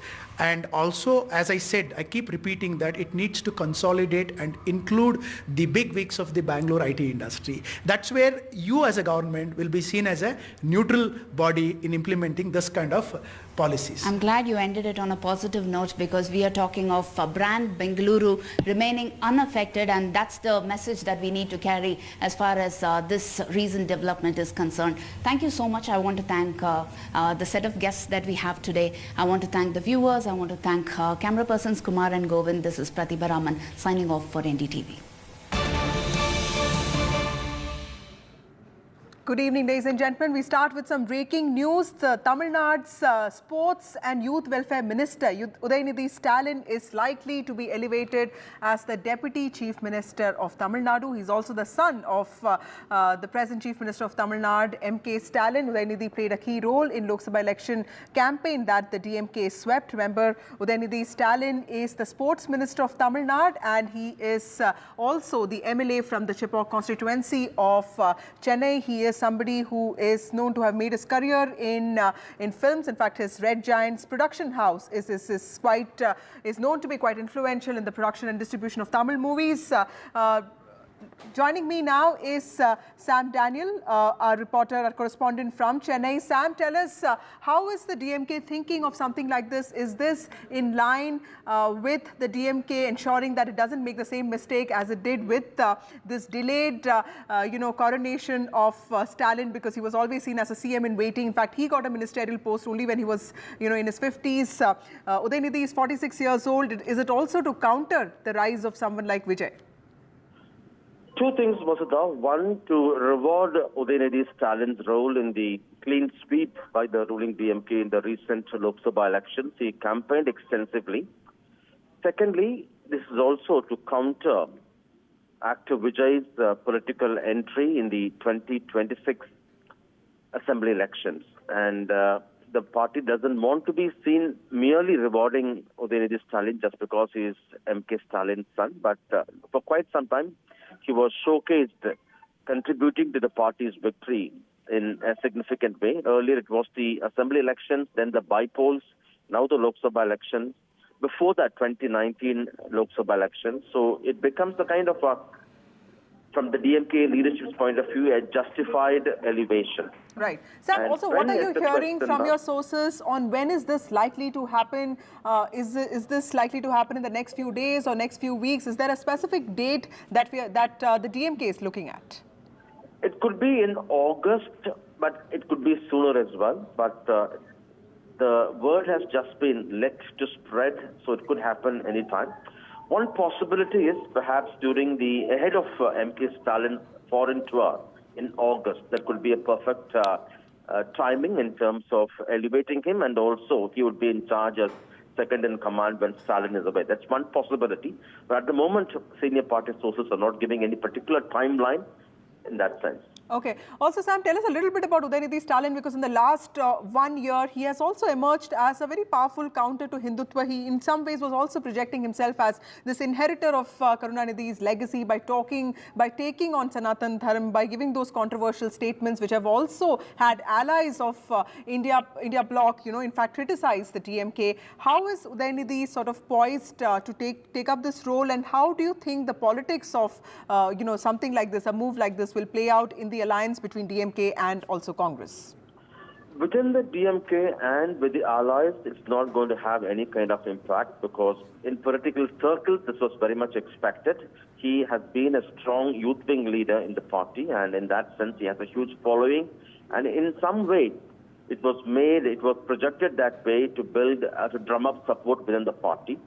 Yes, he was a reluctant politician to begin with. He was busy acting, producing films, distributing films, and then after the DMK won elections and captured power, less than 2 years ago, he was elevated as sports minister. Right. He's the first-time MLA. In that sense, he has not really gone through the grind his father went through. Getting elected as an MLA, then becoming the mayor, and then a minister, then the deputy chief minister. He's, in that sense, been fast-tracked. Right. But no impact within the party or the allies. But certainly, the larger question of family politics and dynastic politics, this will actually open up criticism. But the DMK has always countered that, saying that he has worked, earned, and also has been democratically elected. There's no question of dynastic politics in this. Right. Thank you, Sam Daniel, for joining us with those details. Stalin Jr., Udayanidhi Stalin, the sports minister of Tamil Nadu, likely to be elevated as the deputy chief minister of the state in the coming weeks. We'll keep getting you all details and more. On the other side of the break, a discussion on what is happening in Karnataka and what is the significance of what the court said today in the Neet case. Time for a short break. More news and updates on the other side.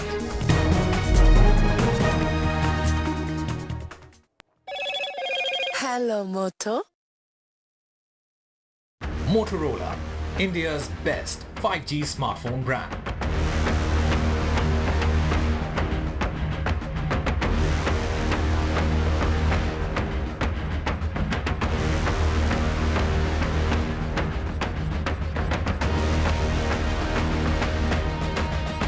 Co-powered. Get the magic of the best working for you now. Link your payment cards once, collect rewards forever.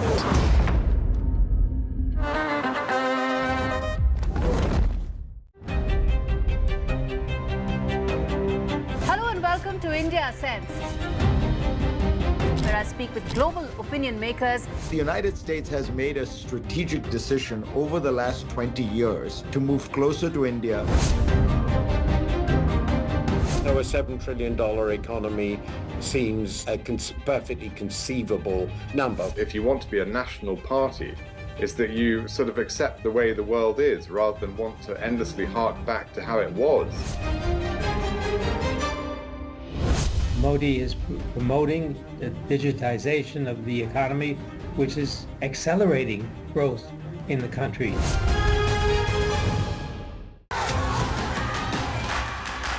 The biggest democratic exercise in the world. Team NDTV covers it from ground zero. BJP really had to fight a tough election this time. Unprecedented exercise. Unmatched coverage. There is no dispute. जनता को decide करना है. From polling to counting, NDTV brought you the most trustworthy news and updates.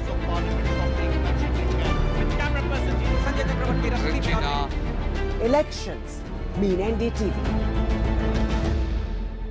Stay informed and entertained with the new and updated NDTV News app. You can watch all our channels live, listen to podcasts, read breaking and exclusive news from around the world and more. Download the NDTV app today and get access to the best journalism and storytelling on your smartphone or tablet. The NDTV app. News that matters to you. NDTV proudly upholds its legacy of trust and credibility. According to the prestigious Reuters Institute's Digital News Report 2024, NDTV is the top-most news platform in the country. Number one in both online and offline reach in India. Beating all its competition, NDTV stands for trust. Get ready for the ride of your life. NDTV brings you the NDTV.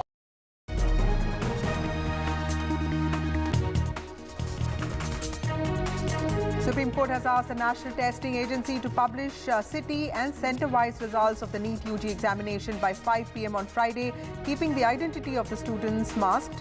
In fact, the next hearing will take place on Monday. 2 passengers have been killed, 23 injured after several coaches of the Chandigarh-Dibrugarh express train derailed in Uttar Pradesh Gonda district today. In fact, the driver of the train claims he heard a loud explosion. A high-level inquiry has been ordered. Compensation announced.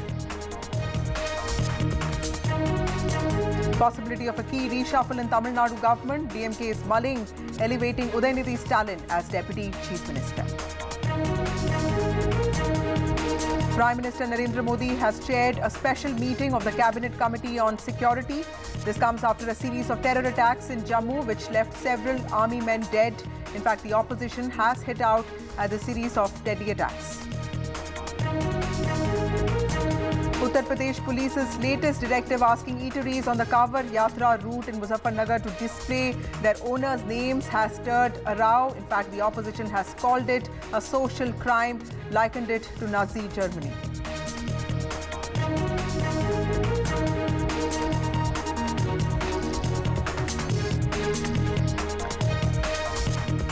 Well, Prime Minister Narendra Modi has reached the BJP headquarters in New Delhi. He is meeting senior party workers and also people who work in the BJP office, loyal party cadre, people that he devotes this victory to, people that he is grateful for reinstating him as the Prime Minister of the country for the third time. This is, of course, his second visit to the BJP headquarters. Remember, there was a speech that he delivered immediately after results there, and he is going to, in fact, also spoke to workers a few days ago, and this is his way of saying thank you to the workers and to also supporters of the party, people who have been with the party in all its years of struggle and also resistance, and in the last 10 years of its victory and being in power. That's the Prime Minister there speaking to JP Nadda, who's also the Health Minister now, but continues being the BJP National President. That's the Prime Minister entering the BJP headquarters. He's expected to speak to senior party workers, also people who work in different party offices, people who have actually dedicated their lives to the growth of the BJP. This is the Prime Minister's way of thanking all those people who have been associated with the party for a long time. So that's the Prime Minister arriving at the BJP headquarters in New Delhi, and he is going to meet with party workers, people who have been associated with the BJP for a long time. This includes people who work in different offices, also long-time supporters of the party. This is the Prime Minister's way of thanking his party cadre for the victory for the third time that the Prime Minister has today. In fact, this is his way of showing his gratitude for reinstating him as the Prime Minister of the country for the third time. I have my colleague Vedant joining me. He's reporting on this event. Vedant, tell us, what is the mood like in the BJP office? Is there a sense of enthusiasm? And what is the significance of Prime Minister Narendra Modi arriving at the BJP headquarters? Is this his way of saying thank you? That's right, Vasudha. In fact, this is not an unprecedented gesture, because we've seen a similar sort of gesture in the past as well in 2014 and 2019, when the Prime Minister met party workers after that thumping majority that the party received back in 2014 and 2019. And just a short while back, the Prime Minister arrived here at the BJP headquarters. He was, of course, received by JP Nadda, who is also now a part of the cabinet, and of course the BJP president. But this time around, it is, of course, a humble BJP in the sense that you have a decrease of 63 seats.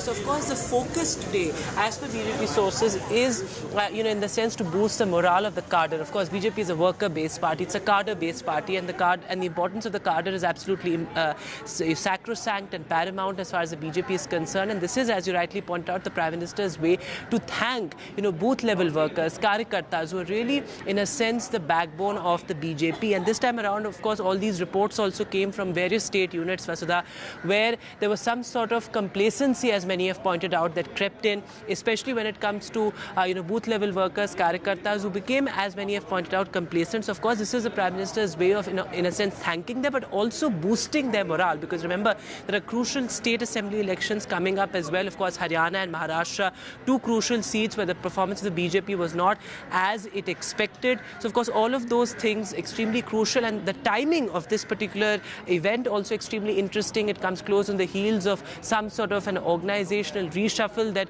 we have been reporting on as far as the UP BJP is concerned. Of course, the UP BJP chief offered to resign. He met the Home Minister, then the Home Minister met the Prime Minister as well. Here, as far as the BJP headquarters are concerned, of course, there's enthusiasm. This is the third time that the Prime Minister will be addressing all those karyakartas. Of course, we saw a similar event back in 2014 and 2019 as well.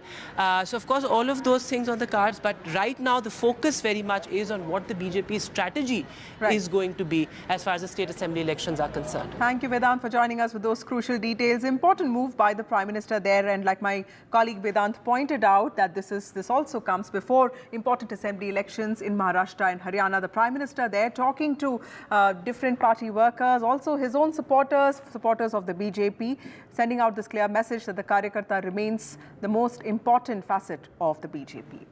Moving on to some news from the South, the most important news from the South, we are going to discuss who is misleading the common man or common woman in Karnataka. That seems to be the crux of the political debate that is playing out in Karnataka. The Congress party that announced reservations for locals only to promptly announce that the decision is on hold yesterday is now being accused by the BJP of using diversionary techniques to mislead people. In fact, the BJP is trying its best to bring back attention to the Valmiki board's alleged multi-crore scam, something that has put the Siddaramaiah government on the back foot. Now, the issue surfaced when P. Chandrasekharan, the account superintendent of the Karnataka Maharishi Valmiki Scheduled Tribe Development Corporation Limited, died by suicide on the 26th of May. In his suicide note, he alleged pressure and involvement of government officials. The Congress government, of course, created a judicial commission to probe the matter, but the limelight in the last 2 days was taken away by the state government's proposal to bring in up to 70% reservation for locals. Today, several BJP leaders, you can see the visuals there, including State Chief B.Y. Vijayendra, were detained by the Bengaluru police after a large group of protesters attempted to lay siege at the Vidhan Sauda. In the last 1 year, since the run-up to the assembly elections in the state, which the Congress of course swept, we have seen and heard it all. 40% Sarkara claims by the Congress, fuel price hike, insistence on only Kannadiga employees and Kannada hoardings, fight over guarantees and water crisis. But who exactly is leading the voter on a garden path, and who is telling the truth? Are they all taking turns to do both? That's what we ask tonight. Joining me now is Bhaskar Rao, spokesperson of the BJP. He's also been the former Commissioner of Police in Bengaluru. We also have Nizam Fauzdar, who's the spokesperson and also General Secretary of the Congress in Karnataka. And we also have Ramakrishna Upadhyay, who is a senior journalist in Karnataka. Thank you all of you for joining me on this show. To you, Mr. Nizam, first, did you expect the BJP to be this aggressive, sir? Clearly, this seems to be a renewed BJP because, you know, last year when your party swept the state, it did seem like the BJP will take some time to sort of get its act together. But it doesn't look like a weakened BJP right now. The 2024 election results were also in some ways a setback to your party. How do you see the move by the BJP to possibly take on every, announcement by the Congress party very aggressively and sort of these protests that are happening? How do you see this? A regressive party will follow regressive policies. BJP and its ideology is a very regressive phenomena. I don't even call ideology now, it's a phenomena. They have looted the Karnataka state for the last 3 years. 3 lakh crores were taken into debt and siphoned off. They have to answer this. We have initiated X number of development work that people are loving to see. It is a 3.71 lakh crores budget, which is giving about 44 crore extra. You know, it's a higher mark to it. We're giving about 1.33 crore people, the women, as the Graha Lakshmi, the benefit. We are giving every woman a chance to be empowered to travel and work and be independent. In the same way, we are doing a lot of infrastructural programs from the road building to a lot of things that is happening. The BJP is like this.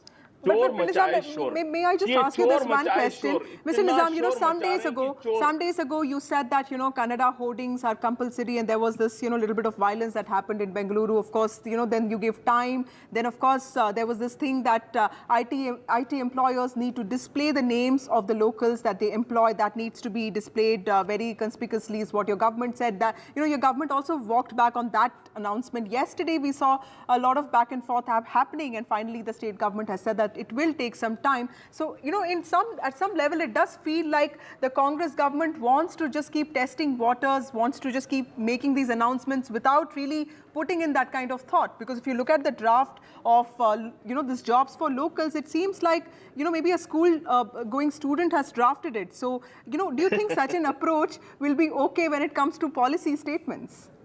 No, your conviction of asking the question itself is questionable now. Let me ask you, it's just like this. Who gave a hasty decision in this country? In the midnight in 2016, Notbandi kar diya. In about the GST, midnight hasty decision. You have spoiled the MSME. You have spoiled the financial structure of the country. And you are asking us that who is taking hasty decisions. We are saying it's simple. You don't ask the same question in UP, you don't ask the same question in Bihar, you don't ask the same question in Madhya Pradesh. Yes, we have a legacy of Kannada. The people who are working here, people who are doing business here, needs to display a name in Kannada. So what's wrong in that? Absolutely, there's nothing wrong in that. It's just that the government keeps going back on this, which is No, it's not going back and forth. We are simply standing by the Karnataka let me go to Mr. Rao. Yes, sir, I'll come back to you, Mr. Nizam. Yes, sir, I'll come back to you. Ever since this government has come, okay, Mr. Bhaskar. Mr. Nizam, I'll come back to you. Let Mr. Bhaskar respond. Mr. Rao, ever since this government came to power, before that, sir, I would also like to all ask kinds you of false promises to the electorate. No, sir. Where are you? Now where it is the not BJP? able to deliver. Where is the BJP when it comes to comes to this jobs for locals front? Because it's one thing to say that you care for Kannadiga pride, but another to support policies that can also result in the state losing out on opportunities. But I did see your spokespersons also dilly-dallying when it comes to either support or their own opposition. I will give clarity to it. See, at this point of time, Congress is trying to play politics with a very sensitive issue like states' asmita and jobs for the youth. It is taking away the narrative from its own corruption, misgovernance, and messing up and creating turmoil. Jobs cannot be created overnight by the stroke of a pen or by a law. It needs time. And if we are going to make reservations, we need to have given money to such organizations, or it should be state sponsored. You cannot bulldoze anybody to say that you hire so and so, otherwise I'm going to give a penalty.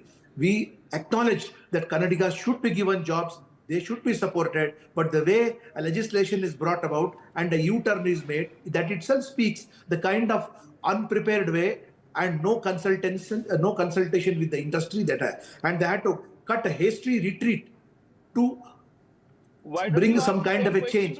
This is absolutely an unplanned thing which they did and they have gone back. Okay, Mr. Nizam, would you like to respond to that? They are only trying to divert attention out of things like Valmiki Development Corporation, Buddha, but Mr. Nizam, let me also ask you. They have no intention of creating employment. There is no intention of creating employment, and it is only to confuse. And they call it a brand. Mr. Nizam, when it comes to suicide notes, we saw what happened in last year. Last time election, there was a suicide note which actually, changed to a lot of political dynamics. In this case, Chandrasekharan's letter cites pressure from senior officials. So clearly, there is some amount of pressure that your government is facing because B. Nagendra has also been sent to custody. But your party leaders are also saying that you're being, these agencies are being misused, right? So how do you respond to that, sir? Very simple. We have constituted a SIT. SIT is doing its work. CED has taken Mr. Nagendra into custody. They have not found any information. अरे ठहरो जी, आप भी policeman थे साहब, आप भी policeman थे, तो हमें बात करने दीजिए. So what I'm saying is the SIT is in place. ED is doing its work. Let us see how ED will twist arm many of the witnesses to give just the way they did in the liquor scam. My question is simple. Mr. Nagendra submitted his resignation without a protest, unlike Ishwarappa, who was forced to resign. The difference between the morality of the Congress party and the BJP is that when there seems to be something wrong. Okay, Ramakrishna Upadhyay has been waiting for a long time. I'm sorry, gentlemen, I have to go to him. Mr. Upadhyay, how do you see this Congress versus BJP play in Karnataka? Because, one thing that seems constant is allegations of corruption. So let him speak, I'll come back to you, sir. They have miserably... Yes, sir. Hello. Yes, sir. Ramakrishna, sir. Please tell us how do you see the politics? How do you see the politics of corruption and politics of protest playing out? Because and also these allegations that one party is creating diversionary tactics to actually mislead common people, and the other party saying the same thing about the other one. See, Karnataka is right now going through a multiple crisis. One is there is a tug of war between the Chief Minister and the Deputy Chief Minister over the CM's post. Now, Shiv Kumar wants to occupy that post, hell come here, and then Siddaramaiah says, I will not allow him. So this is on one side, and then you have financial crisis facing the state because the 5 guarantees have sucked out all the money that was there in the treasury. Now the government doesn't have any money for paying the government employees. So this is a situation as far as the financial position is concerned. And then you had drought. So, this government seems to have forgotten drought. See, they asked for 18,000 crores from the central government and got about only 5,000 crores, which is really unfair, I think. But where is the drought? Now there is a flood happening all over the state. So they have so many things on their plate, and they are bringing in issues that are irrelevant. And you talk about jobs for Kannadigas out of the blue. Can that be implemented just like that? And everybody knows that any state government which has tried this kind of a trick has failed. In Maharashtra, we've seen that they brought in this kind of legislation, which was struck down by the Supreme Court. So it cannot happen just like that. And especially for a state like Karnataka, which attracts so much of talent from across the country, and it is the IT capital. I mean, the Silicon Valley of India. How can you have jobs reserved for Kannadigas only? Kannadigas will have jobs. Mr. Rao, you also heard Mr. Upadhyay as a senior journalist. You also heard your opponent here today, Minister Krishna Baire Gowda, who's not seen as a very aggressive man. He's seen as a decent man. He is claiming that agencies like ED, CBI are being misused. Do you feel that this is something that will work against your party? Because clearly, while you've done well in Karnataka, the BJP overall has also reduced numbers. You take the issue in Karnataka.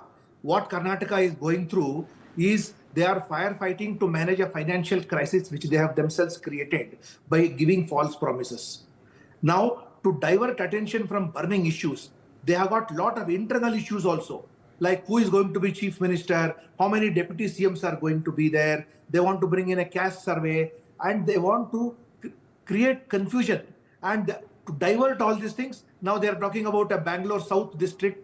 Okay. And then about job reservations in the private sector. Last word from Mr. Nizam. Are you really, is the Congress party not focusing on governance and creating controversies one after the other, sir? I'm sorry, I'm running out of time. Mr. Nizam, last diversionary tactics, that's all. No, the main issues are not being addressed. Yes, sir, please let me also tell you, our senior journalist was saying that we have sucked out all the money from the system for the guarantees. It's 3.7 lakh crores is the budget, and only 55,000 crores is for the guarantees. The rest of 3.2 lakh crores is for the development and various expenditures for the state. So please don't mislead the state by saying that guarantee is eating everything from the plate of the state. It's guarantees are also not being fulfilled. It is been fulfilled. I don't think so. You do a ground level study application. How many guarantees are fulfilled? Bhaskarji, if you are not getting the 2,000 rupees as Gralakshmi, please send it. If you're not a tax-paying person, I will get it done for you. But the question is, the money is there in the state. It's a surplus employment. You wanted to say something, sir. You wanted to come in here. Please. Money is, we are only saying Madam, money is only being looted and plundered brazenly from the treasury. Okay, Mr. Upadhyay, let him speak, sir. Let him speak. Okay, he's a senior journalist, Mr. Upadhyay. Mr. Rao, Mr. Nizam, we heard you out. Let Mr. Upadhyay have the last word, please. Have you ever seen how corruption... Okay, Mr. Upadhyay, please. No, I think the Chief Minister has forgotten about administration, and he's have this multiple scams that come up in the way, like this 1 week is a ST corporation scandal, and then his own wife is involved in this Moda scandal. I mean, nobody expected the Siddaramaiah to be, getting into this kind of a scandal. And where you give up a land which is not worth nothing, and then you take 17 sites, for that in a prime locality. So this is not done, and I think he's trying to divert attention from that, and he has appointed some IAS officers to look into it.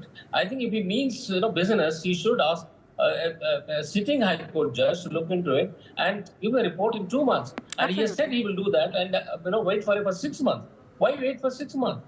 Ask him to get it quickly. And then my suggestion is he should cancel all the illegal sites, including those given to his wife. That is the only way he can restore some normalcy in this thing, and then people will get he will get the credibility back. So point taken, that's an important point. Thank you so much, all of you, for joining me. I'm sorry, I'm running out of time. So the BJP and the Congress party in Karnataka are blaming each other for distracting the common man's attention from real issues. Congress party, of course, has said that it will speak to industry leaders and other stakeholders on the issue of jobs, a proposal that has been criticized by the industry. But the BJP has said that the Congress party is only distracting voters, distracting people from real issues. Moving on to the other important story from the south of India today, Tamil Nadu Sports and Youth Welfare Minister Udayanidhi Stalin, also the son of the present Chief Minister of Tamil Nadu, M.K. Stalin, could be elevated, could be elevated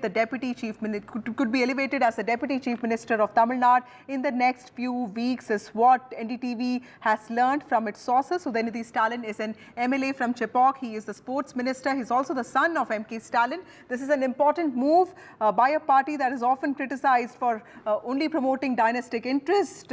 My colleague Sam Daniel, who has been tracking this story, who has the scoop for us, joins us with more details. Sam, tell us, why do you think the DMK is thinking about this? Because when Stalin, became a minister, he was in his 50s. He was seen as a CM in waiting for a long time. Do you think this is one way to not let that mistake happen again? And also, is this one way of exerting family control on the party? That's very true, Vasudha. And this time, they've been building a narrative of promoting Udayanidhi Stalin, campaigning for the 2019 Lok Sabha elections and then the 2021 Assembly elections, the by-polls later, and then the most recent Lok Sabha elections, which the DMK swept.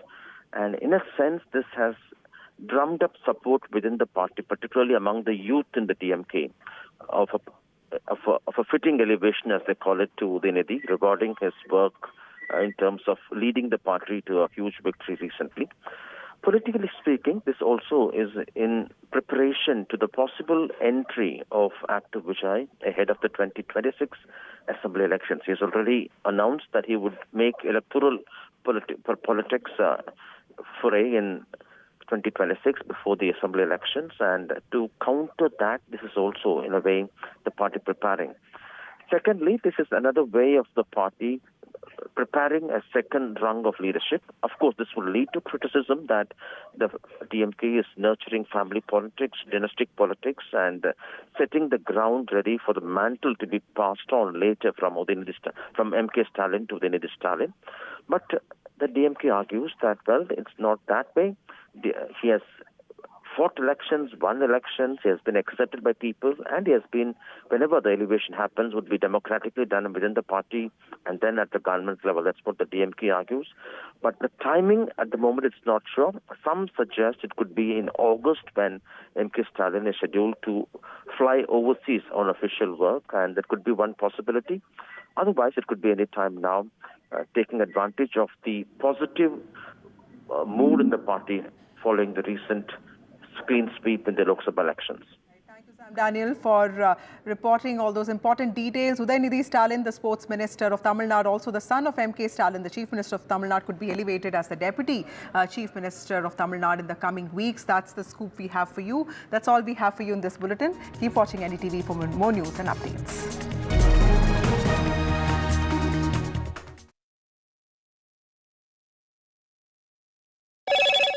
Hello, Moto. Motorola, India's best 5G smartphone brand.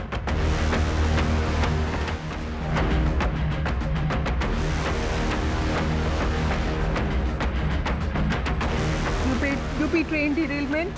2 people have been dead, and this happened in Gonda district of Uttar Pradesh. Rescue teams have been rushed to the spot. DMK leadership months elevating Udayanidhi Stalin. He could become the Deputy Chief Minister of Tamil Nadu in the next few weeks. He will be the second in command in Tamil Nadu. Prime Minister Narendra Modi presided over a key security meet in the midst of attacks in Jammu today. Home Minister Amit Shah and Defence Minister Rajnath Singh were also part of the meet.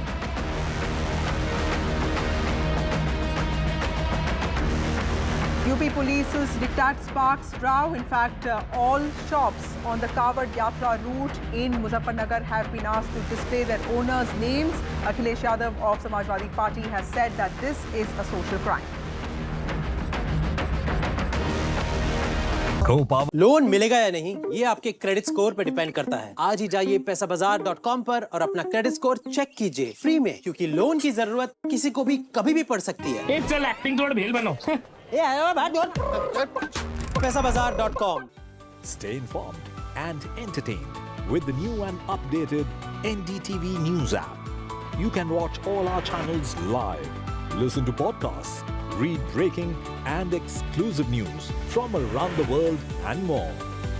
Download the NDTV app today and get access to the best journalism and storytelling on your smartphone or tablet. The NDTV app. News that matters to you. Some people say the metaverse will only be virtual. One day this lecture hall will be made of code, and driverless cars would be trapped in intersections. But even in this maze of the future, you can't wish away health. It's time to become more resilient.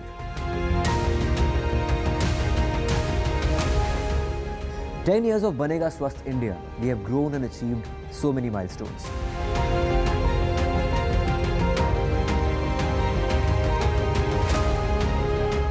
And now I have a plan to beat the urgency, to stop breathing with difficulty, to relieve getting choked with inactivity.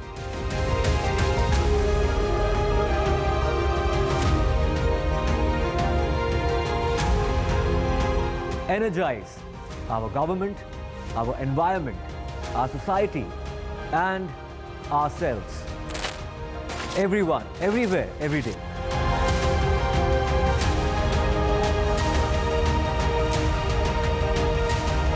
Banega Swasth India. One world hygiene.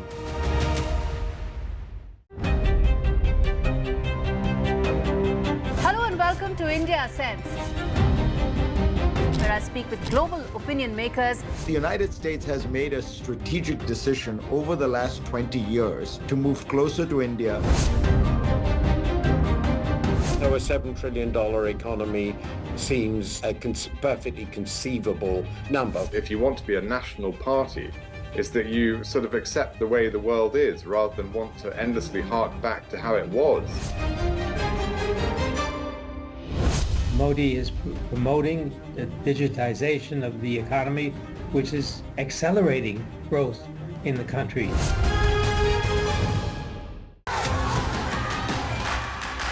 The biggest democratic exercise in the world. Team NDTV covers it from ground zero. BJP really had to fight a tough election this time. Unprecedented exercise.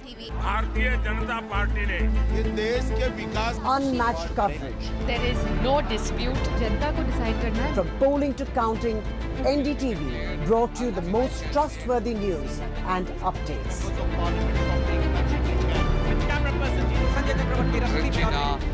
Elections mean NDTV. Stay informed and entertained with the new and updated NDTV News app. You can watch all our channels live, listen to podcasts, read breaking and exclusive news from around the world and more. Download the NDTV app today and get access to the best journalism and storytelling on your smartphone or tablet. The NDTV app. News that matters to you. NDTV proudly upholds its legacy of trust and credibility. According to the prestigious Reuters Institute's Digital News Report 2024, NDTV is the top-most news platform in the country. Number one in both online and offline reach in India. Beating all its competition, NDTV stands for trust.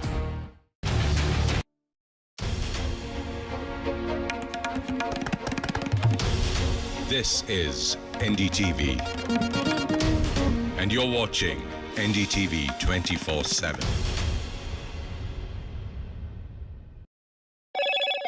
Hello, Moto.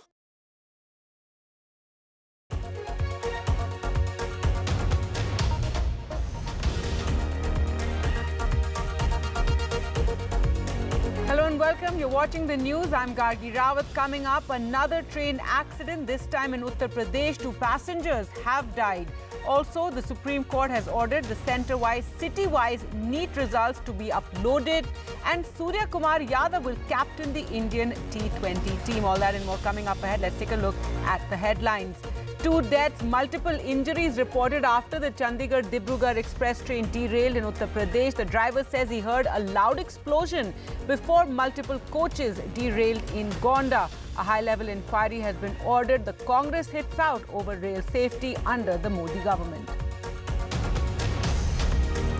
The Supreme Court orders the National Testing Agency to publish the NEET UG exam results in their entirety, city-wise and centre-wise, by Saturday noon without revealing the names of the students, as the top court had some tough questions today for the NTA. The next hearing is on Monday.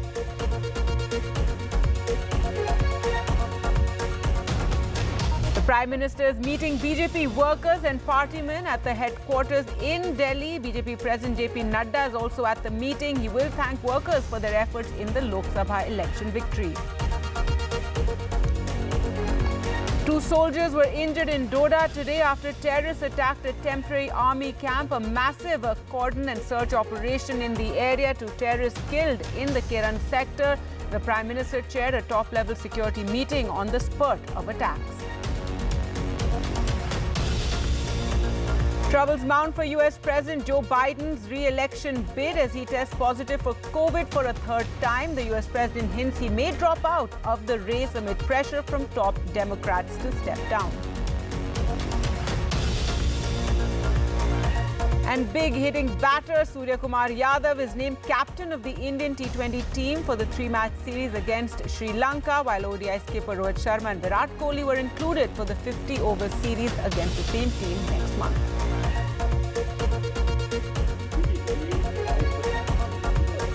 And Russian boots on the ground made in Bihar. How a 70% female workforce works overtime in a Patna factory for boots that are used by Russian soldiers.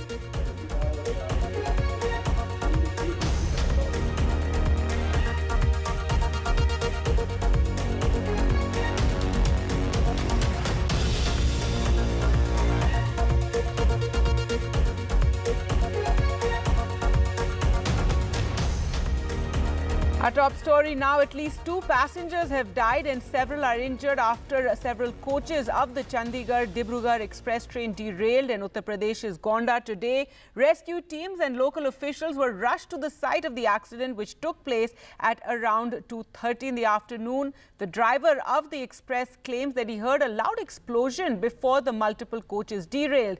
Now a high-level inquiry has been ordered. Also enhanced compensation of 10 lakhs for the family of the dead, 2.5 lakhs to those who've been grievously injured, 50,000 to minor or simple injuries. Remember, several teams were rushed to the spot, local officials as well.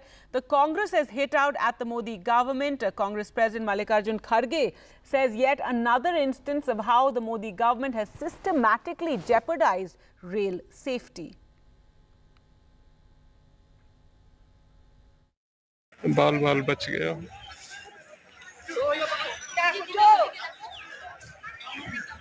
एक train accident हो गया जिसमें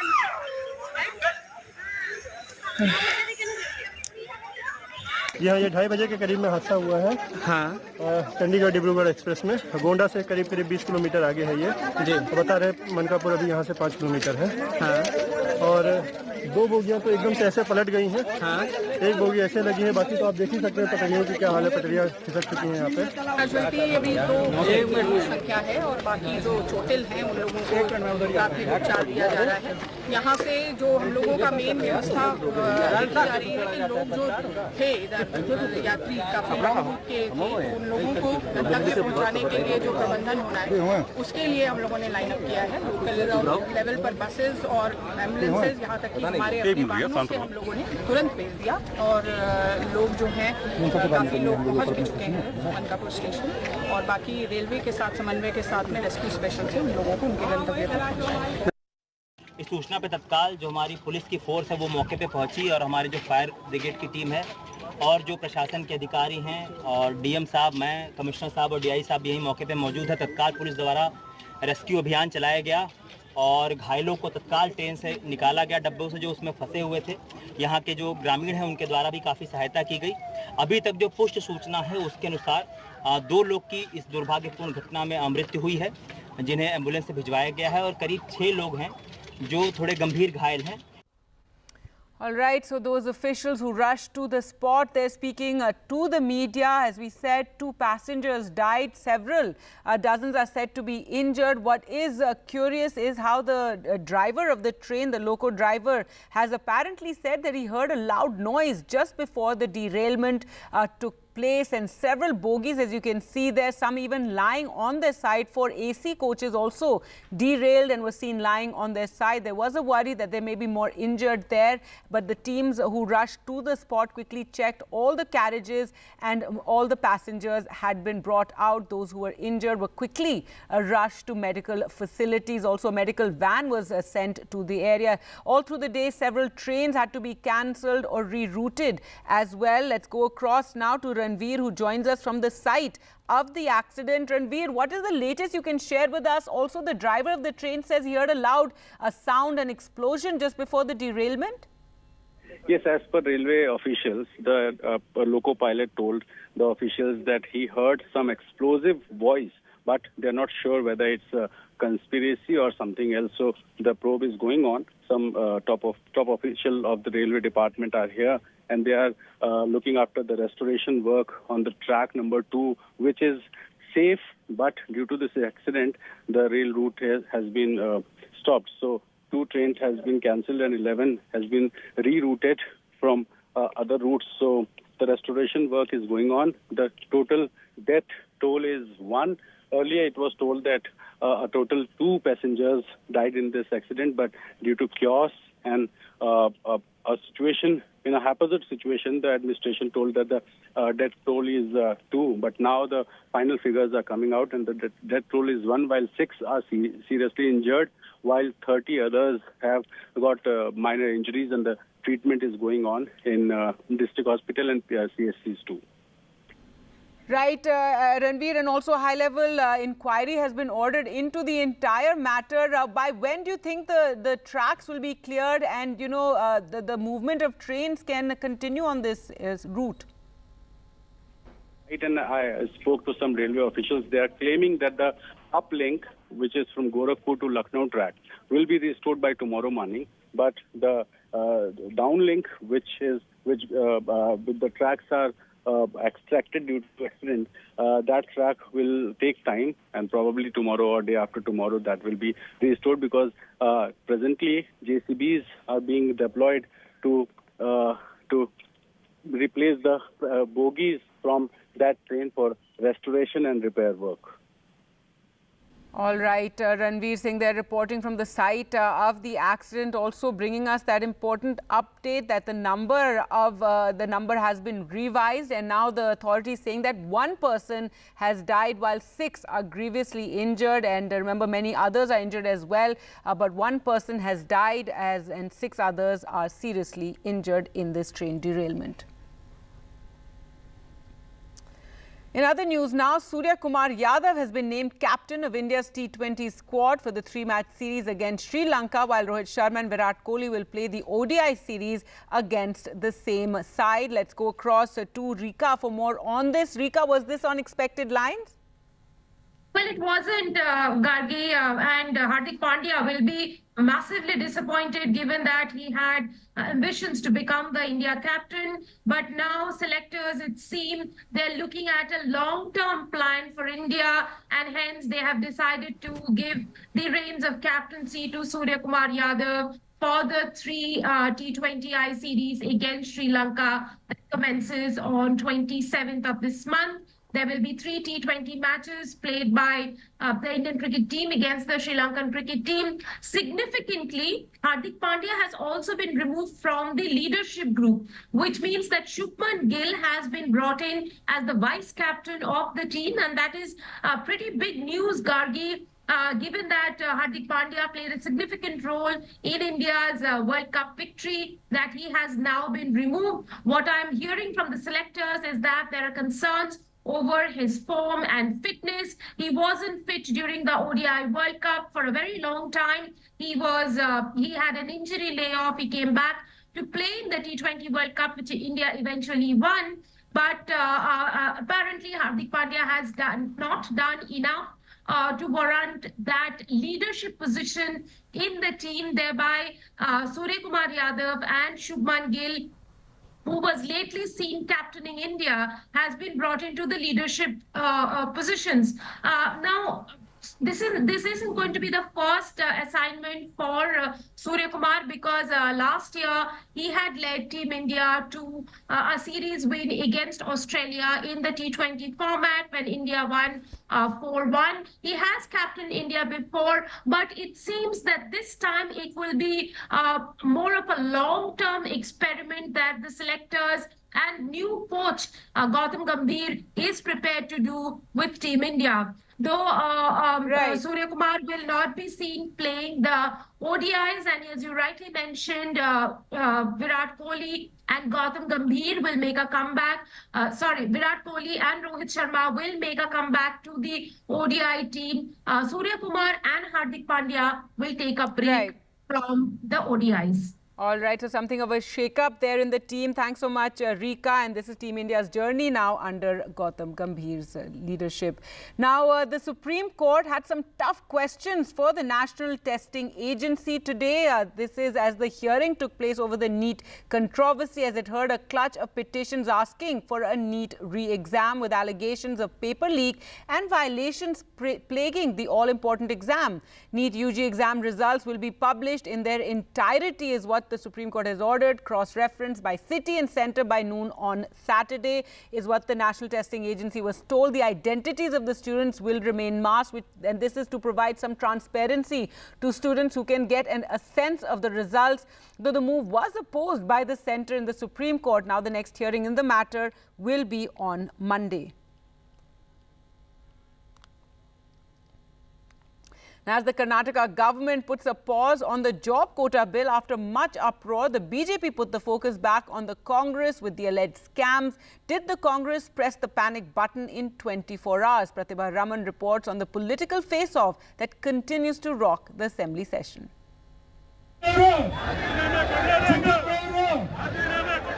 BJP's mega protest at Bengaluru's Freedom Park this morning against the state government's alleged mismanagement, hours after Karnataka CM Siddaramaiah decided to roll back the cabinet-approved job quota for locals. It has clearly exposed the lapses on the government, how irresponsible the government is. How government has been irresponsible. It has completely exposed this government, how without any responsibility they brought into the cabinet, approved, again withdrawn.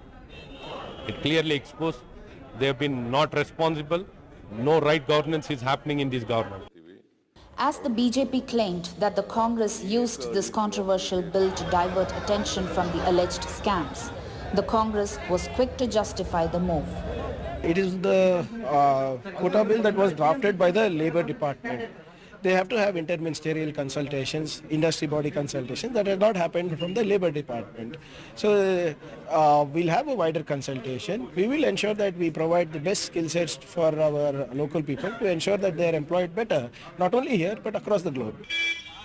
Kannada activists staged counter-protests but were taken into preventive custody by the police. The focus is now back on the alleged scams that engulf the Congress government. While the BJP has been busy training its guns on Karnataka Chief Minister Siddaramaiah, the Congress in the meantime has organized a meeting at a Bengaluru hotel to plan its counter-strategy. With camera persons Kumar and Govind, Pratibha Raman in Bengaluru for NDTV.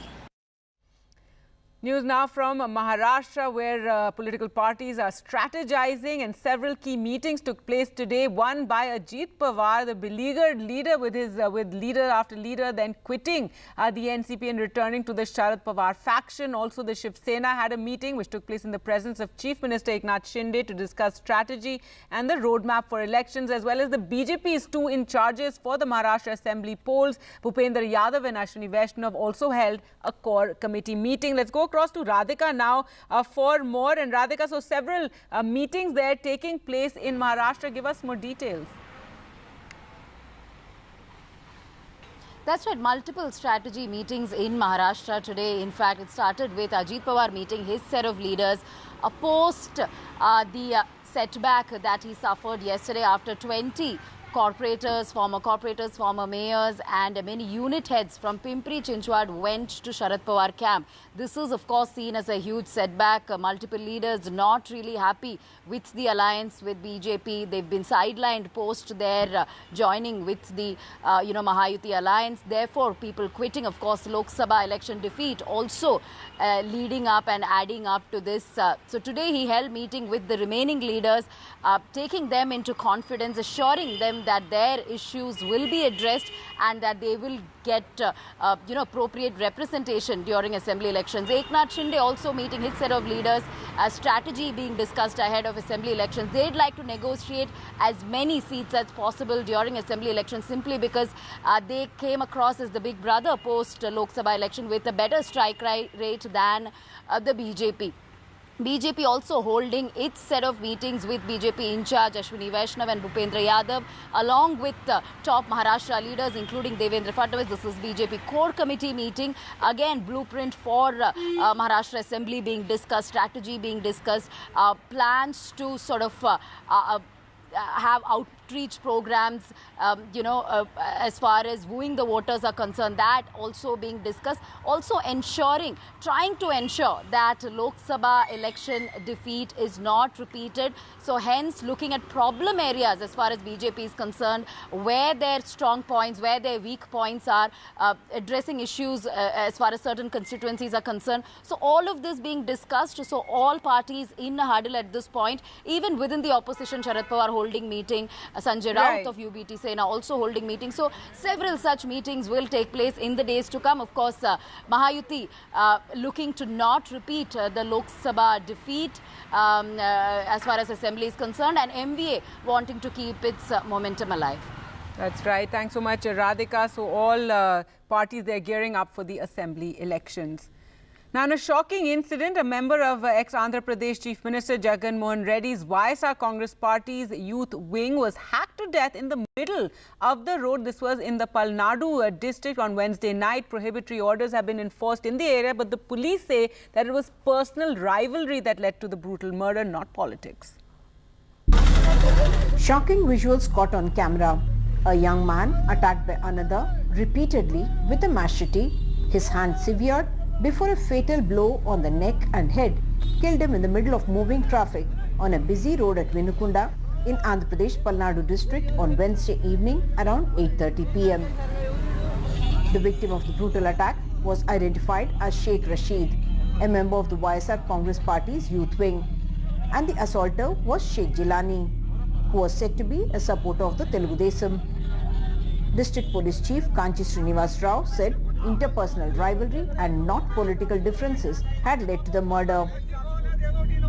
ఈరోజు 8:30 సమయంలో వినుకొండ టౌన్లో జిలాని అనే వ్యక్తి తనకి రషీద్ అనే వ్యక్తికి ఉన్నటువంటి వ్యక్తిగత కక్షల వల్ల రషీద్ అనే వ్యక్తిని నరికి చంపడం జరిగింది.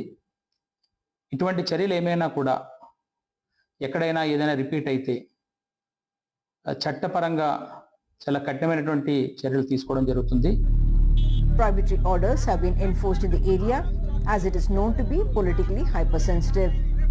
With inputs from Venu and Lakshman in Palnadu, Uma Sudhir, NDTV. News now from Jammu and Kashmir, and more terror attacks today in Jammu. 2 soldiers were injured after terrorists attacked a temporary army camp set up inside a school in Doda. This amid a massive cordon and search operation by security forces in the mountains in the area. Prime Minister also chaired a top-level security meeting today in Delhi where the series of attacks in Jammu were discussed. On the heels of one terror attack in Jammu's Doda, another one today, where 2 soldiers were killed.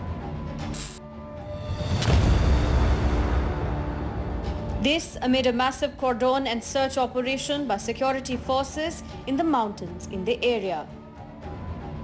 Terrorists attacked a temporary camp set up by the army inside a school at Kastigard in Doda. The injured troops have been evacuated and airlifted to the Army's command hospital in Udhampur.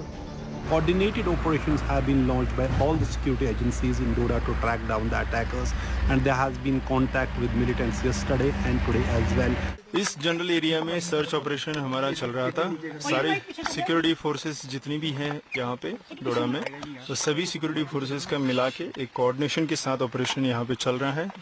आप सब लोगों ने देखा होगा कल भी जो hiding terrorist है उनके साथ हमारा कांटेक्ट हुआ था, और आज भी उनके साथ हमारा कांटेक्ट हुआ है. सर्च ऑपरेशन प्रोग्रेस में होने की वजह से अभी मैं आपके साथ सारी डिटेल शेयर नहीं कर सकता हूं. This is the third attack on the army in less than 10 days in the Jammu region. On Monday, 4 soldiers, including a captain, were killed during an encounter in Doda. Earlier, 5 soldiers were killed and 5 injured in an ambush by terrorists in Kathua. With an upswing in terror in the past few weeks, the Prime Minister chaired a cabinet committee on security meeting today, which was attended by Home Minister Amit Shah. The army has killed 2 terrorists after they foiled an infiltration attempt along the line of control in Keran sector of Kupwara district. This is the second infiltration bid that has been foiled in the last 4 days.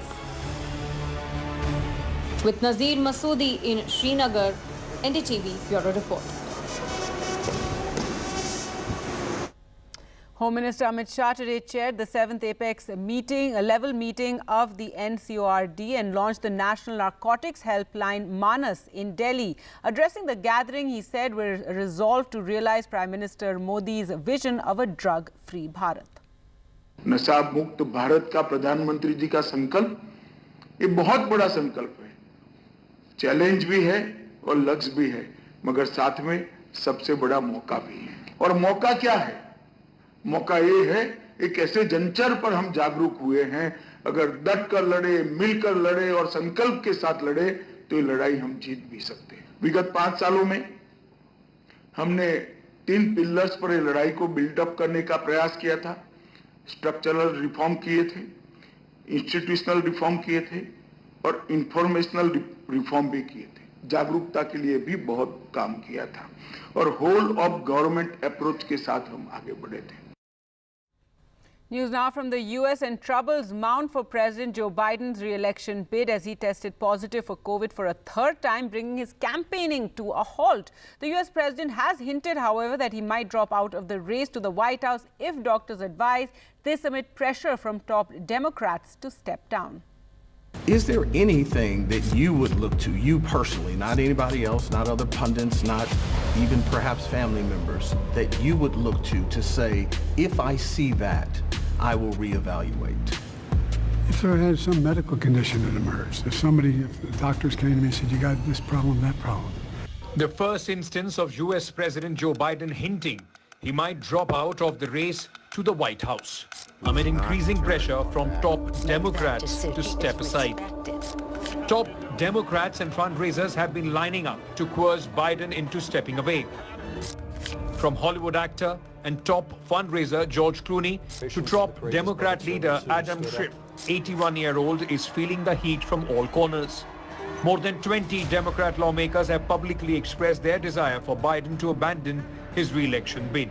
According to the new APNOC poll, nearly 2/3 of Democrats say President Biden should withdraw from the presidential race and let his party nominate a different candidate.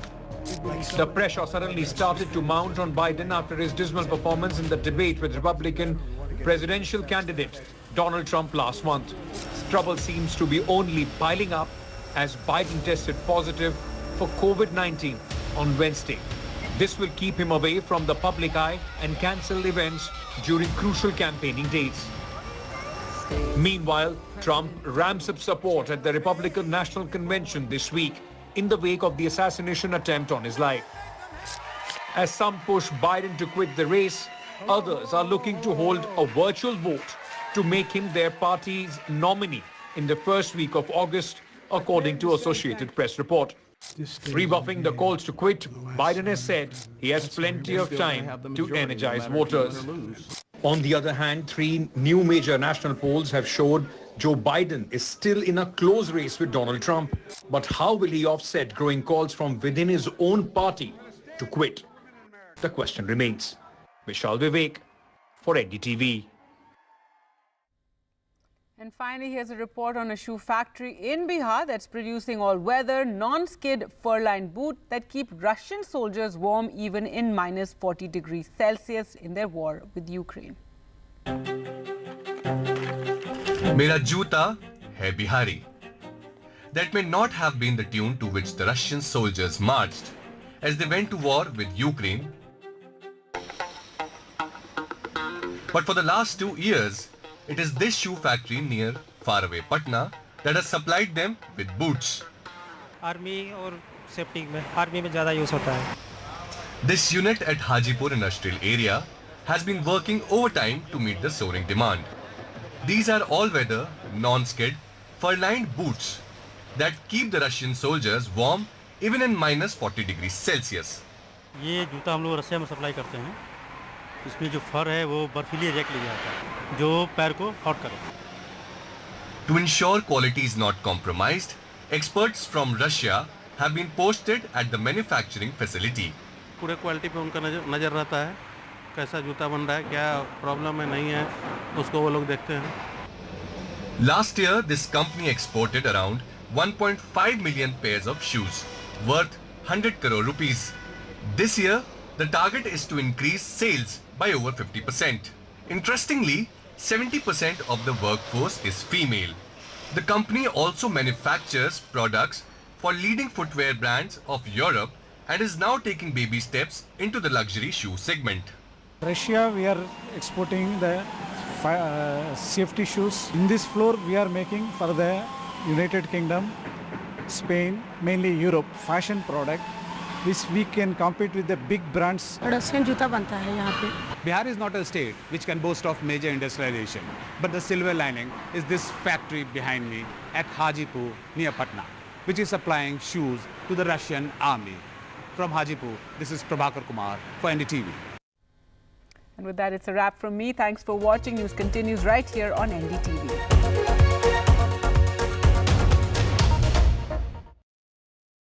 Loan मिलेगा या नहीं, ये आपके credit score पे depend करता है। तो आज ही अपना क्रेडिट स्कोर चेक करें फ्री में पैसाबाजार.com पर।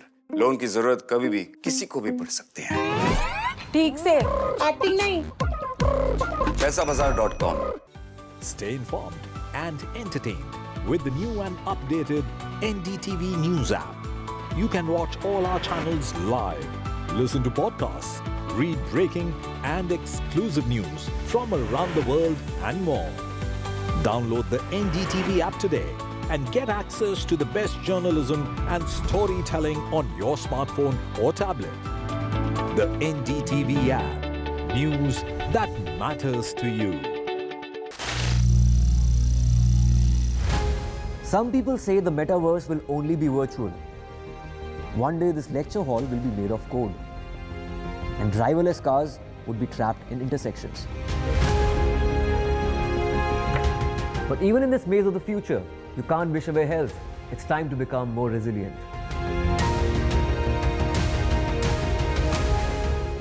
10 years of Banega Swasth India, we have grown and achieved so many milestones.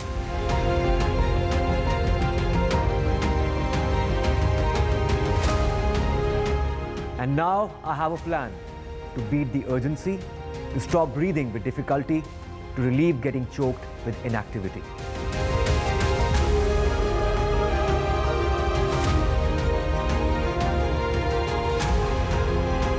Energize our government, our environment, our society, and ourselves. Everyone, everywhere, every day.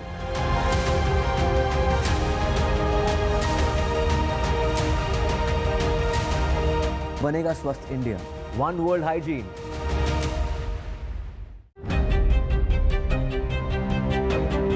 Hello and welcome to India Sense, where I speak with global opinion makers.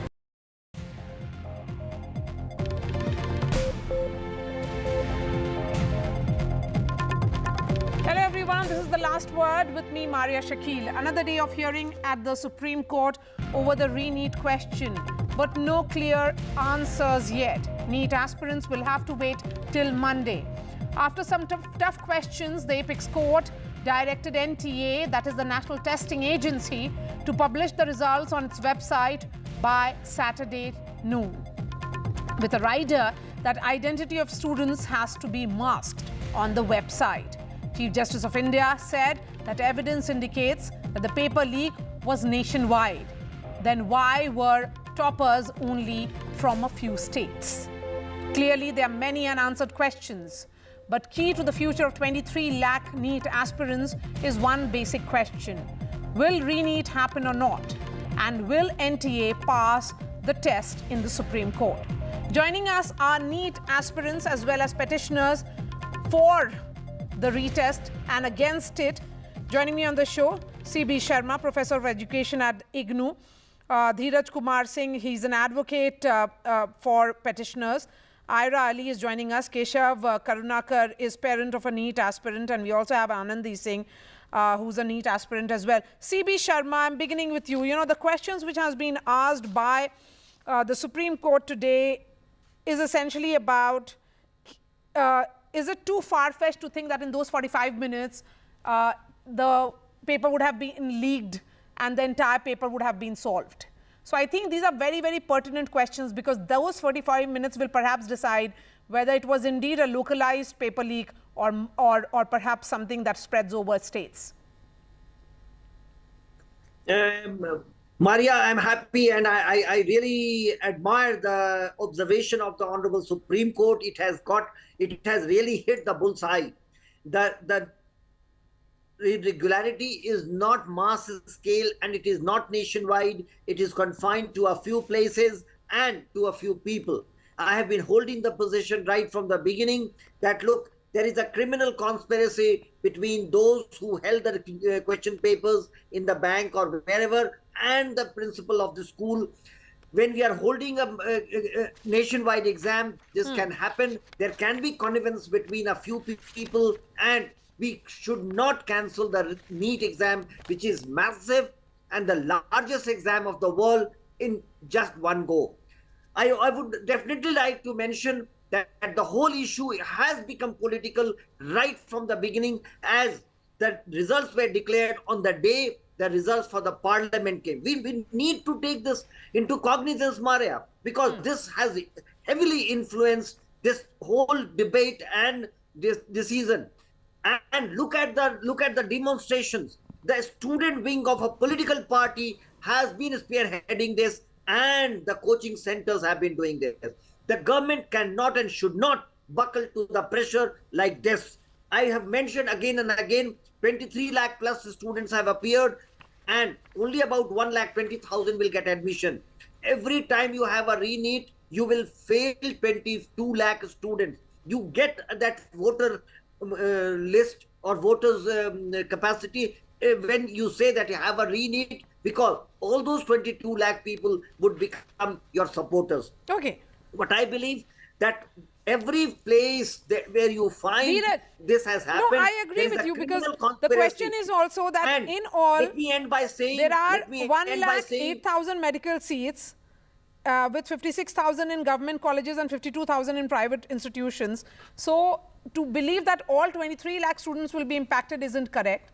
It will be about these 1,08,000 students will get admission. The total 23 lakh plus who have appeared, 1,23,000 in government, private colleges will get admission. Okay, so the larger question is essentially about this hypothesis which the CJI talked about, that the entire paper was solved in 45 minutes and given to students, is too far-fetched. This is what is being highlighted by the Supreme Court in the observations today. But Dheeraj, look, the urgency with which the students would want the decision to be taken hasn't really happened. Now it is about another date, which is Monday, and the counselling begins on 24th. Maria, you will appreciate that today's entire day was spent by the Honorable Supreme Court, has given the entire day. All the matters prior to the NEET matter has been adjourned by the Honorable Supreme Court, and hearing has taken place from morning till lunch, and after lunch till 4 p.m. And the Supreme Court, since certain documents are required to decide the matter further, the court has passed certain directions. First, to release the entire result on the website. So the NTA has sought some time. Initially, court has ordered to declare the result by tomorrow, but NTA has sought some time, and they will release by Saturday evening. And then the status report, because what was the government is changing the stand day by day. Okay. So that's why, to prove, because today there was a specific question from the Solicitor General whether when the paper was leak happened. So Solicitor General has straight away refused, and they say the paper there was no paper leak at all, and they have given a new word. The breach was taken place and as per the statement of the Solicitor General, the breach take place somewhere between on the day of examination between 8. So what exactly is a breach? 9:20. Here are reports which suggest that the question papers were being transported in e-rickshaw to a school in Hazaribagh. Yes. Submitted to the principal. The principal has been arrested. What more is required in getting details on a paper leak? There are arrests that are being made all across India now. That is the irony. Maria. On one hand, the Union of India and NTA is straight away denying that there was no leak was happened. On the other hand, the report of the CBI, there was two reports, status report filed by the CBI in Honorable Supreme Court, and the report was very specific.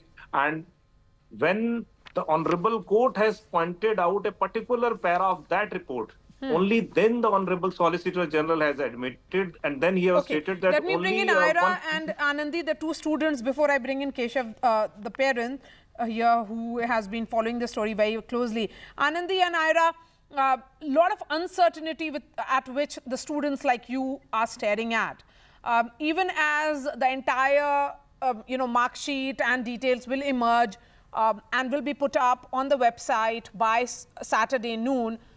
Counselling going to begin on 24th, but still there is no clarity whether there'll be re-NEET or not. Are you in favor of complete retest, or are you of the opinion that the counselling should begin and the entire issue should be put to rest once and for all? Ira first. I was told on this very platform last week by Anandi itself that I should settle for whichever government college I am receiving. And I do not deserve, even if I'm not getting my dream college, it is okay. I think you will back me up on the fact that a lot of blood, sweat and tears and sleepless nights and countless sacrifices are put towards this exam, which falls on the first Sunday of May. And you are telling me to settle for something which I clearly don't deserve. Okay. This is saying... Go ahead. Ira, we can hear you. Go ahead. So that's what I was told by Anandi. Now, my point is that our freedom fighters did not fight for this. If we are submitting to the wrong and if we are surrendering to the wrong, the people who are wronging us will get the impression that they can just wrong us year after year and we will sit in silence and this will continue for the ages to come. आप ये बोल रहे हैं कि चलो ठीक है इस बार पेपर लीक नहीं हुआ, but then you cannot guarantee the fact that next year this will not happen again. Somewhere you have to take a stand. This is not just about this year, it's about the entire medical fraternity.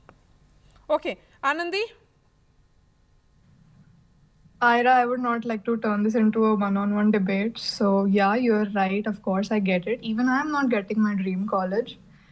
But as of now, on the topic, I would like to say that, ma'am, I think Supreme Court should get and give their verdict as soon as possible, because justice delayed is also justice denied. And they should start counseling as soon as possible. And I think 80 students were selected from Hazaribagh and Patna. It were proven that they had cheated. So I think either they should be barred or re-NEET should be taken for those students. Just like I said in the last interview, I would say it again, the students who are found that they have cheated or malpracticed, the re-NEET should be conducted for those students. Okay, so it should not be pan-India, but just specific, parts from where the reports are coming in. Keshav, look at the point that has been observed by the Chief Justice of India, that the toppers were distributed across 12 states and 1 union territory. And this is, of course, what NTA had said, that, in terms of those 100 rankers, they come from various states. Gujarat, Bihar, Andhra Pradesh, Maharashtra, Kerala, Karnataka, so many of them. Yeah, so Maria, thanks for having me. And just to give you summary, when I met last time on your channel, I told that there is no mass leakage. At least as of today, whatever has happened in the court, it proves that there is no mass leakage. Just to correct that, why NTA has been telling that there is no paper leak and there is a breach, just technically I'm telling you, if I print 100 papers, one paper is lost, there is a one leak. What NTA is saying that physically no paper is taken. Somebody has taken picture and done the printout. That is what they're technically using, breach and leak. And day one they are standing on the ground that there was no physical paper taken. That in itself means, I mean, if the content of a paper is leaked, it's a leak. What does it, taking away the paper will be seen as a leakage. I mean, that's a really confused alibi which is being sought by the NTA here. Exactly. So, but point is that if physically paper is leaked, then you don't know how many places has been printed. Physically paper is leaked. And that is where they are host leaked. But that's fine. Two things that I want to bring it, or a couple of things that I want to bring it. First thing is that on the Godhra, the Supreme Court today didn't ask that how this guy got center allocated. The matter was asked that, okay, this guy is not getting selected. That is not the point. How did they get this center? Because center is supposed to be done by the computer. And those 14 people getting center, particularly in Godhra, where there's two centers are there, this has to be investigated. I am against Neet from day one. I have been telling this, rank inflation is truth. Now, my understanding, my reading of data, I told you the first time also, is that 3x to 4x is rank inflation at every marks. The factor that NTA has told that there is a syllabus reduction, 25% what they are saying, which is not correct. It is 15% because there are syllabus added. But the main point of atom physics question, which they are giving marks, which today CGI has noticed that only 17 people are people who have scored 720 of 720, 44 people have gone and got because of physics 2 question. And this is precisely my case number 21, which was not taken. If CGI looks into that, I believe that rank inflation will reduce for the meritorious system. But the question then is, has the sanctity of the entire exam been lost on a large scale? This is the question which has been asked. Then, has it been lost? Your answer will be what? No. At large scale, no. Sanity is lost because there's a paper leak that has happened. Somebody has solved it. Somebody got the paper. There's a sanity loss that is there. But large scale, no. From day one, I'm telling you, and this is what Tushar Mehta today also told, that if the business model is to get 30 lakhs, 40 lakh rupees for a paper leak, who will go and put in social media? This itself I told in the last show when Mr. Alak Pandey was there. This whole business model doesn't work out. But my point is that if somebody is taken 5 lakhs, 10 lakhs to kill the OMR, or somebody is taken 5 lakhs to give the grace marks, that is not taken, right? Those investigations are not taken. But large scale paper leak, okay, so what does this releasing of marks and you know, all the details and the answers, the results should be published, what does it mean for the students? So the good thing that will happen, like we will be able to find it out, which center, how many people have qualified. Right? If all India it is less than 1% people are qualifying, and some center you are finding it, lot of people are qualifying, that opens up a can of worms, right?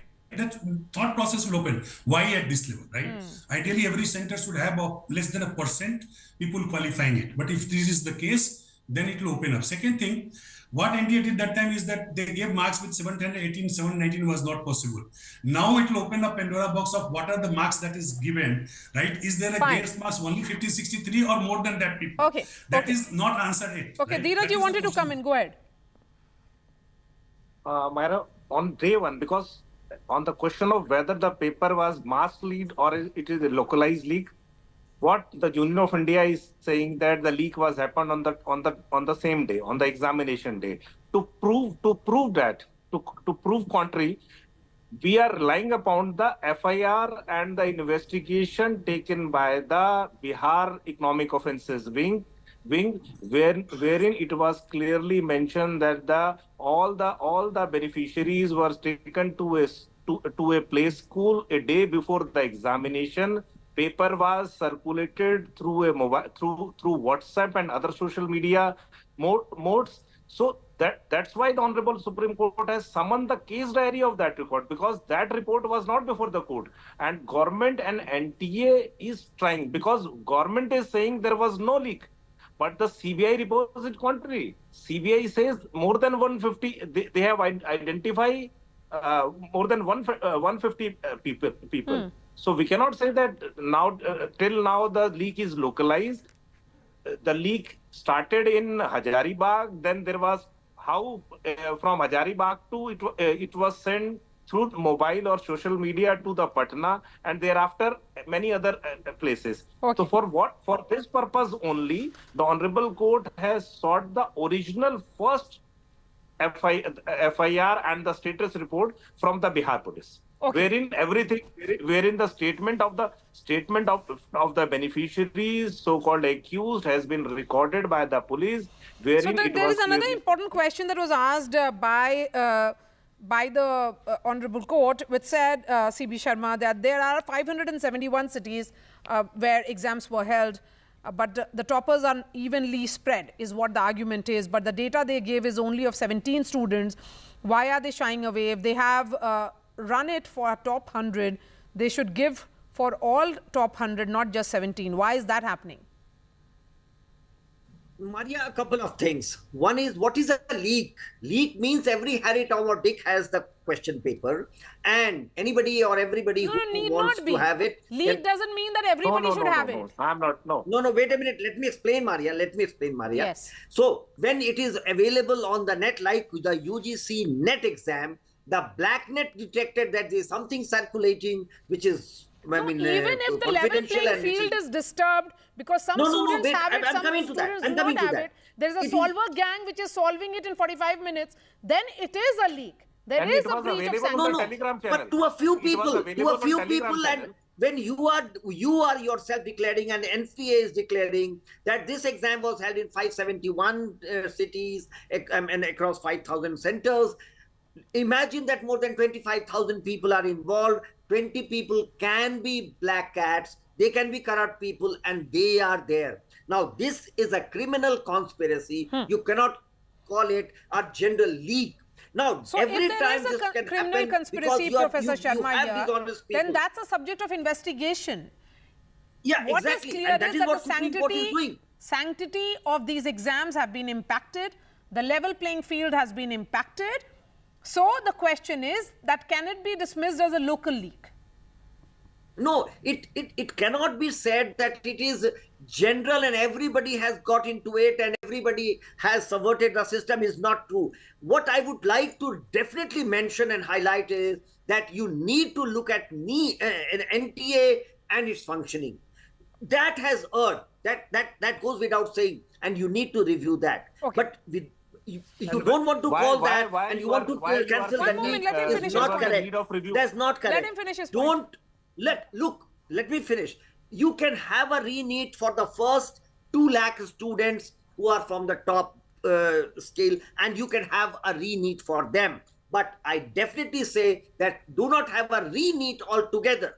I'm not worried about it. It is said that the cost of NEET is about 400 crores. I'm not worried about that. I'm all for it when it comes to actually selecting the best students. But let's not forget that all those 1,565 students who were given the option of coming and appearing for the test again, which was compulsory for them, not everybody appeared. In fact, just less than 50% did. So there are a lot of questions. Less than 50%. That's what I'm saying. Yes. When you say to these students that first 2 lakhs will have to reappear, and depending upon their new grade, they will be adjusted in the main merit list, then you will know the result.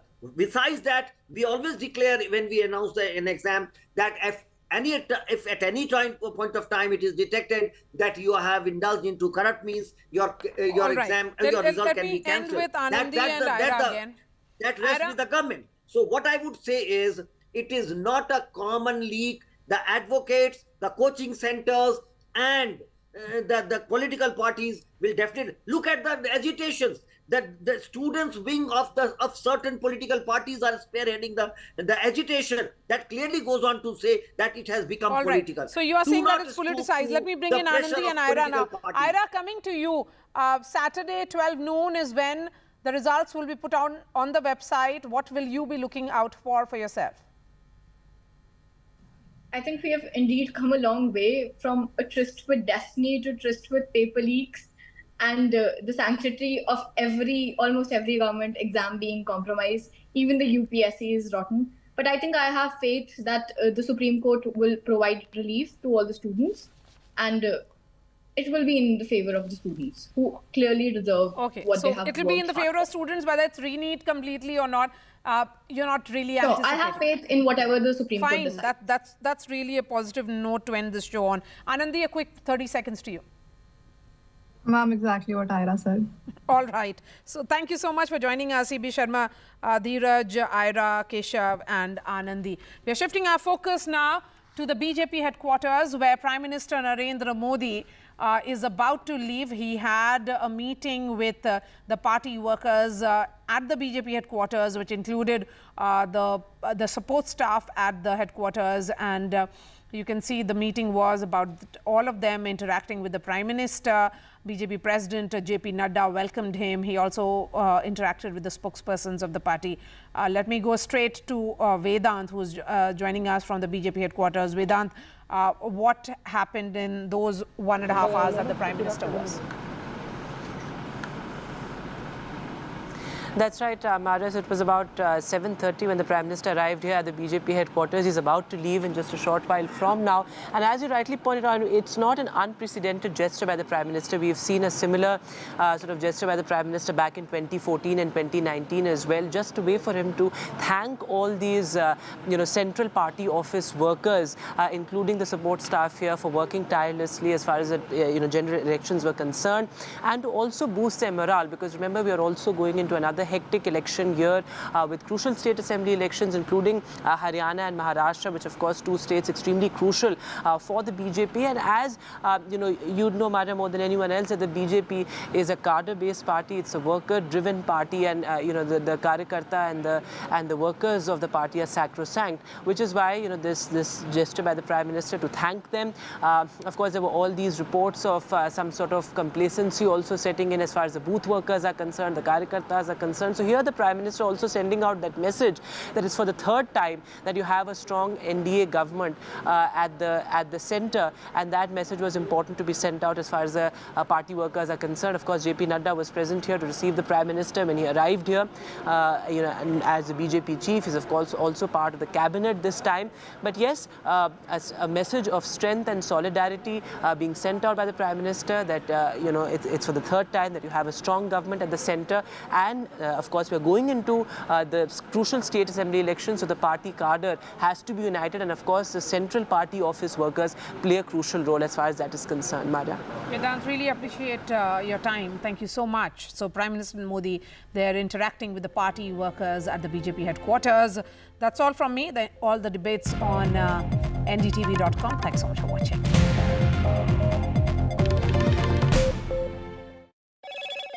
Hello, Moto. Motorola, India's best 5G smartphone brand.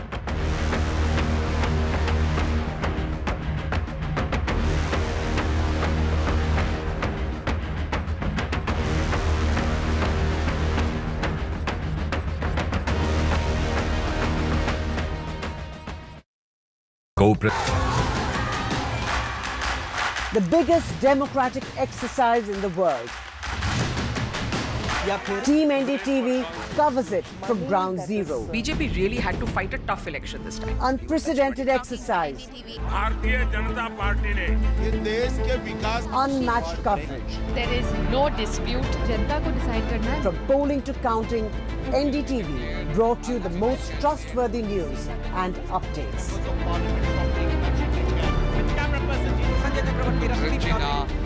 Elections mean NDTV. Stay informed and entertained with the new and updated NDTV News app. You can watch all our channels live, listen to podcasts, read breaking and exclusive news from around the world and more. Download the NDTV app today and get access to the best journalism and storytelling on your smartphone or tablet. The NDTV app. News that matters to you. NDTV proudly upholds its legacy of trust and credibility. According to the prestigious Reuters Institute's Digital News Report 2024, NDTV is the top-most news platform in the country. Number one in both online and offline reach in India. Beating all its competition, NDTV stands for trust. Get ready for the ride of your life. NDTV brings you the NDTV Auto Show with me, Mugdha Mishra. From the fastest supercars to the sleekest new energy vehicles to your trusted daily ride, we cover it all. Every Saturday at 10:30 a.m. and Sunday at 8:30 p.m. only on NDTV 24/7. Your next great escape starts here. MSMEs are the backbone for the country's economy. They account for 45% of exports. Frequent changes in GST tariffs and norms has proven to become a very tough issue for the small micro units. The budget should be in a growth-oriented budget. So we should bring more manufacturers into the fold of GST. Particularly for micro and small-scale industries, kindly give us a export benefit incentive to us. But for a micro or small-scale industry to go up, there should be a hand-holding mechanism which is definitely required.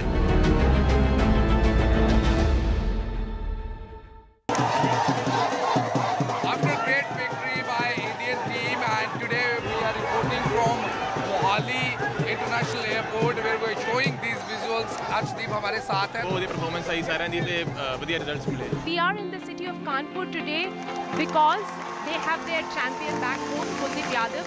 Desperation for each and everyone to go there and win the World Cup, and we did it.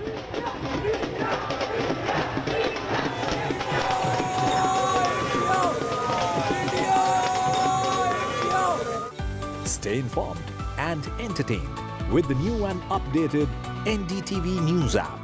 You can watch all our channels live, listen to podcasts, read breaking and exclusive news from around the world and more. Download the NDTV app today and get access to the best journalism and storytelling on your smartphone or tablet. The NDTV app. News that matters to you. Some people say the metaverse will only be virtual. One day this lecture hall will be made of code, and driverless cars would be trapped in intersections. But even in this maze of the future, you can't wish away health. It's time to become more resilient.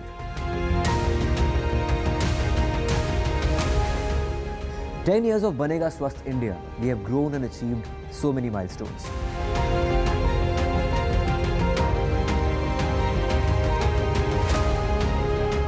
And now I have a plan to beat the urgency, to stop breathing with difficulty, to relieve getting choked with inactivity.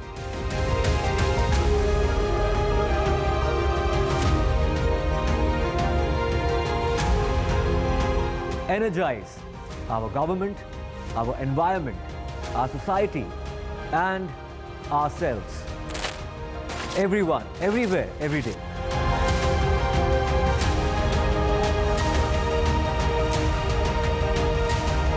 Banega Swasth India. One world hygiene.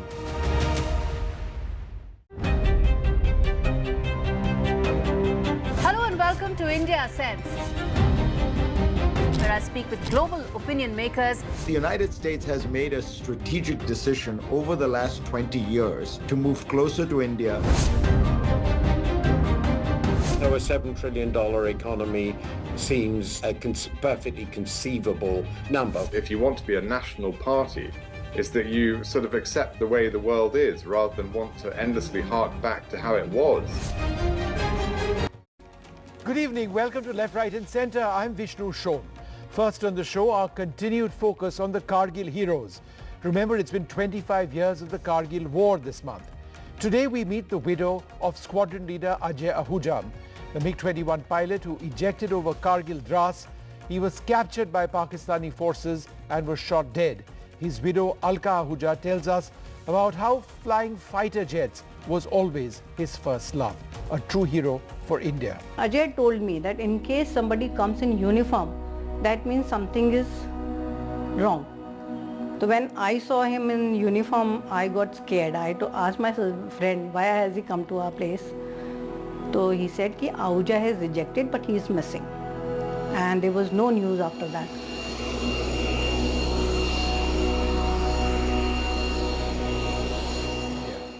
Next on the program, an exclusive interview with the Tibetan Prime Minister in exile, Sekyong Penpa Sering. He speaks about how Tibetan soldiers have fought in wars for India and how this is a debt that Tibetans owe India for our hospitality for decades.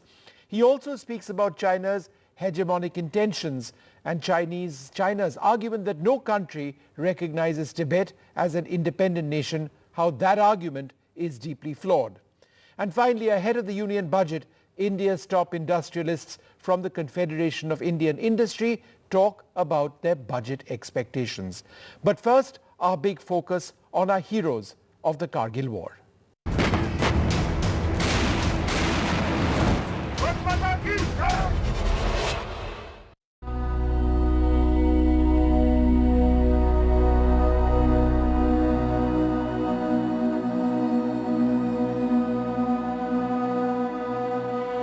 When we got married, he told me, you are my second wife. And I was shocked. What is he saying? Then he said, Efos is my first wife and you are my second wife. And he always did that.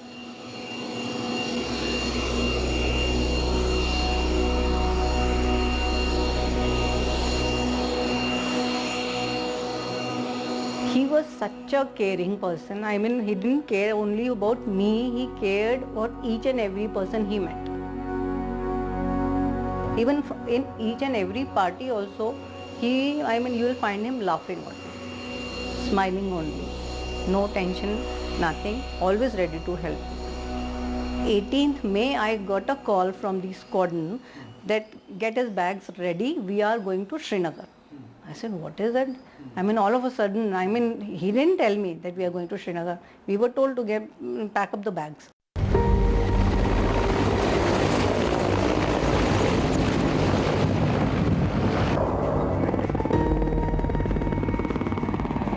"22nd May was his birthday, so I thought they'll be coming back by 22nd May. 22nd when we spoke, then he said कि नहीं we are not coming, and बेटे की vacations were starting, so he said कि I'll send you the tickets, you both come to Srinagar, we are going to stay here for some more time." I said okay, and my son was really excited that we are going to meet Dada. And next day, 23rd May onwards, all the civil flights were cancelled. That time also didn't struck what is wrong. 26th May onwards, when airstrike started, then we realized that something is there.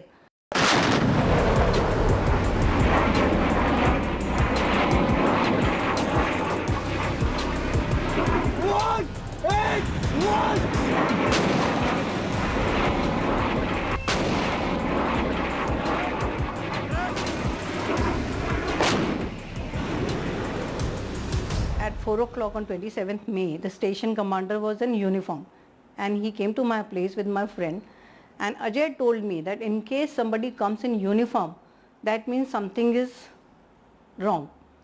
So when I saw him in uniform, I got scared. I had to ask my friend, why has he come to our place? So he said that Ahuja has rejected, but he is missing. And there was no news after that. And I was just praying to God that I should get some good news about him, but it was 4:30, 5 o'clock, 6 o'clock, and it was getting dark. So I was worried, and we were just waiting. By 8:30, they said that one Nachiketa had rejected. So they said that one has survived and one is no more. Now who is no more was a question. And by 8:30, they said that Ahuja is no more.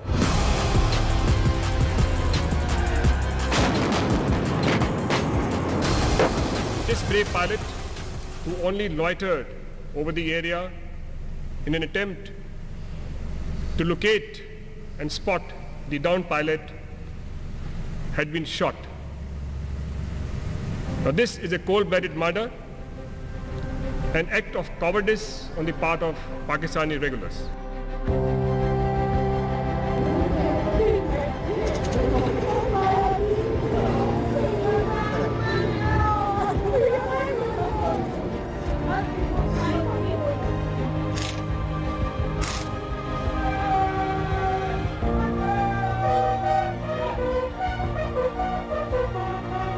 They both were in fact friends rather than son and father. So he was very close to her. And I couldn't tell him what had happened, and he was watching everything. But didn't ask me any question, but he was just watching that something is wrong, but he didn't know what has happened, because you can't imagine a 5-year-old child to think about this. And then he went to different places with me. He saw Dada's photo everywhere. And but he was just watching. And one fine day he told me, when I went to Quota and came back, he said, "Mama, Dada ab kabhi nahi aayenge." That's all.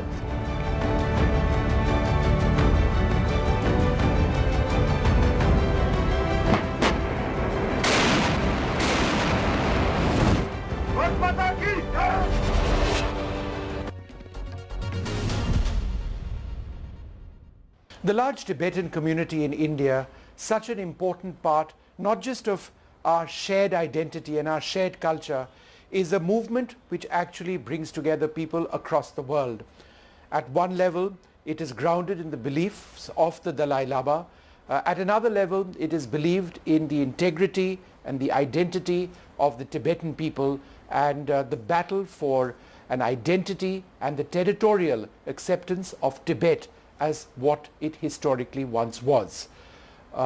India is a key partner of the Tibetan people, the Tibetan government, and we have a wonderful guest today to speak with us, His Excellency Sekyong Penma Cheding. He is the Prime Minister of the Tibetan movement. Thank you, sir, very much for being with us.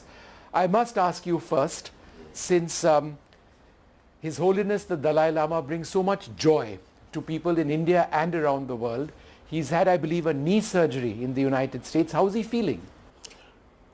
Considering his age, now that he's already 89, he's recuperating very well.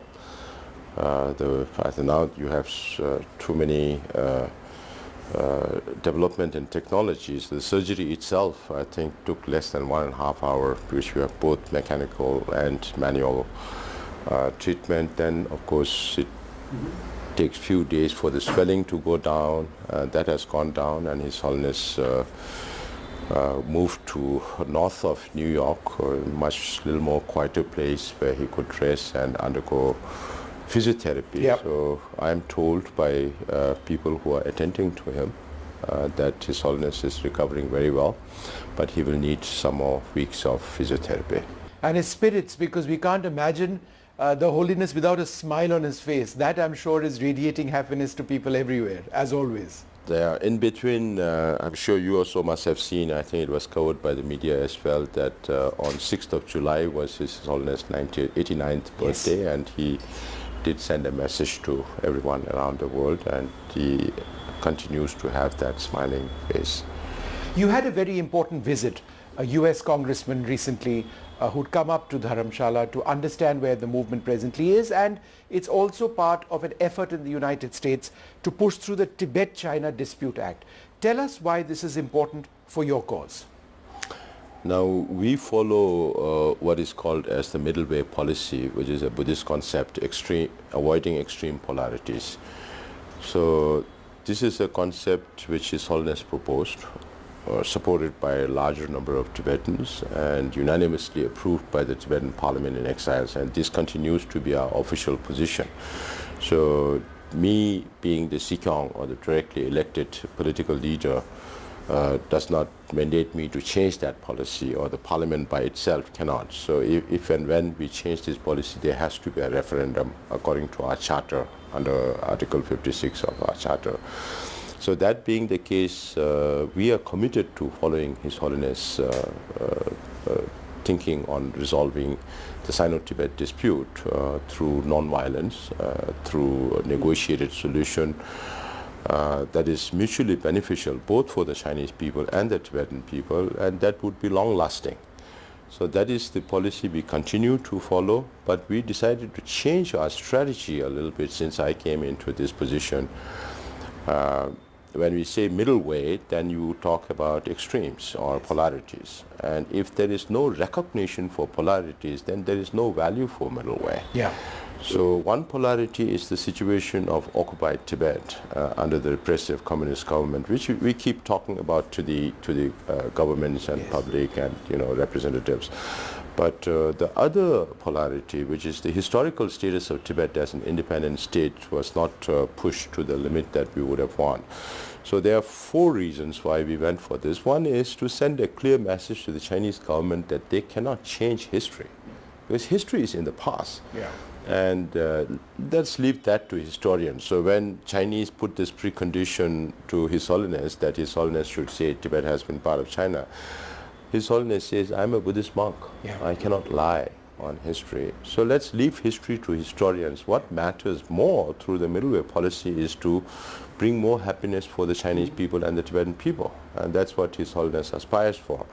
So if there is no recognition for the polarities or the extremes, then there is no value for middle way. That's why we decided to reach out to United States as a government to see what we can do about this, and we strategized on this since April 2022. So it has already been 2 years and 3 months till we got this signed by President Biden. So there are a lot of people involved in this, the congressmen and women, staffers, whole lot of people within the Tibetan community. Also, we have our Office of Tibet there, representatives in the International Campaign for Tibet, who has been there for a very long time, since '87, and they have the institutional memory. We work together very closely to get this done in the House and the Senate, and from November 26 last year till it took about 8 months to get it. But even before that, there were a lot of knots that need to be untied. But let me ask you this, since one of the biggest concerns or problems with regard to China is the identity of the Dalai Lama himself, and what they keep saying is that he's not purely a religious person, that he has a political avatar, and they dispute his role, and they say that essentially he's a politician, when in fact he's a lot more than that. He appeals to people around the world. He is so much more profound in his identity. How would you respond to what China says on this particular thing? Sometimes I fail to understand why China fears a simple monk like His Holiness the Dalai Lama. They are the second largest economy in the world. They have all the influence. They have managed to convince or ask every country to say Tibet is part of PRC over the years, and they have always tried to defame His Holiness by calling him a monk in wolf's clothing and all kind of things. But everybody knows. Sometimes I ask this question as to who really wants Tibet to be separated from China. Yeah. Because His Holiness keeps repeating like a mantra, middle way, all the time. And Chinese government keeps calling him a separatist. And the fact is that Tibet was an independent country. Yes. They invaded our country, they pushed us out, and then they called His Holiness a separatist. And now the question is, who really wants Tibet to be separated from China? Is it the Chinese government who keeps calling His Holiness a separatist, despite His Holiness keeping on repeating this middle way policy? The whole world knows. So who are they trying to fool? That is the main problem. So, and the fear of one Lama, like His Holiness, against the Chinese government, that is something unfathomable in our mind. His Holiness always had a very larger understanding of the world, holistic understanding. And the reason why he went for the middle way is also because he appreciates the concept of European Union. Sure. Even now he says if it is not for the concept of European Union, Europeans would still be fighting with each other. If that can be applied to Europe, then why not Tibet with China? Sure. Or in the whole region? Whether we like it or not, we cannot lift Tibet out of that place and put it somewhere in the Arabian or Bay of Bengal near India. So we don't have a Hanuman to lift Tibet out of that place. So whenever we get to go back, we have to learn. We have to live in peace with China or India or all our neighbors, like we did for centuries. But Your Excellency, since we are talking about China, one of the biggest concerns here in India is the quote-unquote salami slicing of territory which China does. It's not just in Ladakh and attempts at salami slicing into Arunachal Pradesh, but also the sovereign nation of Bhutan, where even areas which have been under the royal family of Bhutan, their historic and their legacy areas, ancestral lands, have been taken over by the Chinese physically. Is this not perhaps the most profound threat that so many nations around the world face, Chinese expansionism? Yeah. China is always in a denial mood, as every one of us knows. When we talk about China's hegemonistic ambitions, they say we don't have hegemonistic. But the very fact that China invaded Tibet in 1959 was their first step in an expansion of China. Before that, with Uyghurs and the Inner Mongolians. So what they do and what they say are two different things. That is what they have always been saying. And some 8-10 years ago, if you remember, China declared air identification zone. Yes. At that time, I told our U.S. friends, when China can claim the air, they will claim everything under that air, whether it's sea or land or whatever. So these days, China's hegemonistic ambitions are also reflected in terms of how they are renaming places, not just in Arunachal Pradesh or belligerents on Ladakh. Because I've been to Arunachal Pradesh in the north of Sikkim, to Ladakh, everywhere, because I've never been to Tibet. So to fulfill my emotional needs, I go on the border area, also to meet with my people who live there and see Tibet from across the border. So China's on anything, whether you talk about overcapacity of EV vehicles, they deny it. So anything that the world points a finger at China, China keeps denying, and this is definitely a huge threat, not only to India, but after the BRICS summit, the last BRICS summit in South Africa, China came out with those maps once again. Yes. It was not like they're coming out for the first time.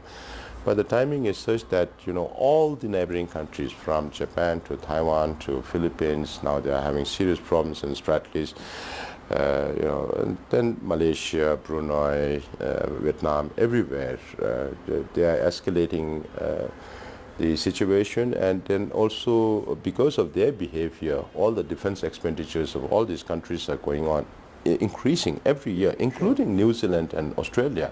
Absolutely. But Your Excellency, let me ask you, one of the areas which hasn't been spoken about very much in the past, but increasingly is, and perhaps that's a good thing, is the Vikas force. It is a Tibetan army, but it is well integrated with the Indian army, in as much as they worship the Tibetan cause, they protect India's sovereignty, and they've done it in 1971, and they've done it in Ladakh as well. Could you tell us about how Tibetan soldiers are an intrinsic part of what both you and I believe, the sovereignty of nations and their territorial integrity? Maybe I would like to add one more here. Yes. We have the Vikas, then we have the Indo-Tibetan Border Force, Border Police. That is why I keep saying the very fact that the Indian government has not changed the name from Indo-Tibetan Border Police, Indo-Tibetan Border Force to Indo-China Border Police, and that also underlies India's position on Tibet. If we go back in time, of course, there was CIA-Tibet collaboration in the late 50s, starting from 57 till up to 1968. That cooperation was there, but India was not friendly with US at that time. Pakistan was more friendly. So if you read Noodlemaker by His Holiness Elder Brother, Noodlemaker of Kalimpong, yes. There also you'll find we have to send people from Bangladesh, yes. from East Pakistan, instead from Indian soil. But for the first time, after Hindi Chini Bye-Bye, 1954, India declaring Tibet region of China and all that, after 8 years as Chinese government planned at that time with Mao and Zhou Enlai at the helm of affairs, they attacked India in 1962. So that realization brought the combination of United States and Tibetans, and so they started one office in Saket, I see. way back in 1964. The axis of India, US and Tibetans. So for the first time, then they decided to have this cooperation, and then they established the 22, where Tibetans were deployed to, because we always lived in the mountains. So we have this lung, special lung to go to the borders. Even last time, our people have participated in the Bangladesh war also. So we have played an important role in freeing Bangladesh alongside, of course, under the command of Indian Army and in Kargil war. So most of the engagements we were there. And last time, 3 years ago, when I was in Ladakh, I met a commandant and he was saying, I'm very lucky to be commanding such a Vikas, because at that time, that Vikas, that particular Vikas was the one to find out incursion on the Depsang plains. So I think Defense Minister was also there, Rajnath Singh ji, and the Army Chief, the Joint Army Chief was also there, and the CO was called, and he thought he could be reprimanded, but they said, you have done a good job, the Vikas people have done a good job. So the topography, the altitude and all that are suitable for the Tibetans, and if there is any way that we can contribute in some ways, to repay our debt to the Indian government for all the hospitality and everything that you did for us, this is in some way to repay the government of India, and we are still playing a very important role. Even with your lives, because those soldiers put their lives on the line. Soldiers are meant to put their lives at risk in the forefront before the civilians, so that is how they are brought up mentally. I want to go back to the Tibet-China Dispute Act. One of the key objectives is to stop Chinese disinformation, because so much of the information flow is skewed. Could you tell us how that's a primary objective? Yes, that is, as I mentioned before, we changed our strategy to focus on the historical aspects. I mentioned about the first message to the Chinese government, the second message to the international community, because over the last 40-50 years, China managed to force or coerce every country to say that Tibet is part of PRC. And in China, they keep saying Tibet has been part of China since ancient times. So this is the core of that legislation, of that act, where the US government says that they do not accept Chinese narrative or assertion that Tibet has been part of China since ancient times. And His Holiness also has not accepted in their findings as well as in the act itself. So which means that so far the Chinese government has been saying that there is not a single country who recognizes the independence of Tibet, or there is not a single country who recognizes the government in exile. Yeah. Now, that is the second part, is another matter, but with this act now in place, would the Chinese government be able to say there is not a single country who does not recognize or who recognizes the independence of Tibet? What about India and the fact that, we back your cause 110%? What is the state of that relationship? And it's not just a relationship of brothers and sisters, or it's also an economic relationship at one level. It is also about sustaining Tibetan communities within India at so many levels. You were talking to me about Tibetan schools.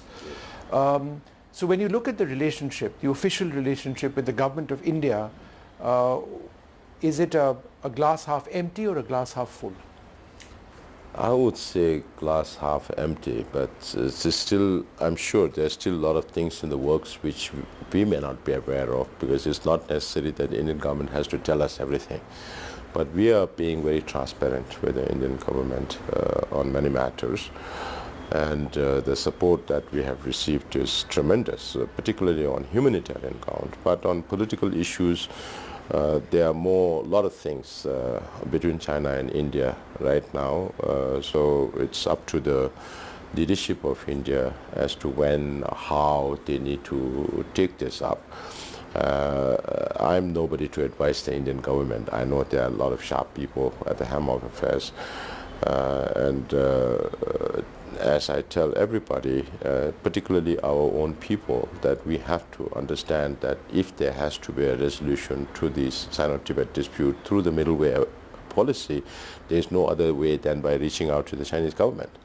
Now, on the other hand, till such a time, then we have to reach out to the international community. Now, when we reach out to the international community, we can't expect that country to leave aside their national interests and then take up Tibet's national interest. It's the same case with India as well. But the difference between India and US or Europe-US is also because of India's proximity of border with Tibet. Now that has become in China.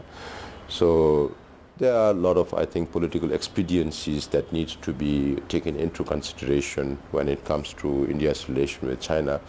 But at the same time, we find that, at the beginning of Prime Minister Modi's tenure, he made every effort to get better relations with China by inviting Xi Jinping to Gujarat, to Mahabalipuram, and he himself visiting Beijing and Wuhan and all that brotherhood, Brawhaha, Panchshir. Even now Panchshir is being talked about, despite all the historical. So despite all the efforts from Indian government side, the response from the Chinese government has not been up to the mark. No.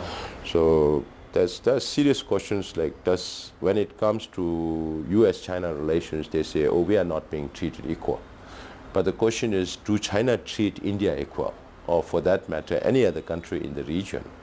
So these are they talk about peaceful dialogue. Where is peaceful dialogue with Tibetans, with Uyghurs, with Mongolians or Hong Kongers or Taiwanese?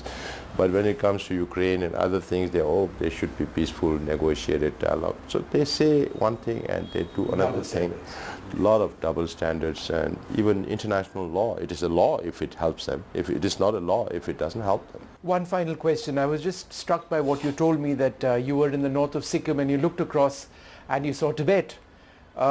It must be tremendously painful for you that you are the Prime Minister in exile of Tibet, of the Tibetan people, and you haven't been to your own home.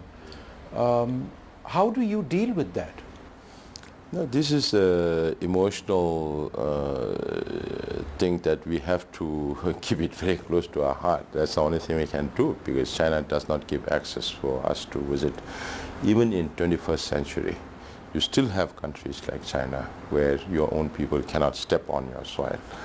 So this is very unfortunate. That's why we are trying to seek a solution where we can go back, visit our families, visit our, see our land by ourselves. So the only thing we can do is now go on Google. When we were growing up, there was no Google also. So now I call it the Google Rinpoche. Right. Because you ask Google and you get to see everything. So that's all we can do. Go on Google, look at maps. And now China is changing Tibet's name also and destroying the background to that, all the historical background to that. So we are also we have to develop another map that is searchable on the internet with Tibetan names. Yes. Because China is changing all the names. And these are going to be very consequential. And particularly the colonial boarding schools. And these will have serious impact on India's security from a long-term perspective. Because right now, we Tibetans, there are stories that the first king of Tibet came from India. So that is how old our relationship, going back 2,300 years ago. And then the Tibetan script came from India. The Tibetan Buddhism came from India. Today, China claims that Tibetan Buddhism came from China. That's again another distortion of facts. So Tibetans have remained, and we transliterated every available Sanskrit and Pali text into Tibetan language on the advice of Shantarakshita. So we are the only country that has become a repository of one part of ancient Indian wisdom, which is manifested in the messages of His Holiness to the world. So we are very proud people, being a repository of one part of ancient Indian wisdom, and we respect India, because India is the land of Buddha. We call it the land of Aryavrat. So we have a lot of respect. Now with China changing the curriculum, turning the boarding schools into teaching just Mandarin and a Communist Party ideology and loyalty and military training and all that, will wean away the emotional quotient that we have with India, and that will affect India also in the long, if this continues for a long time. What about the entire debate about who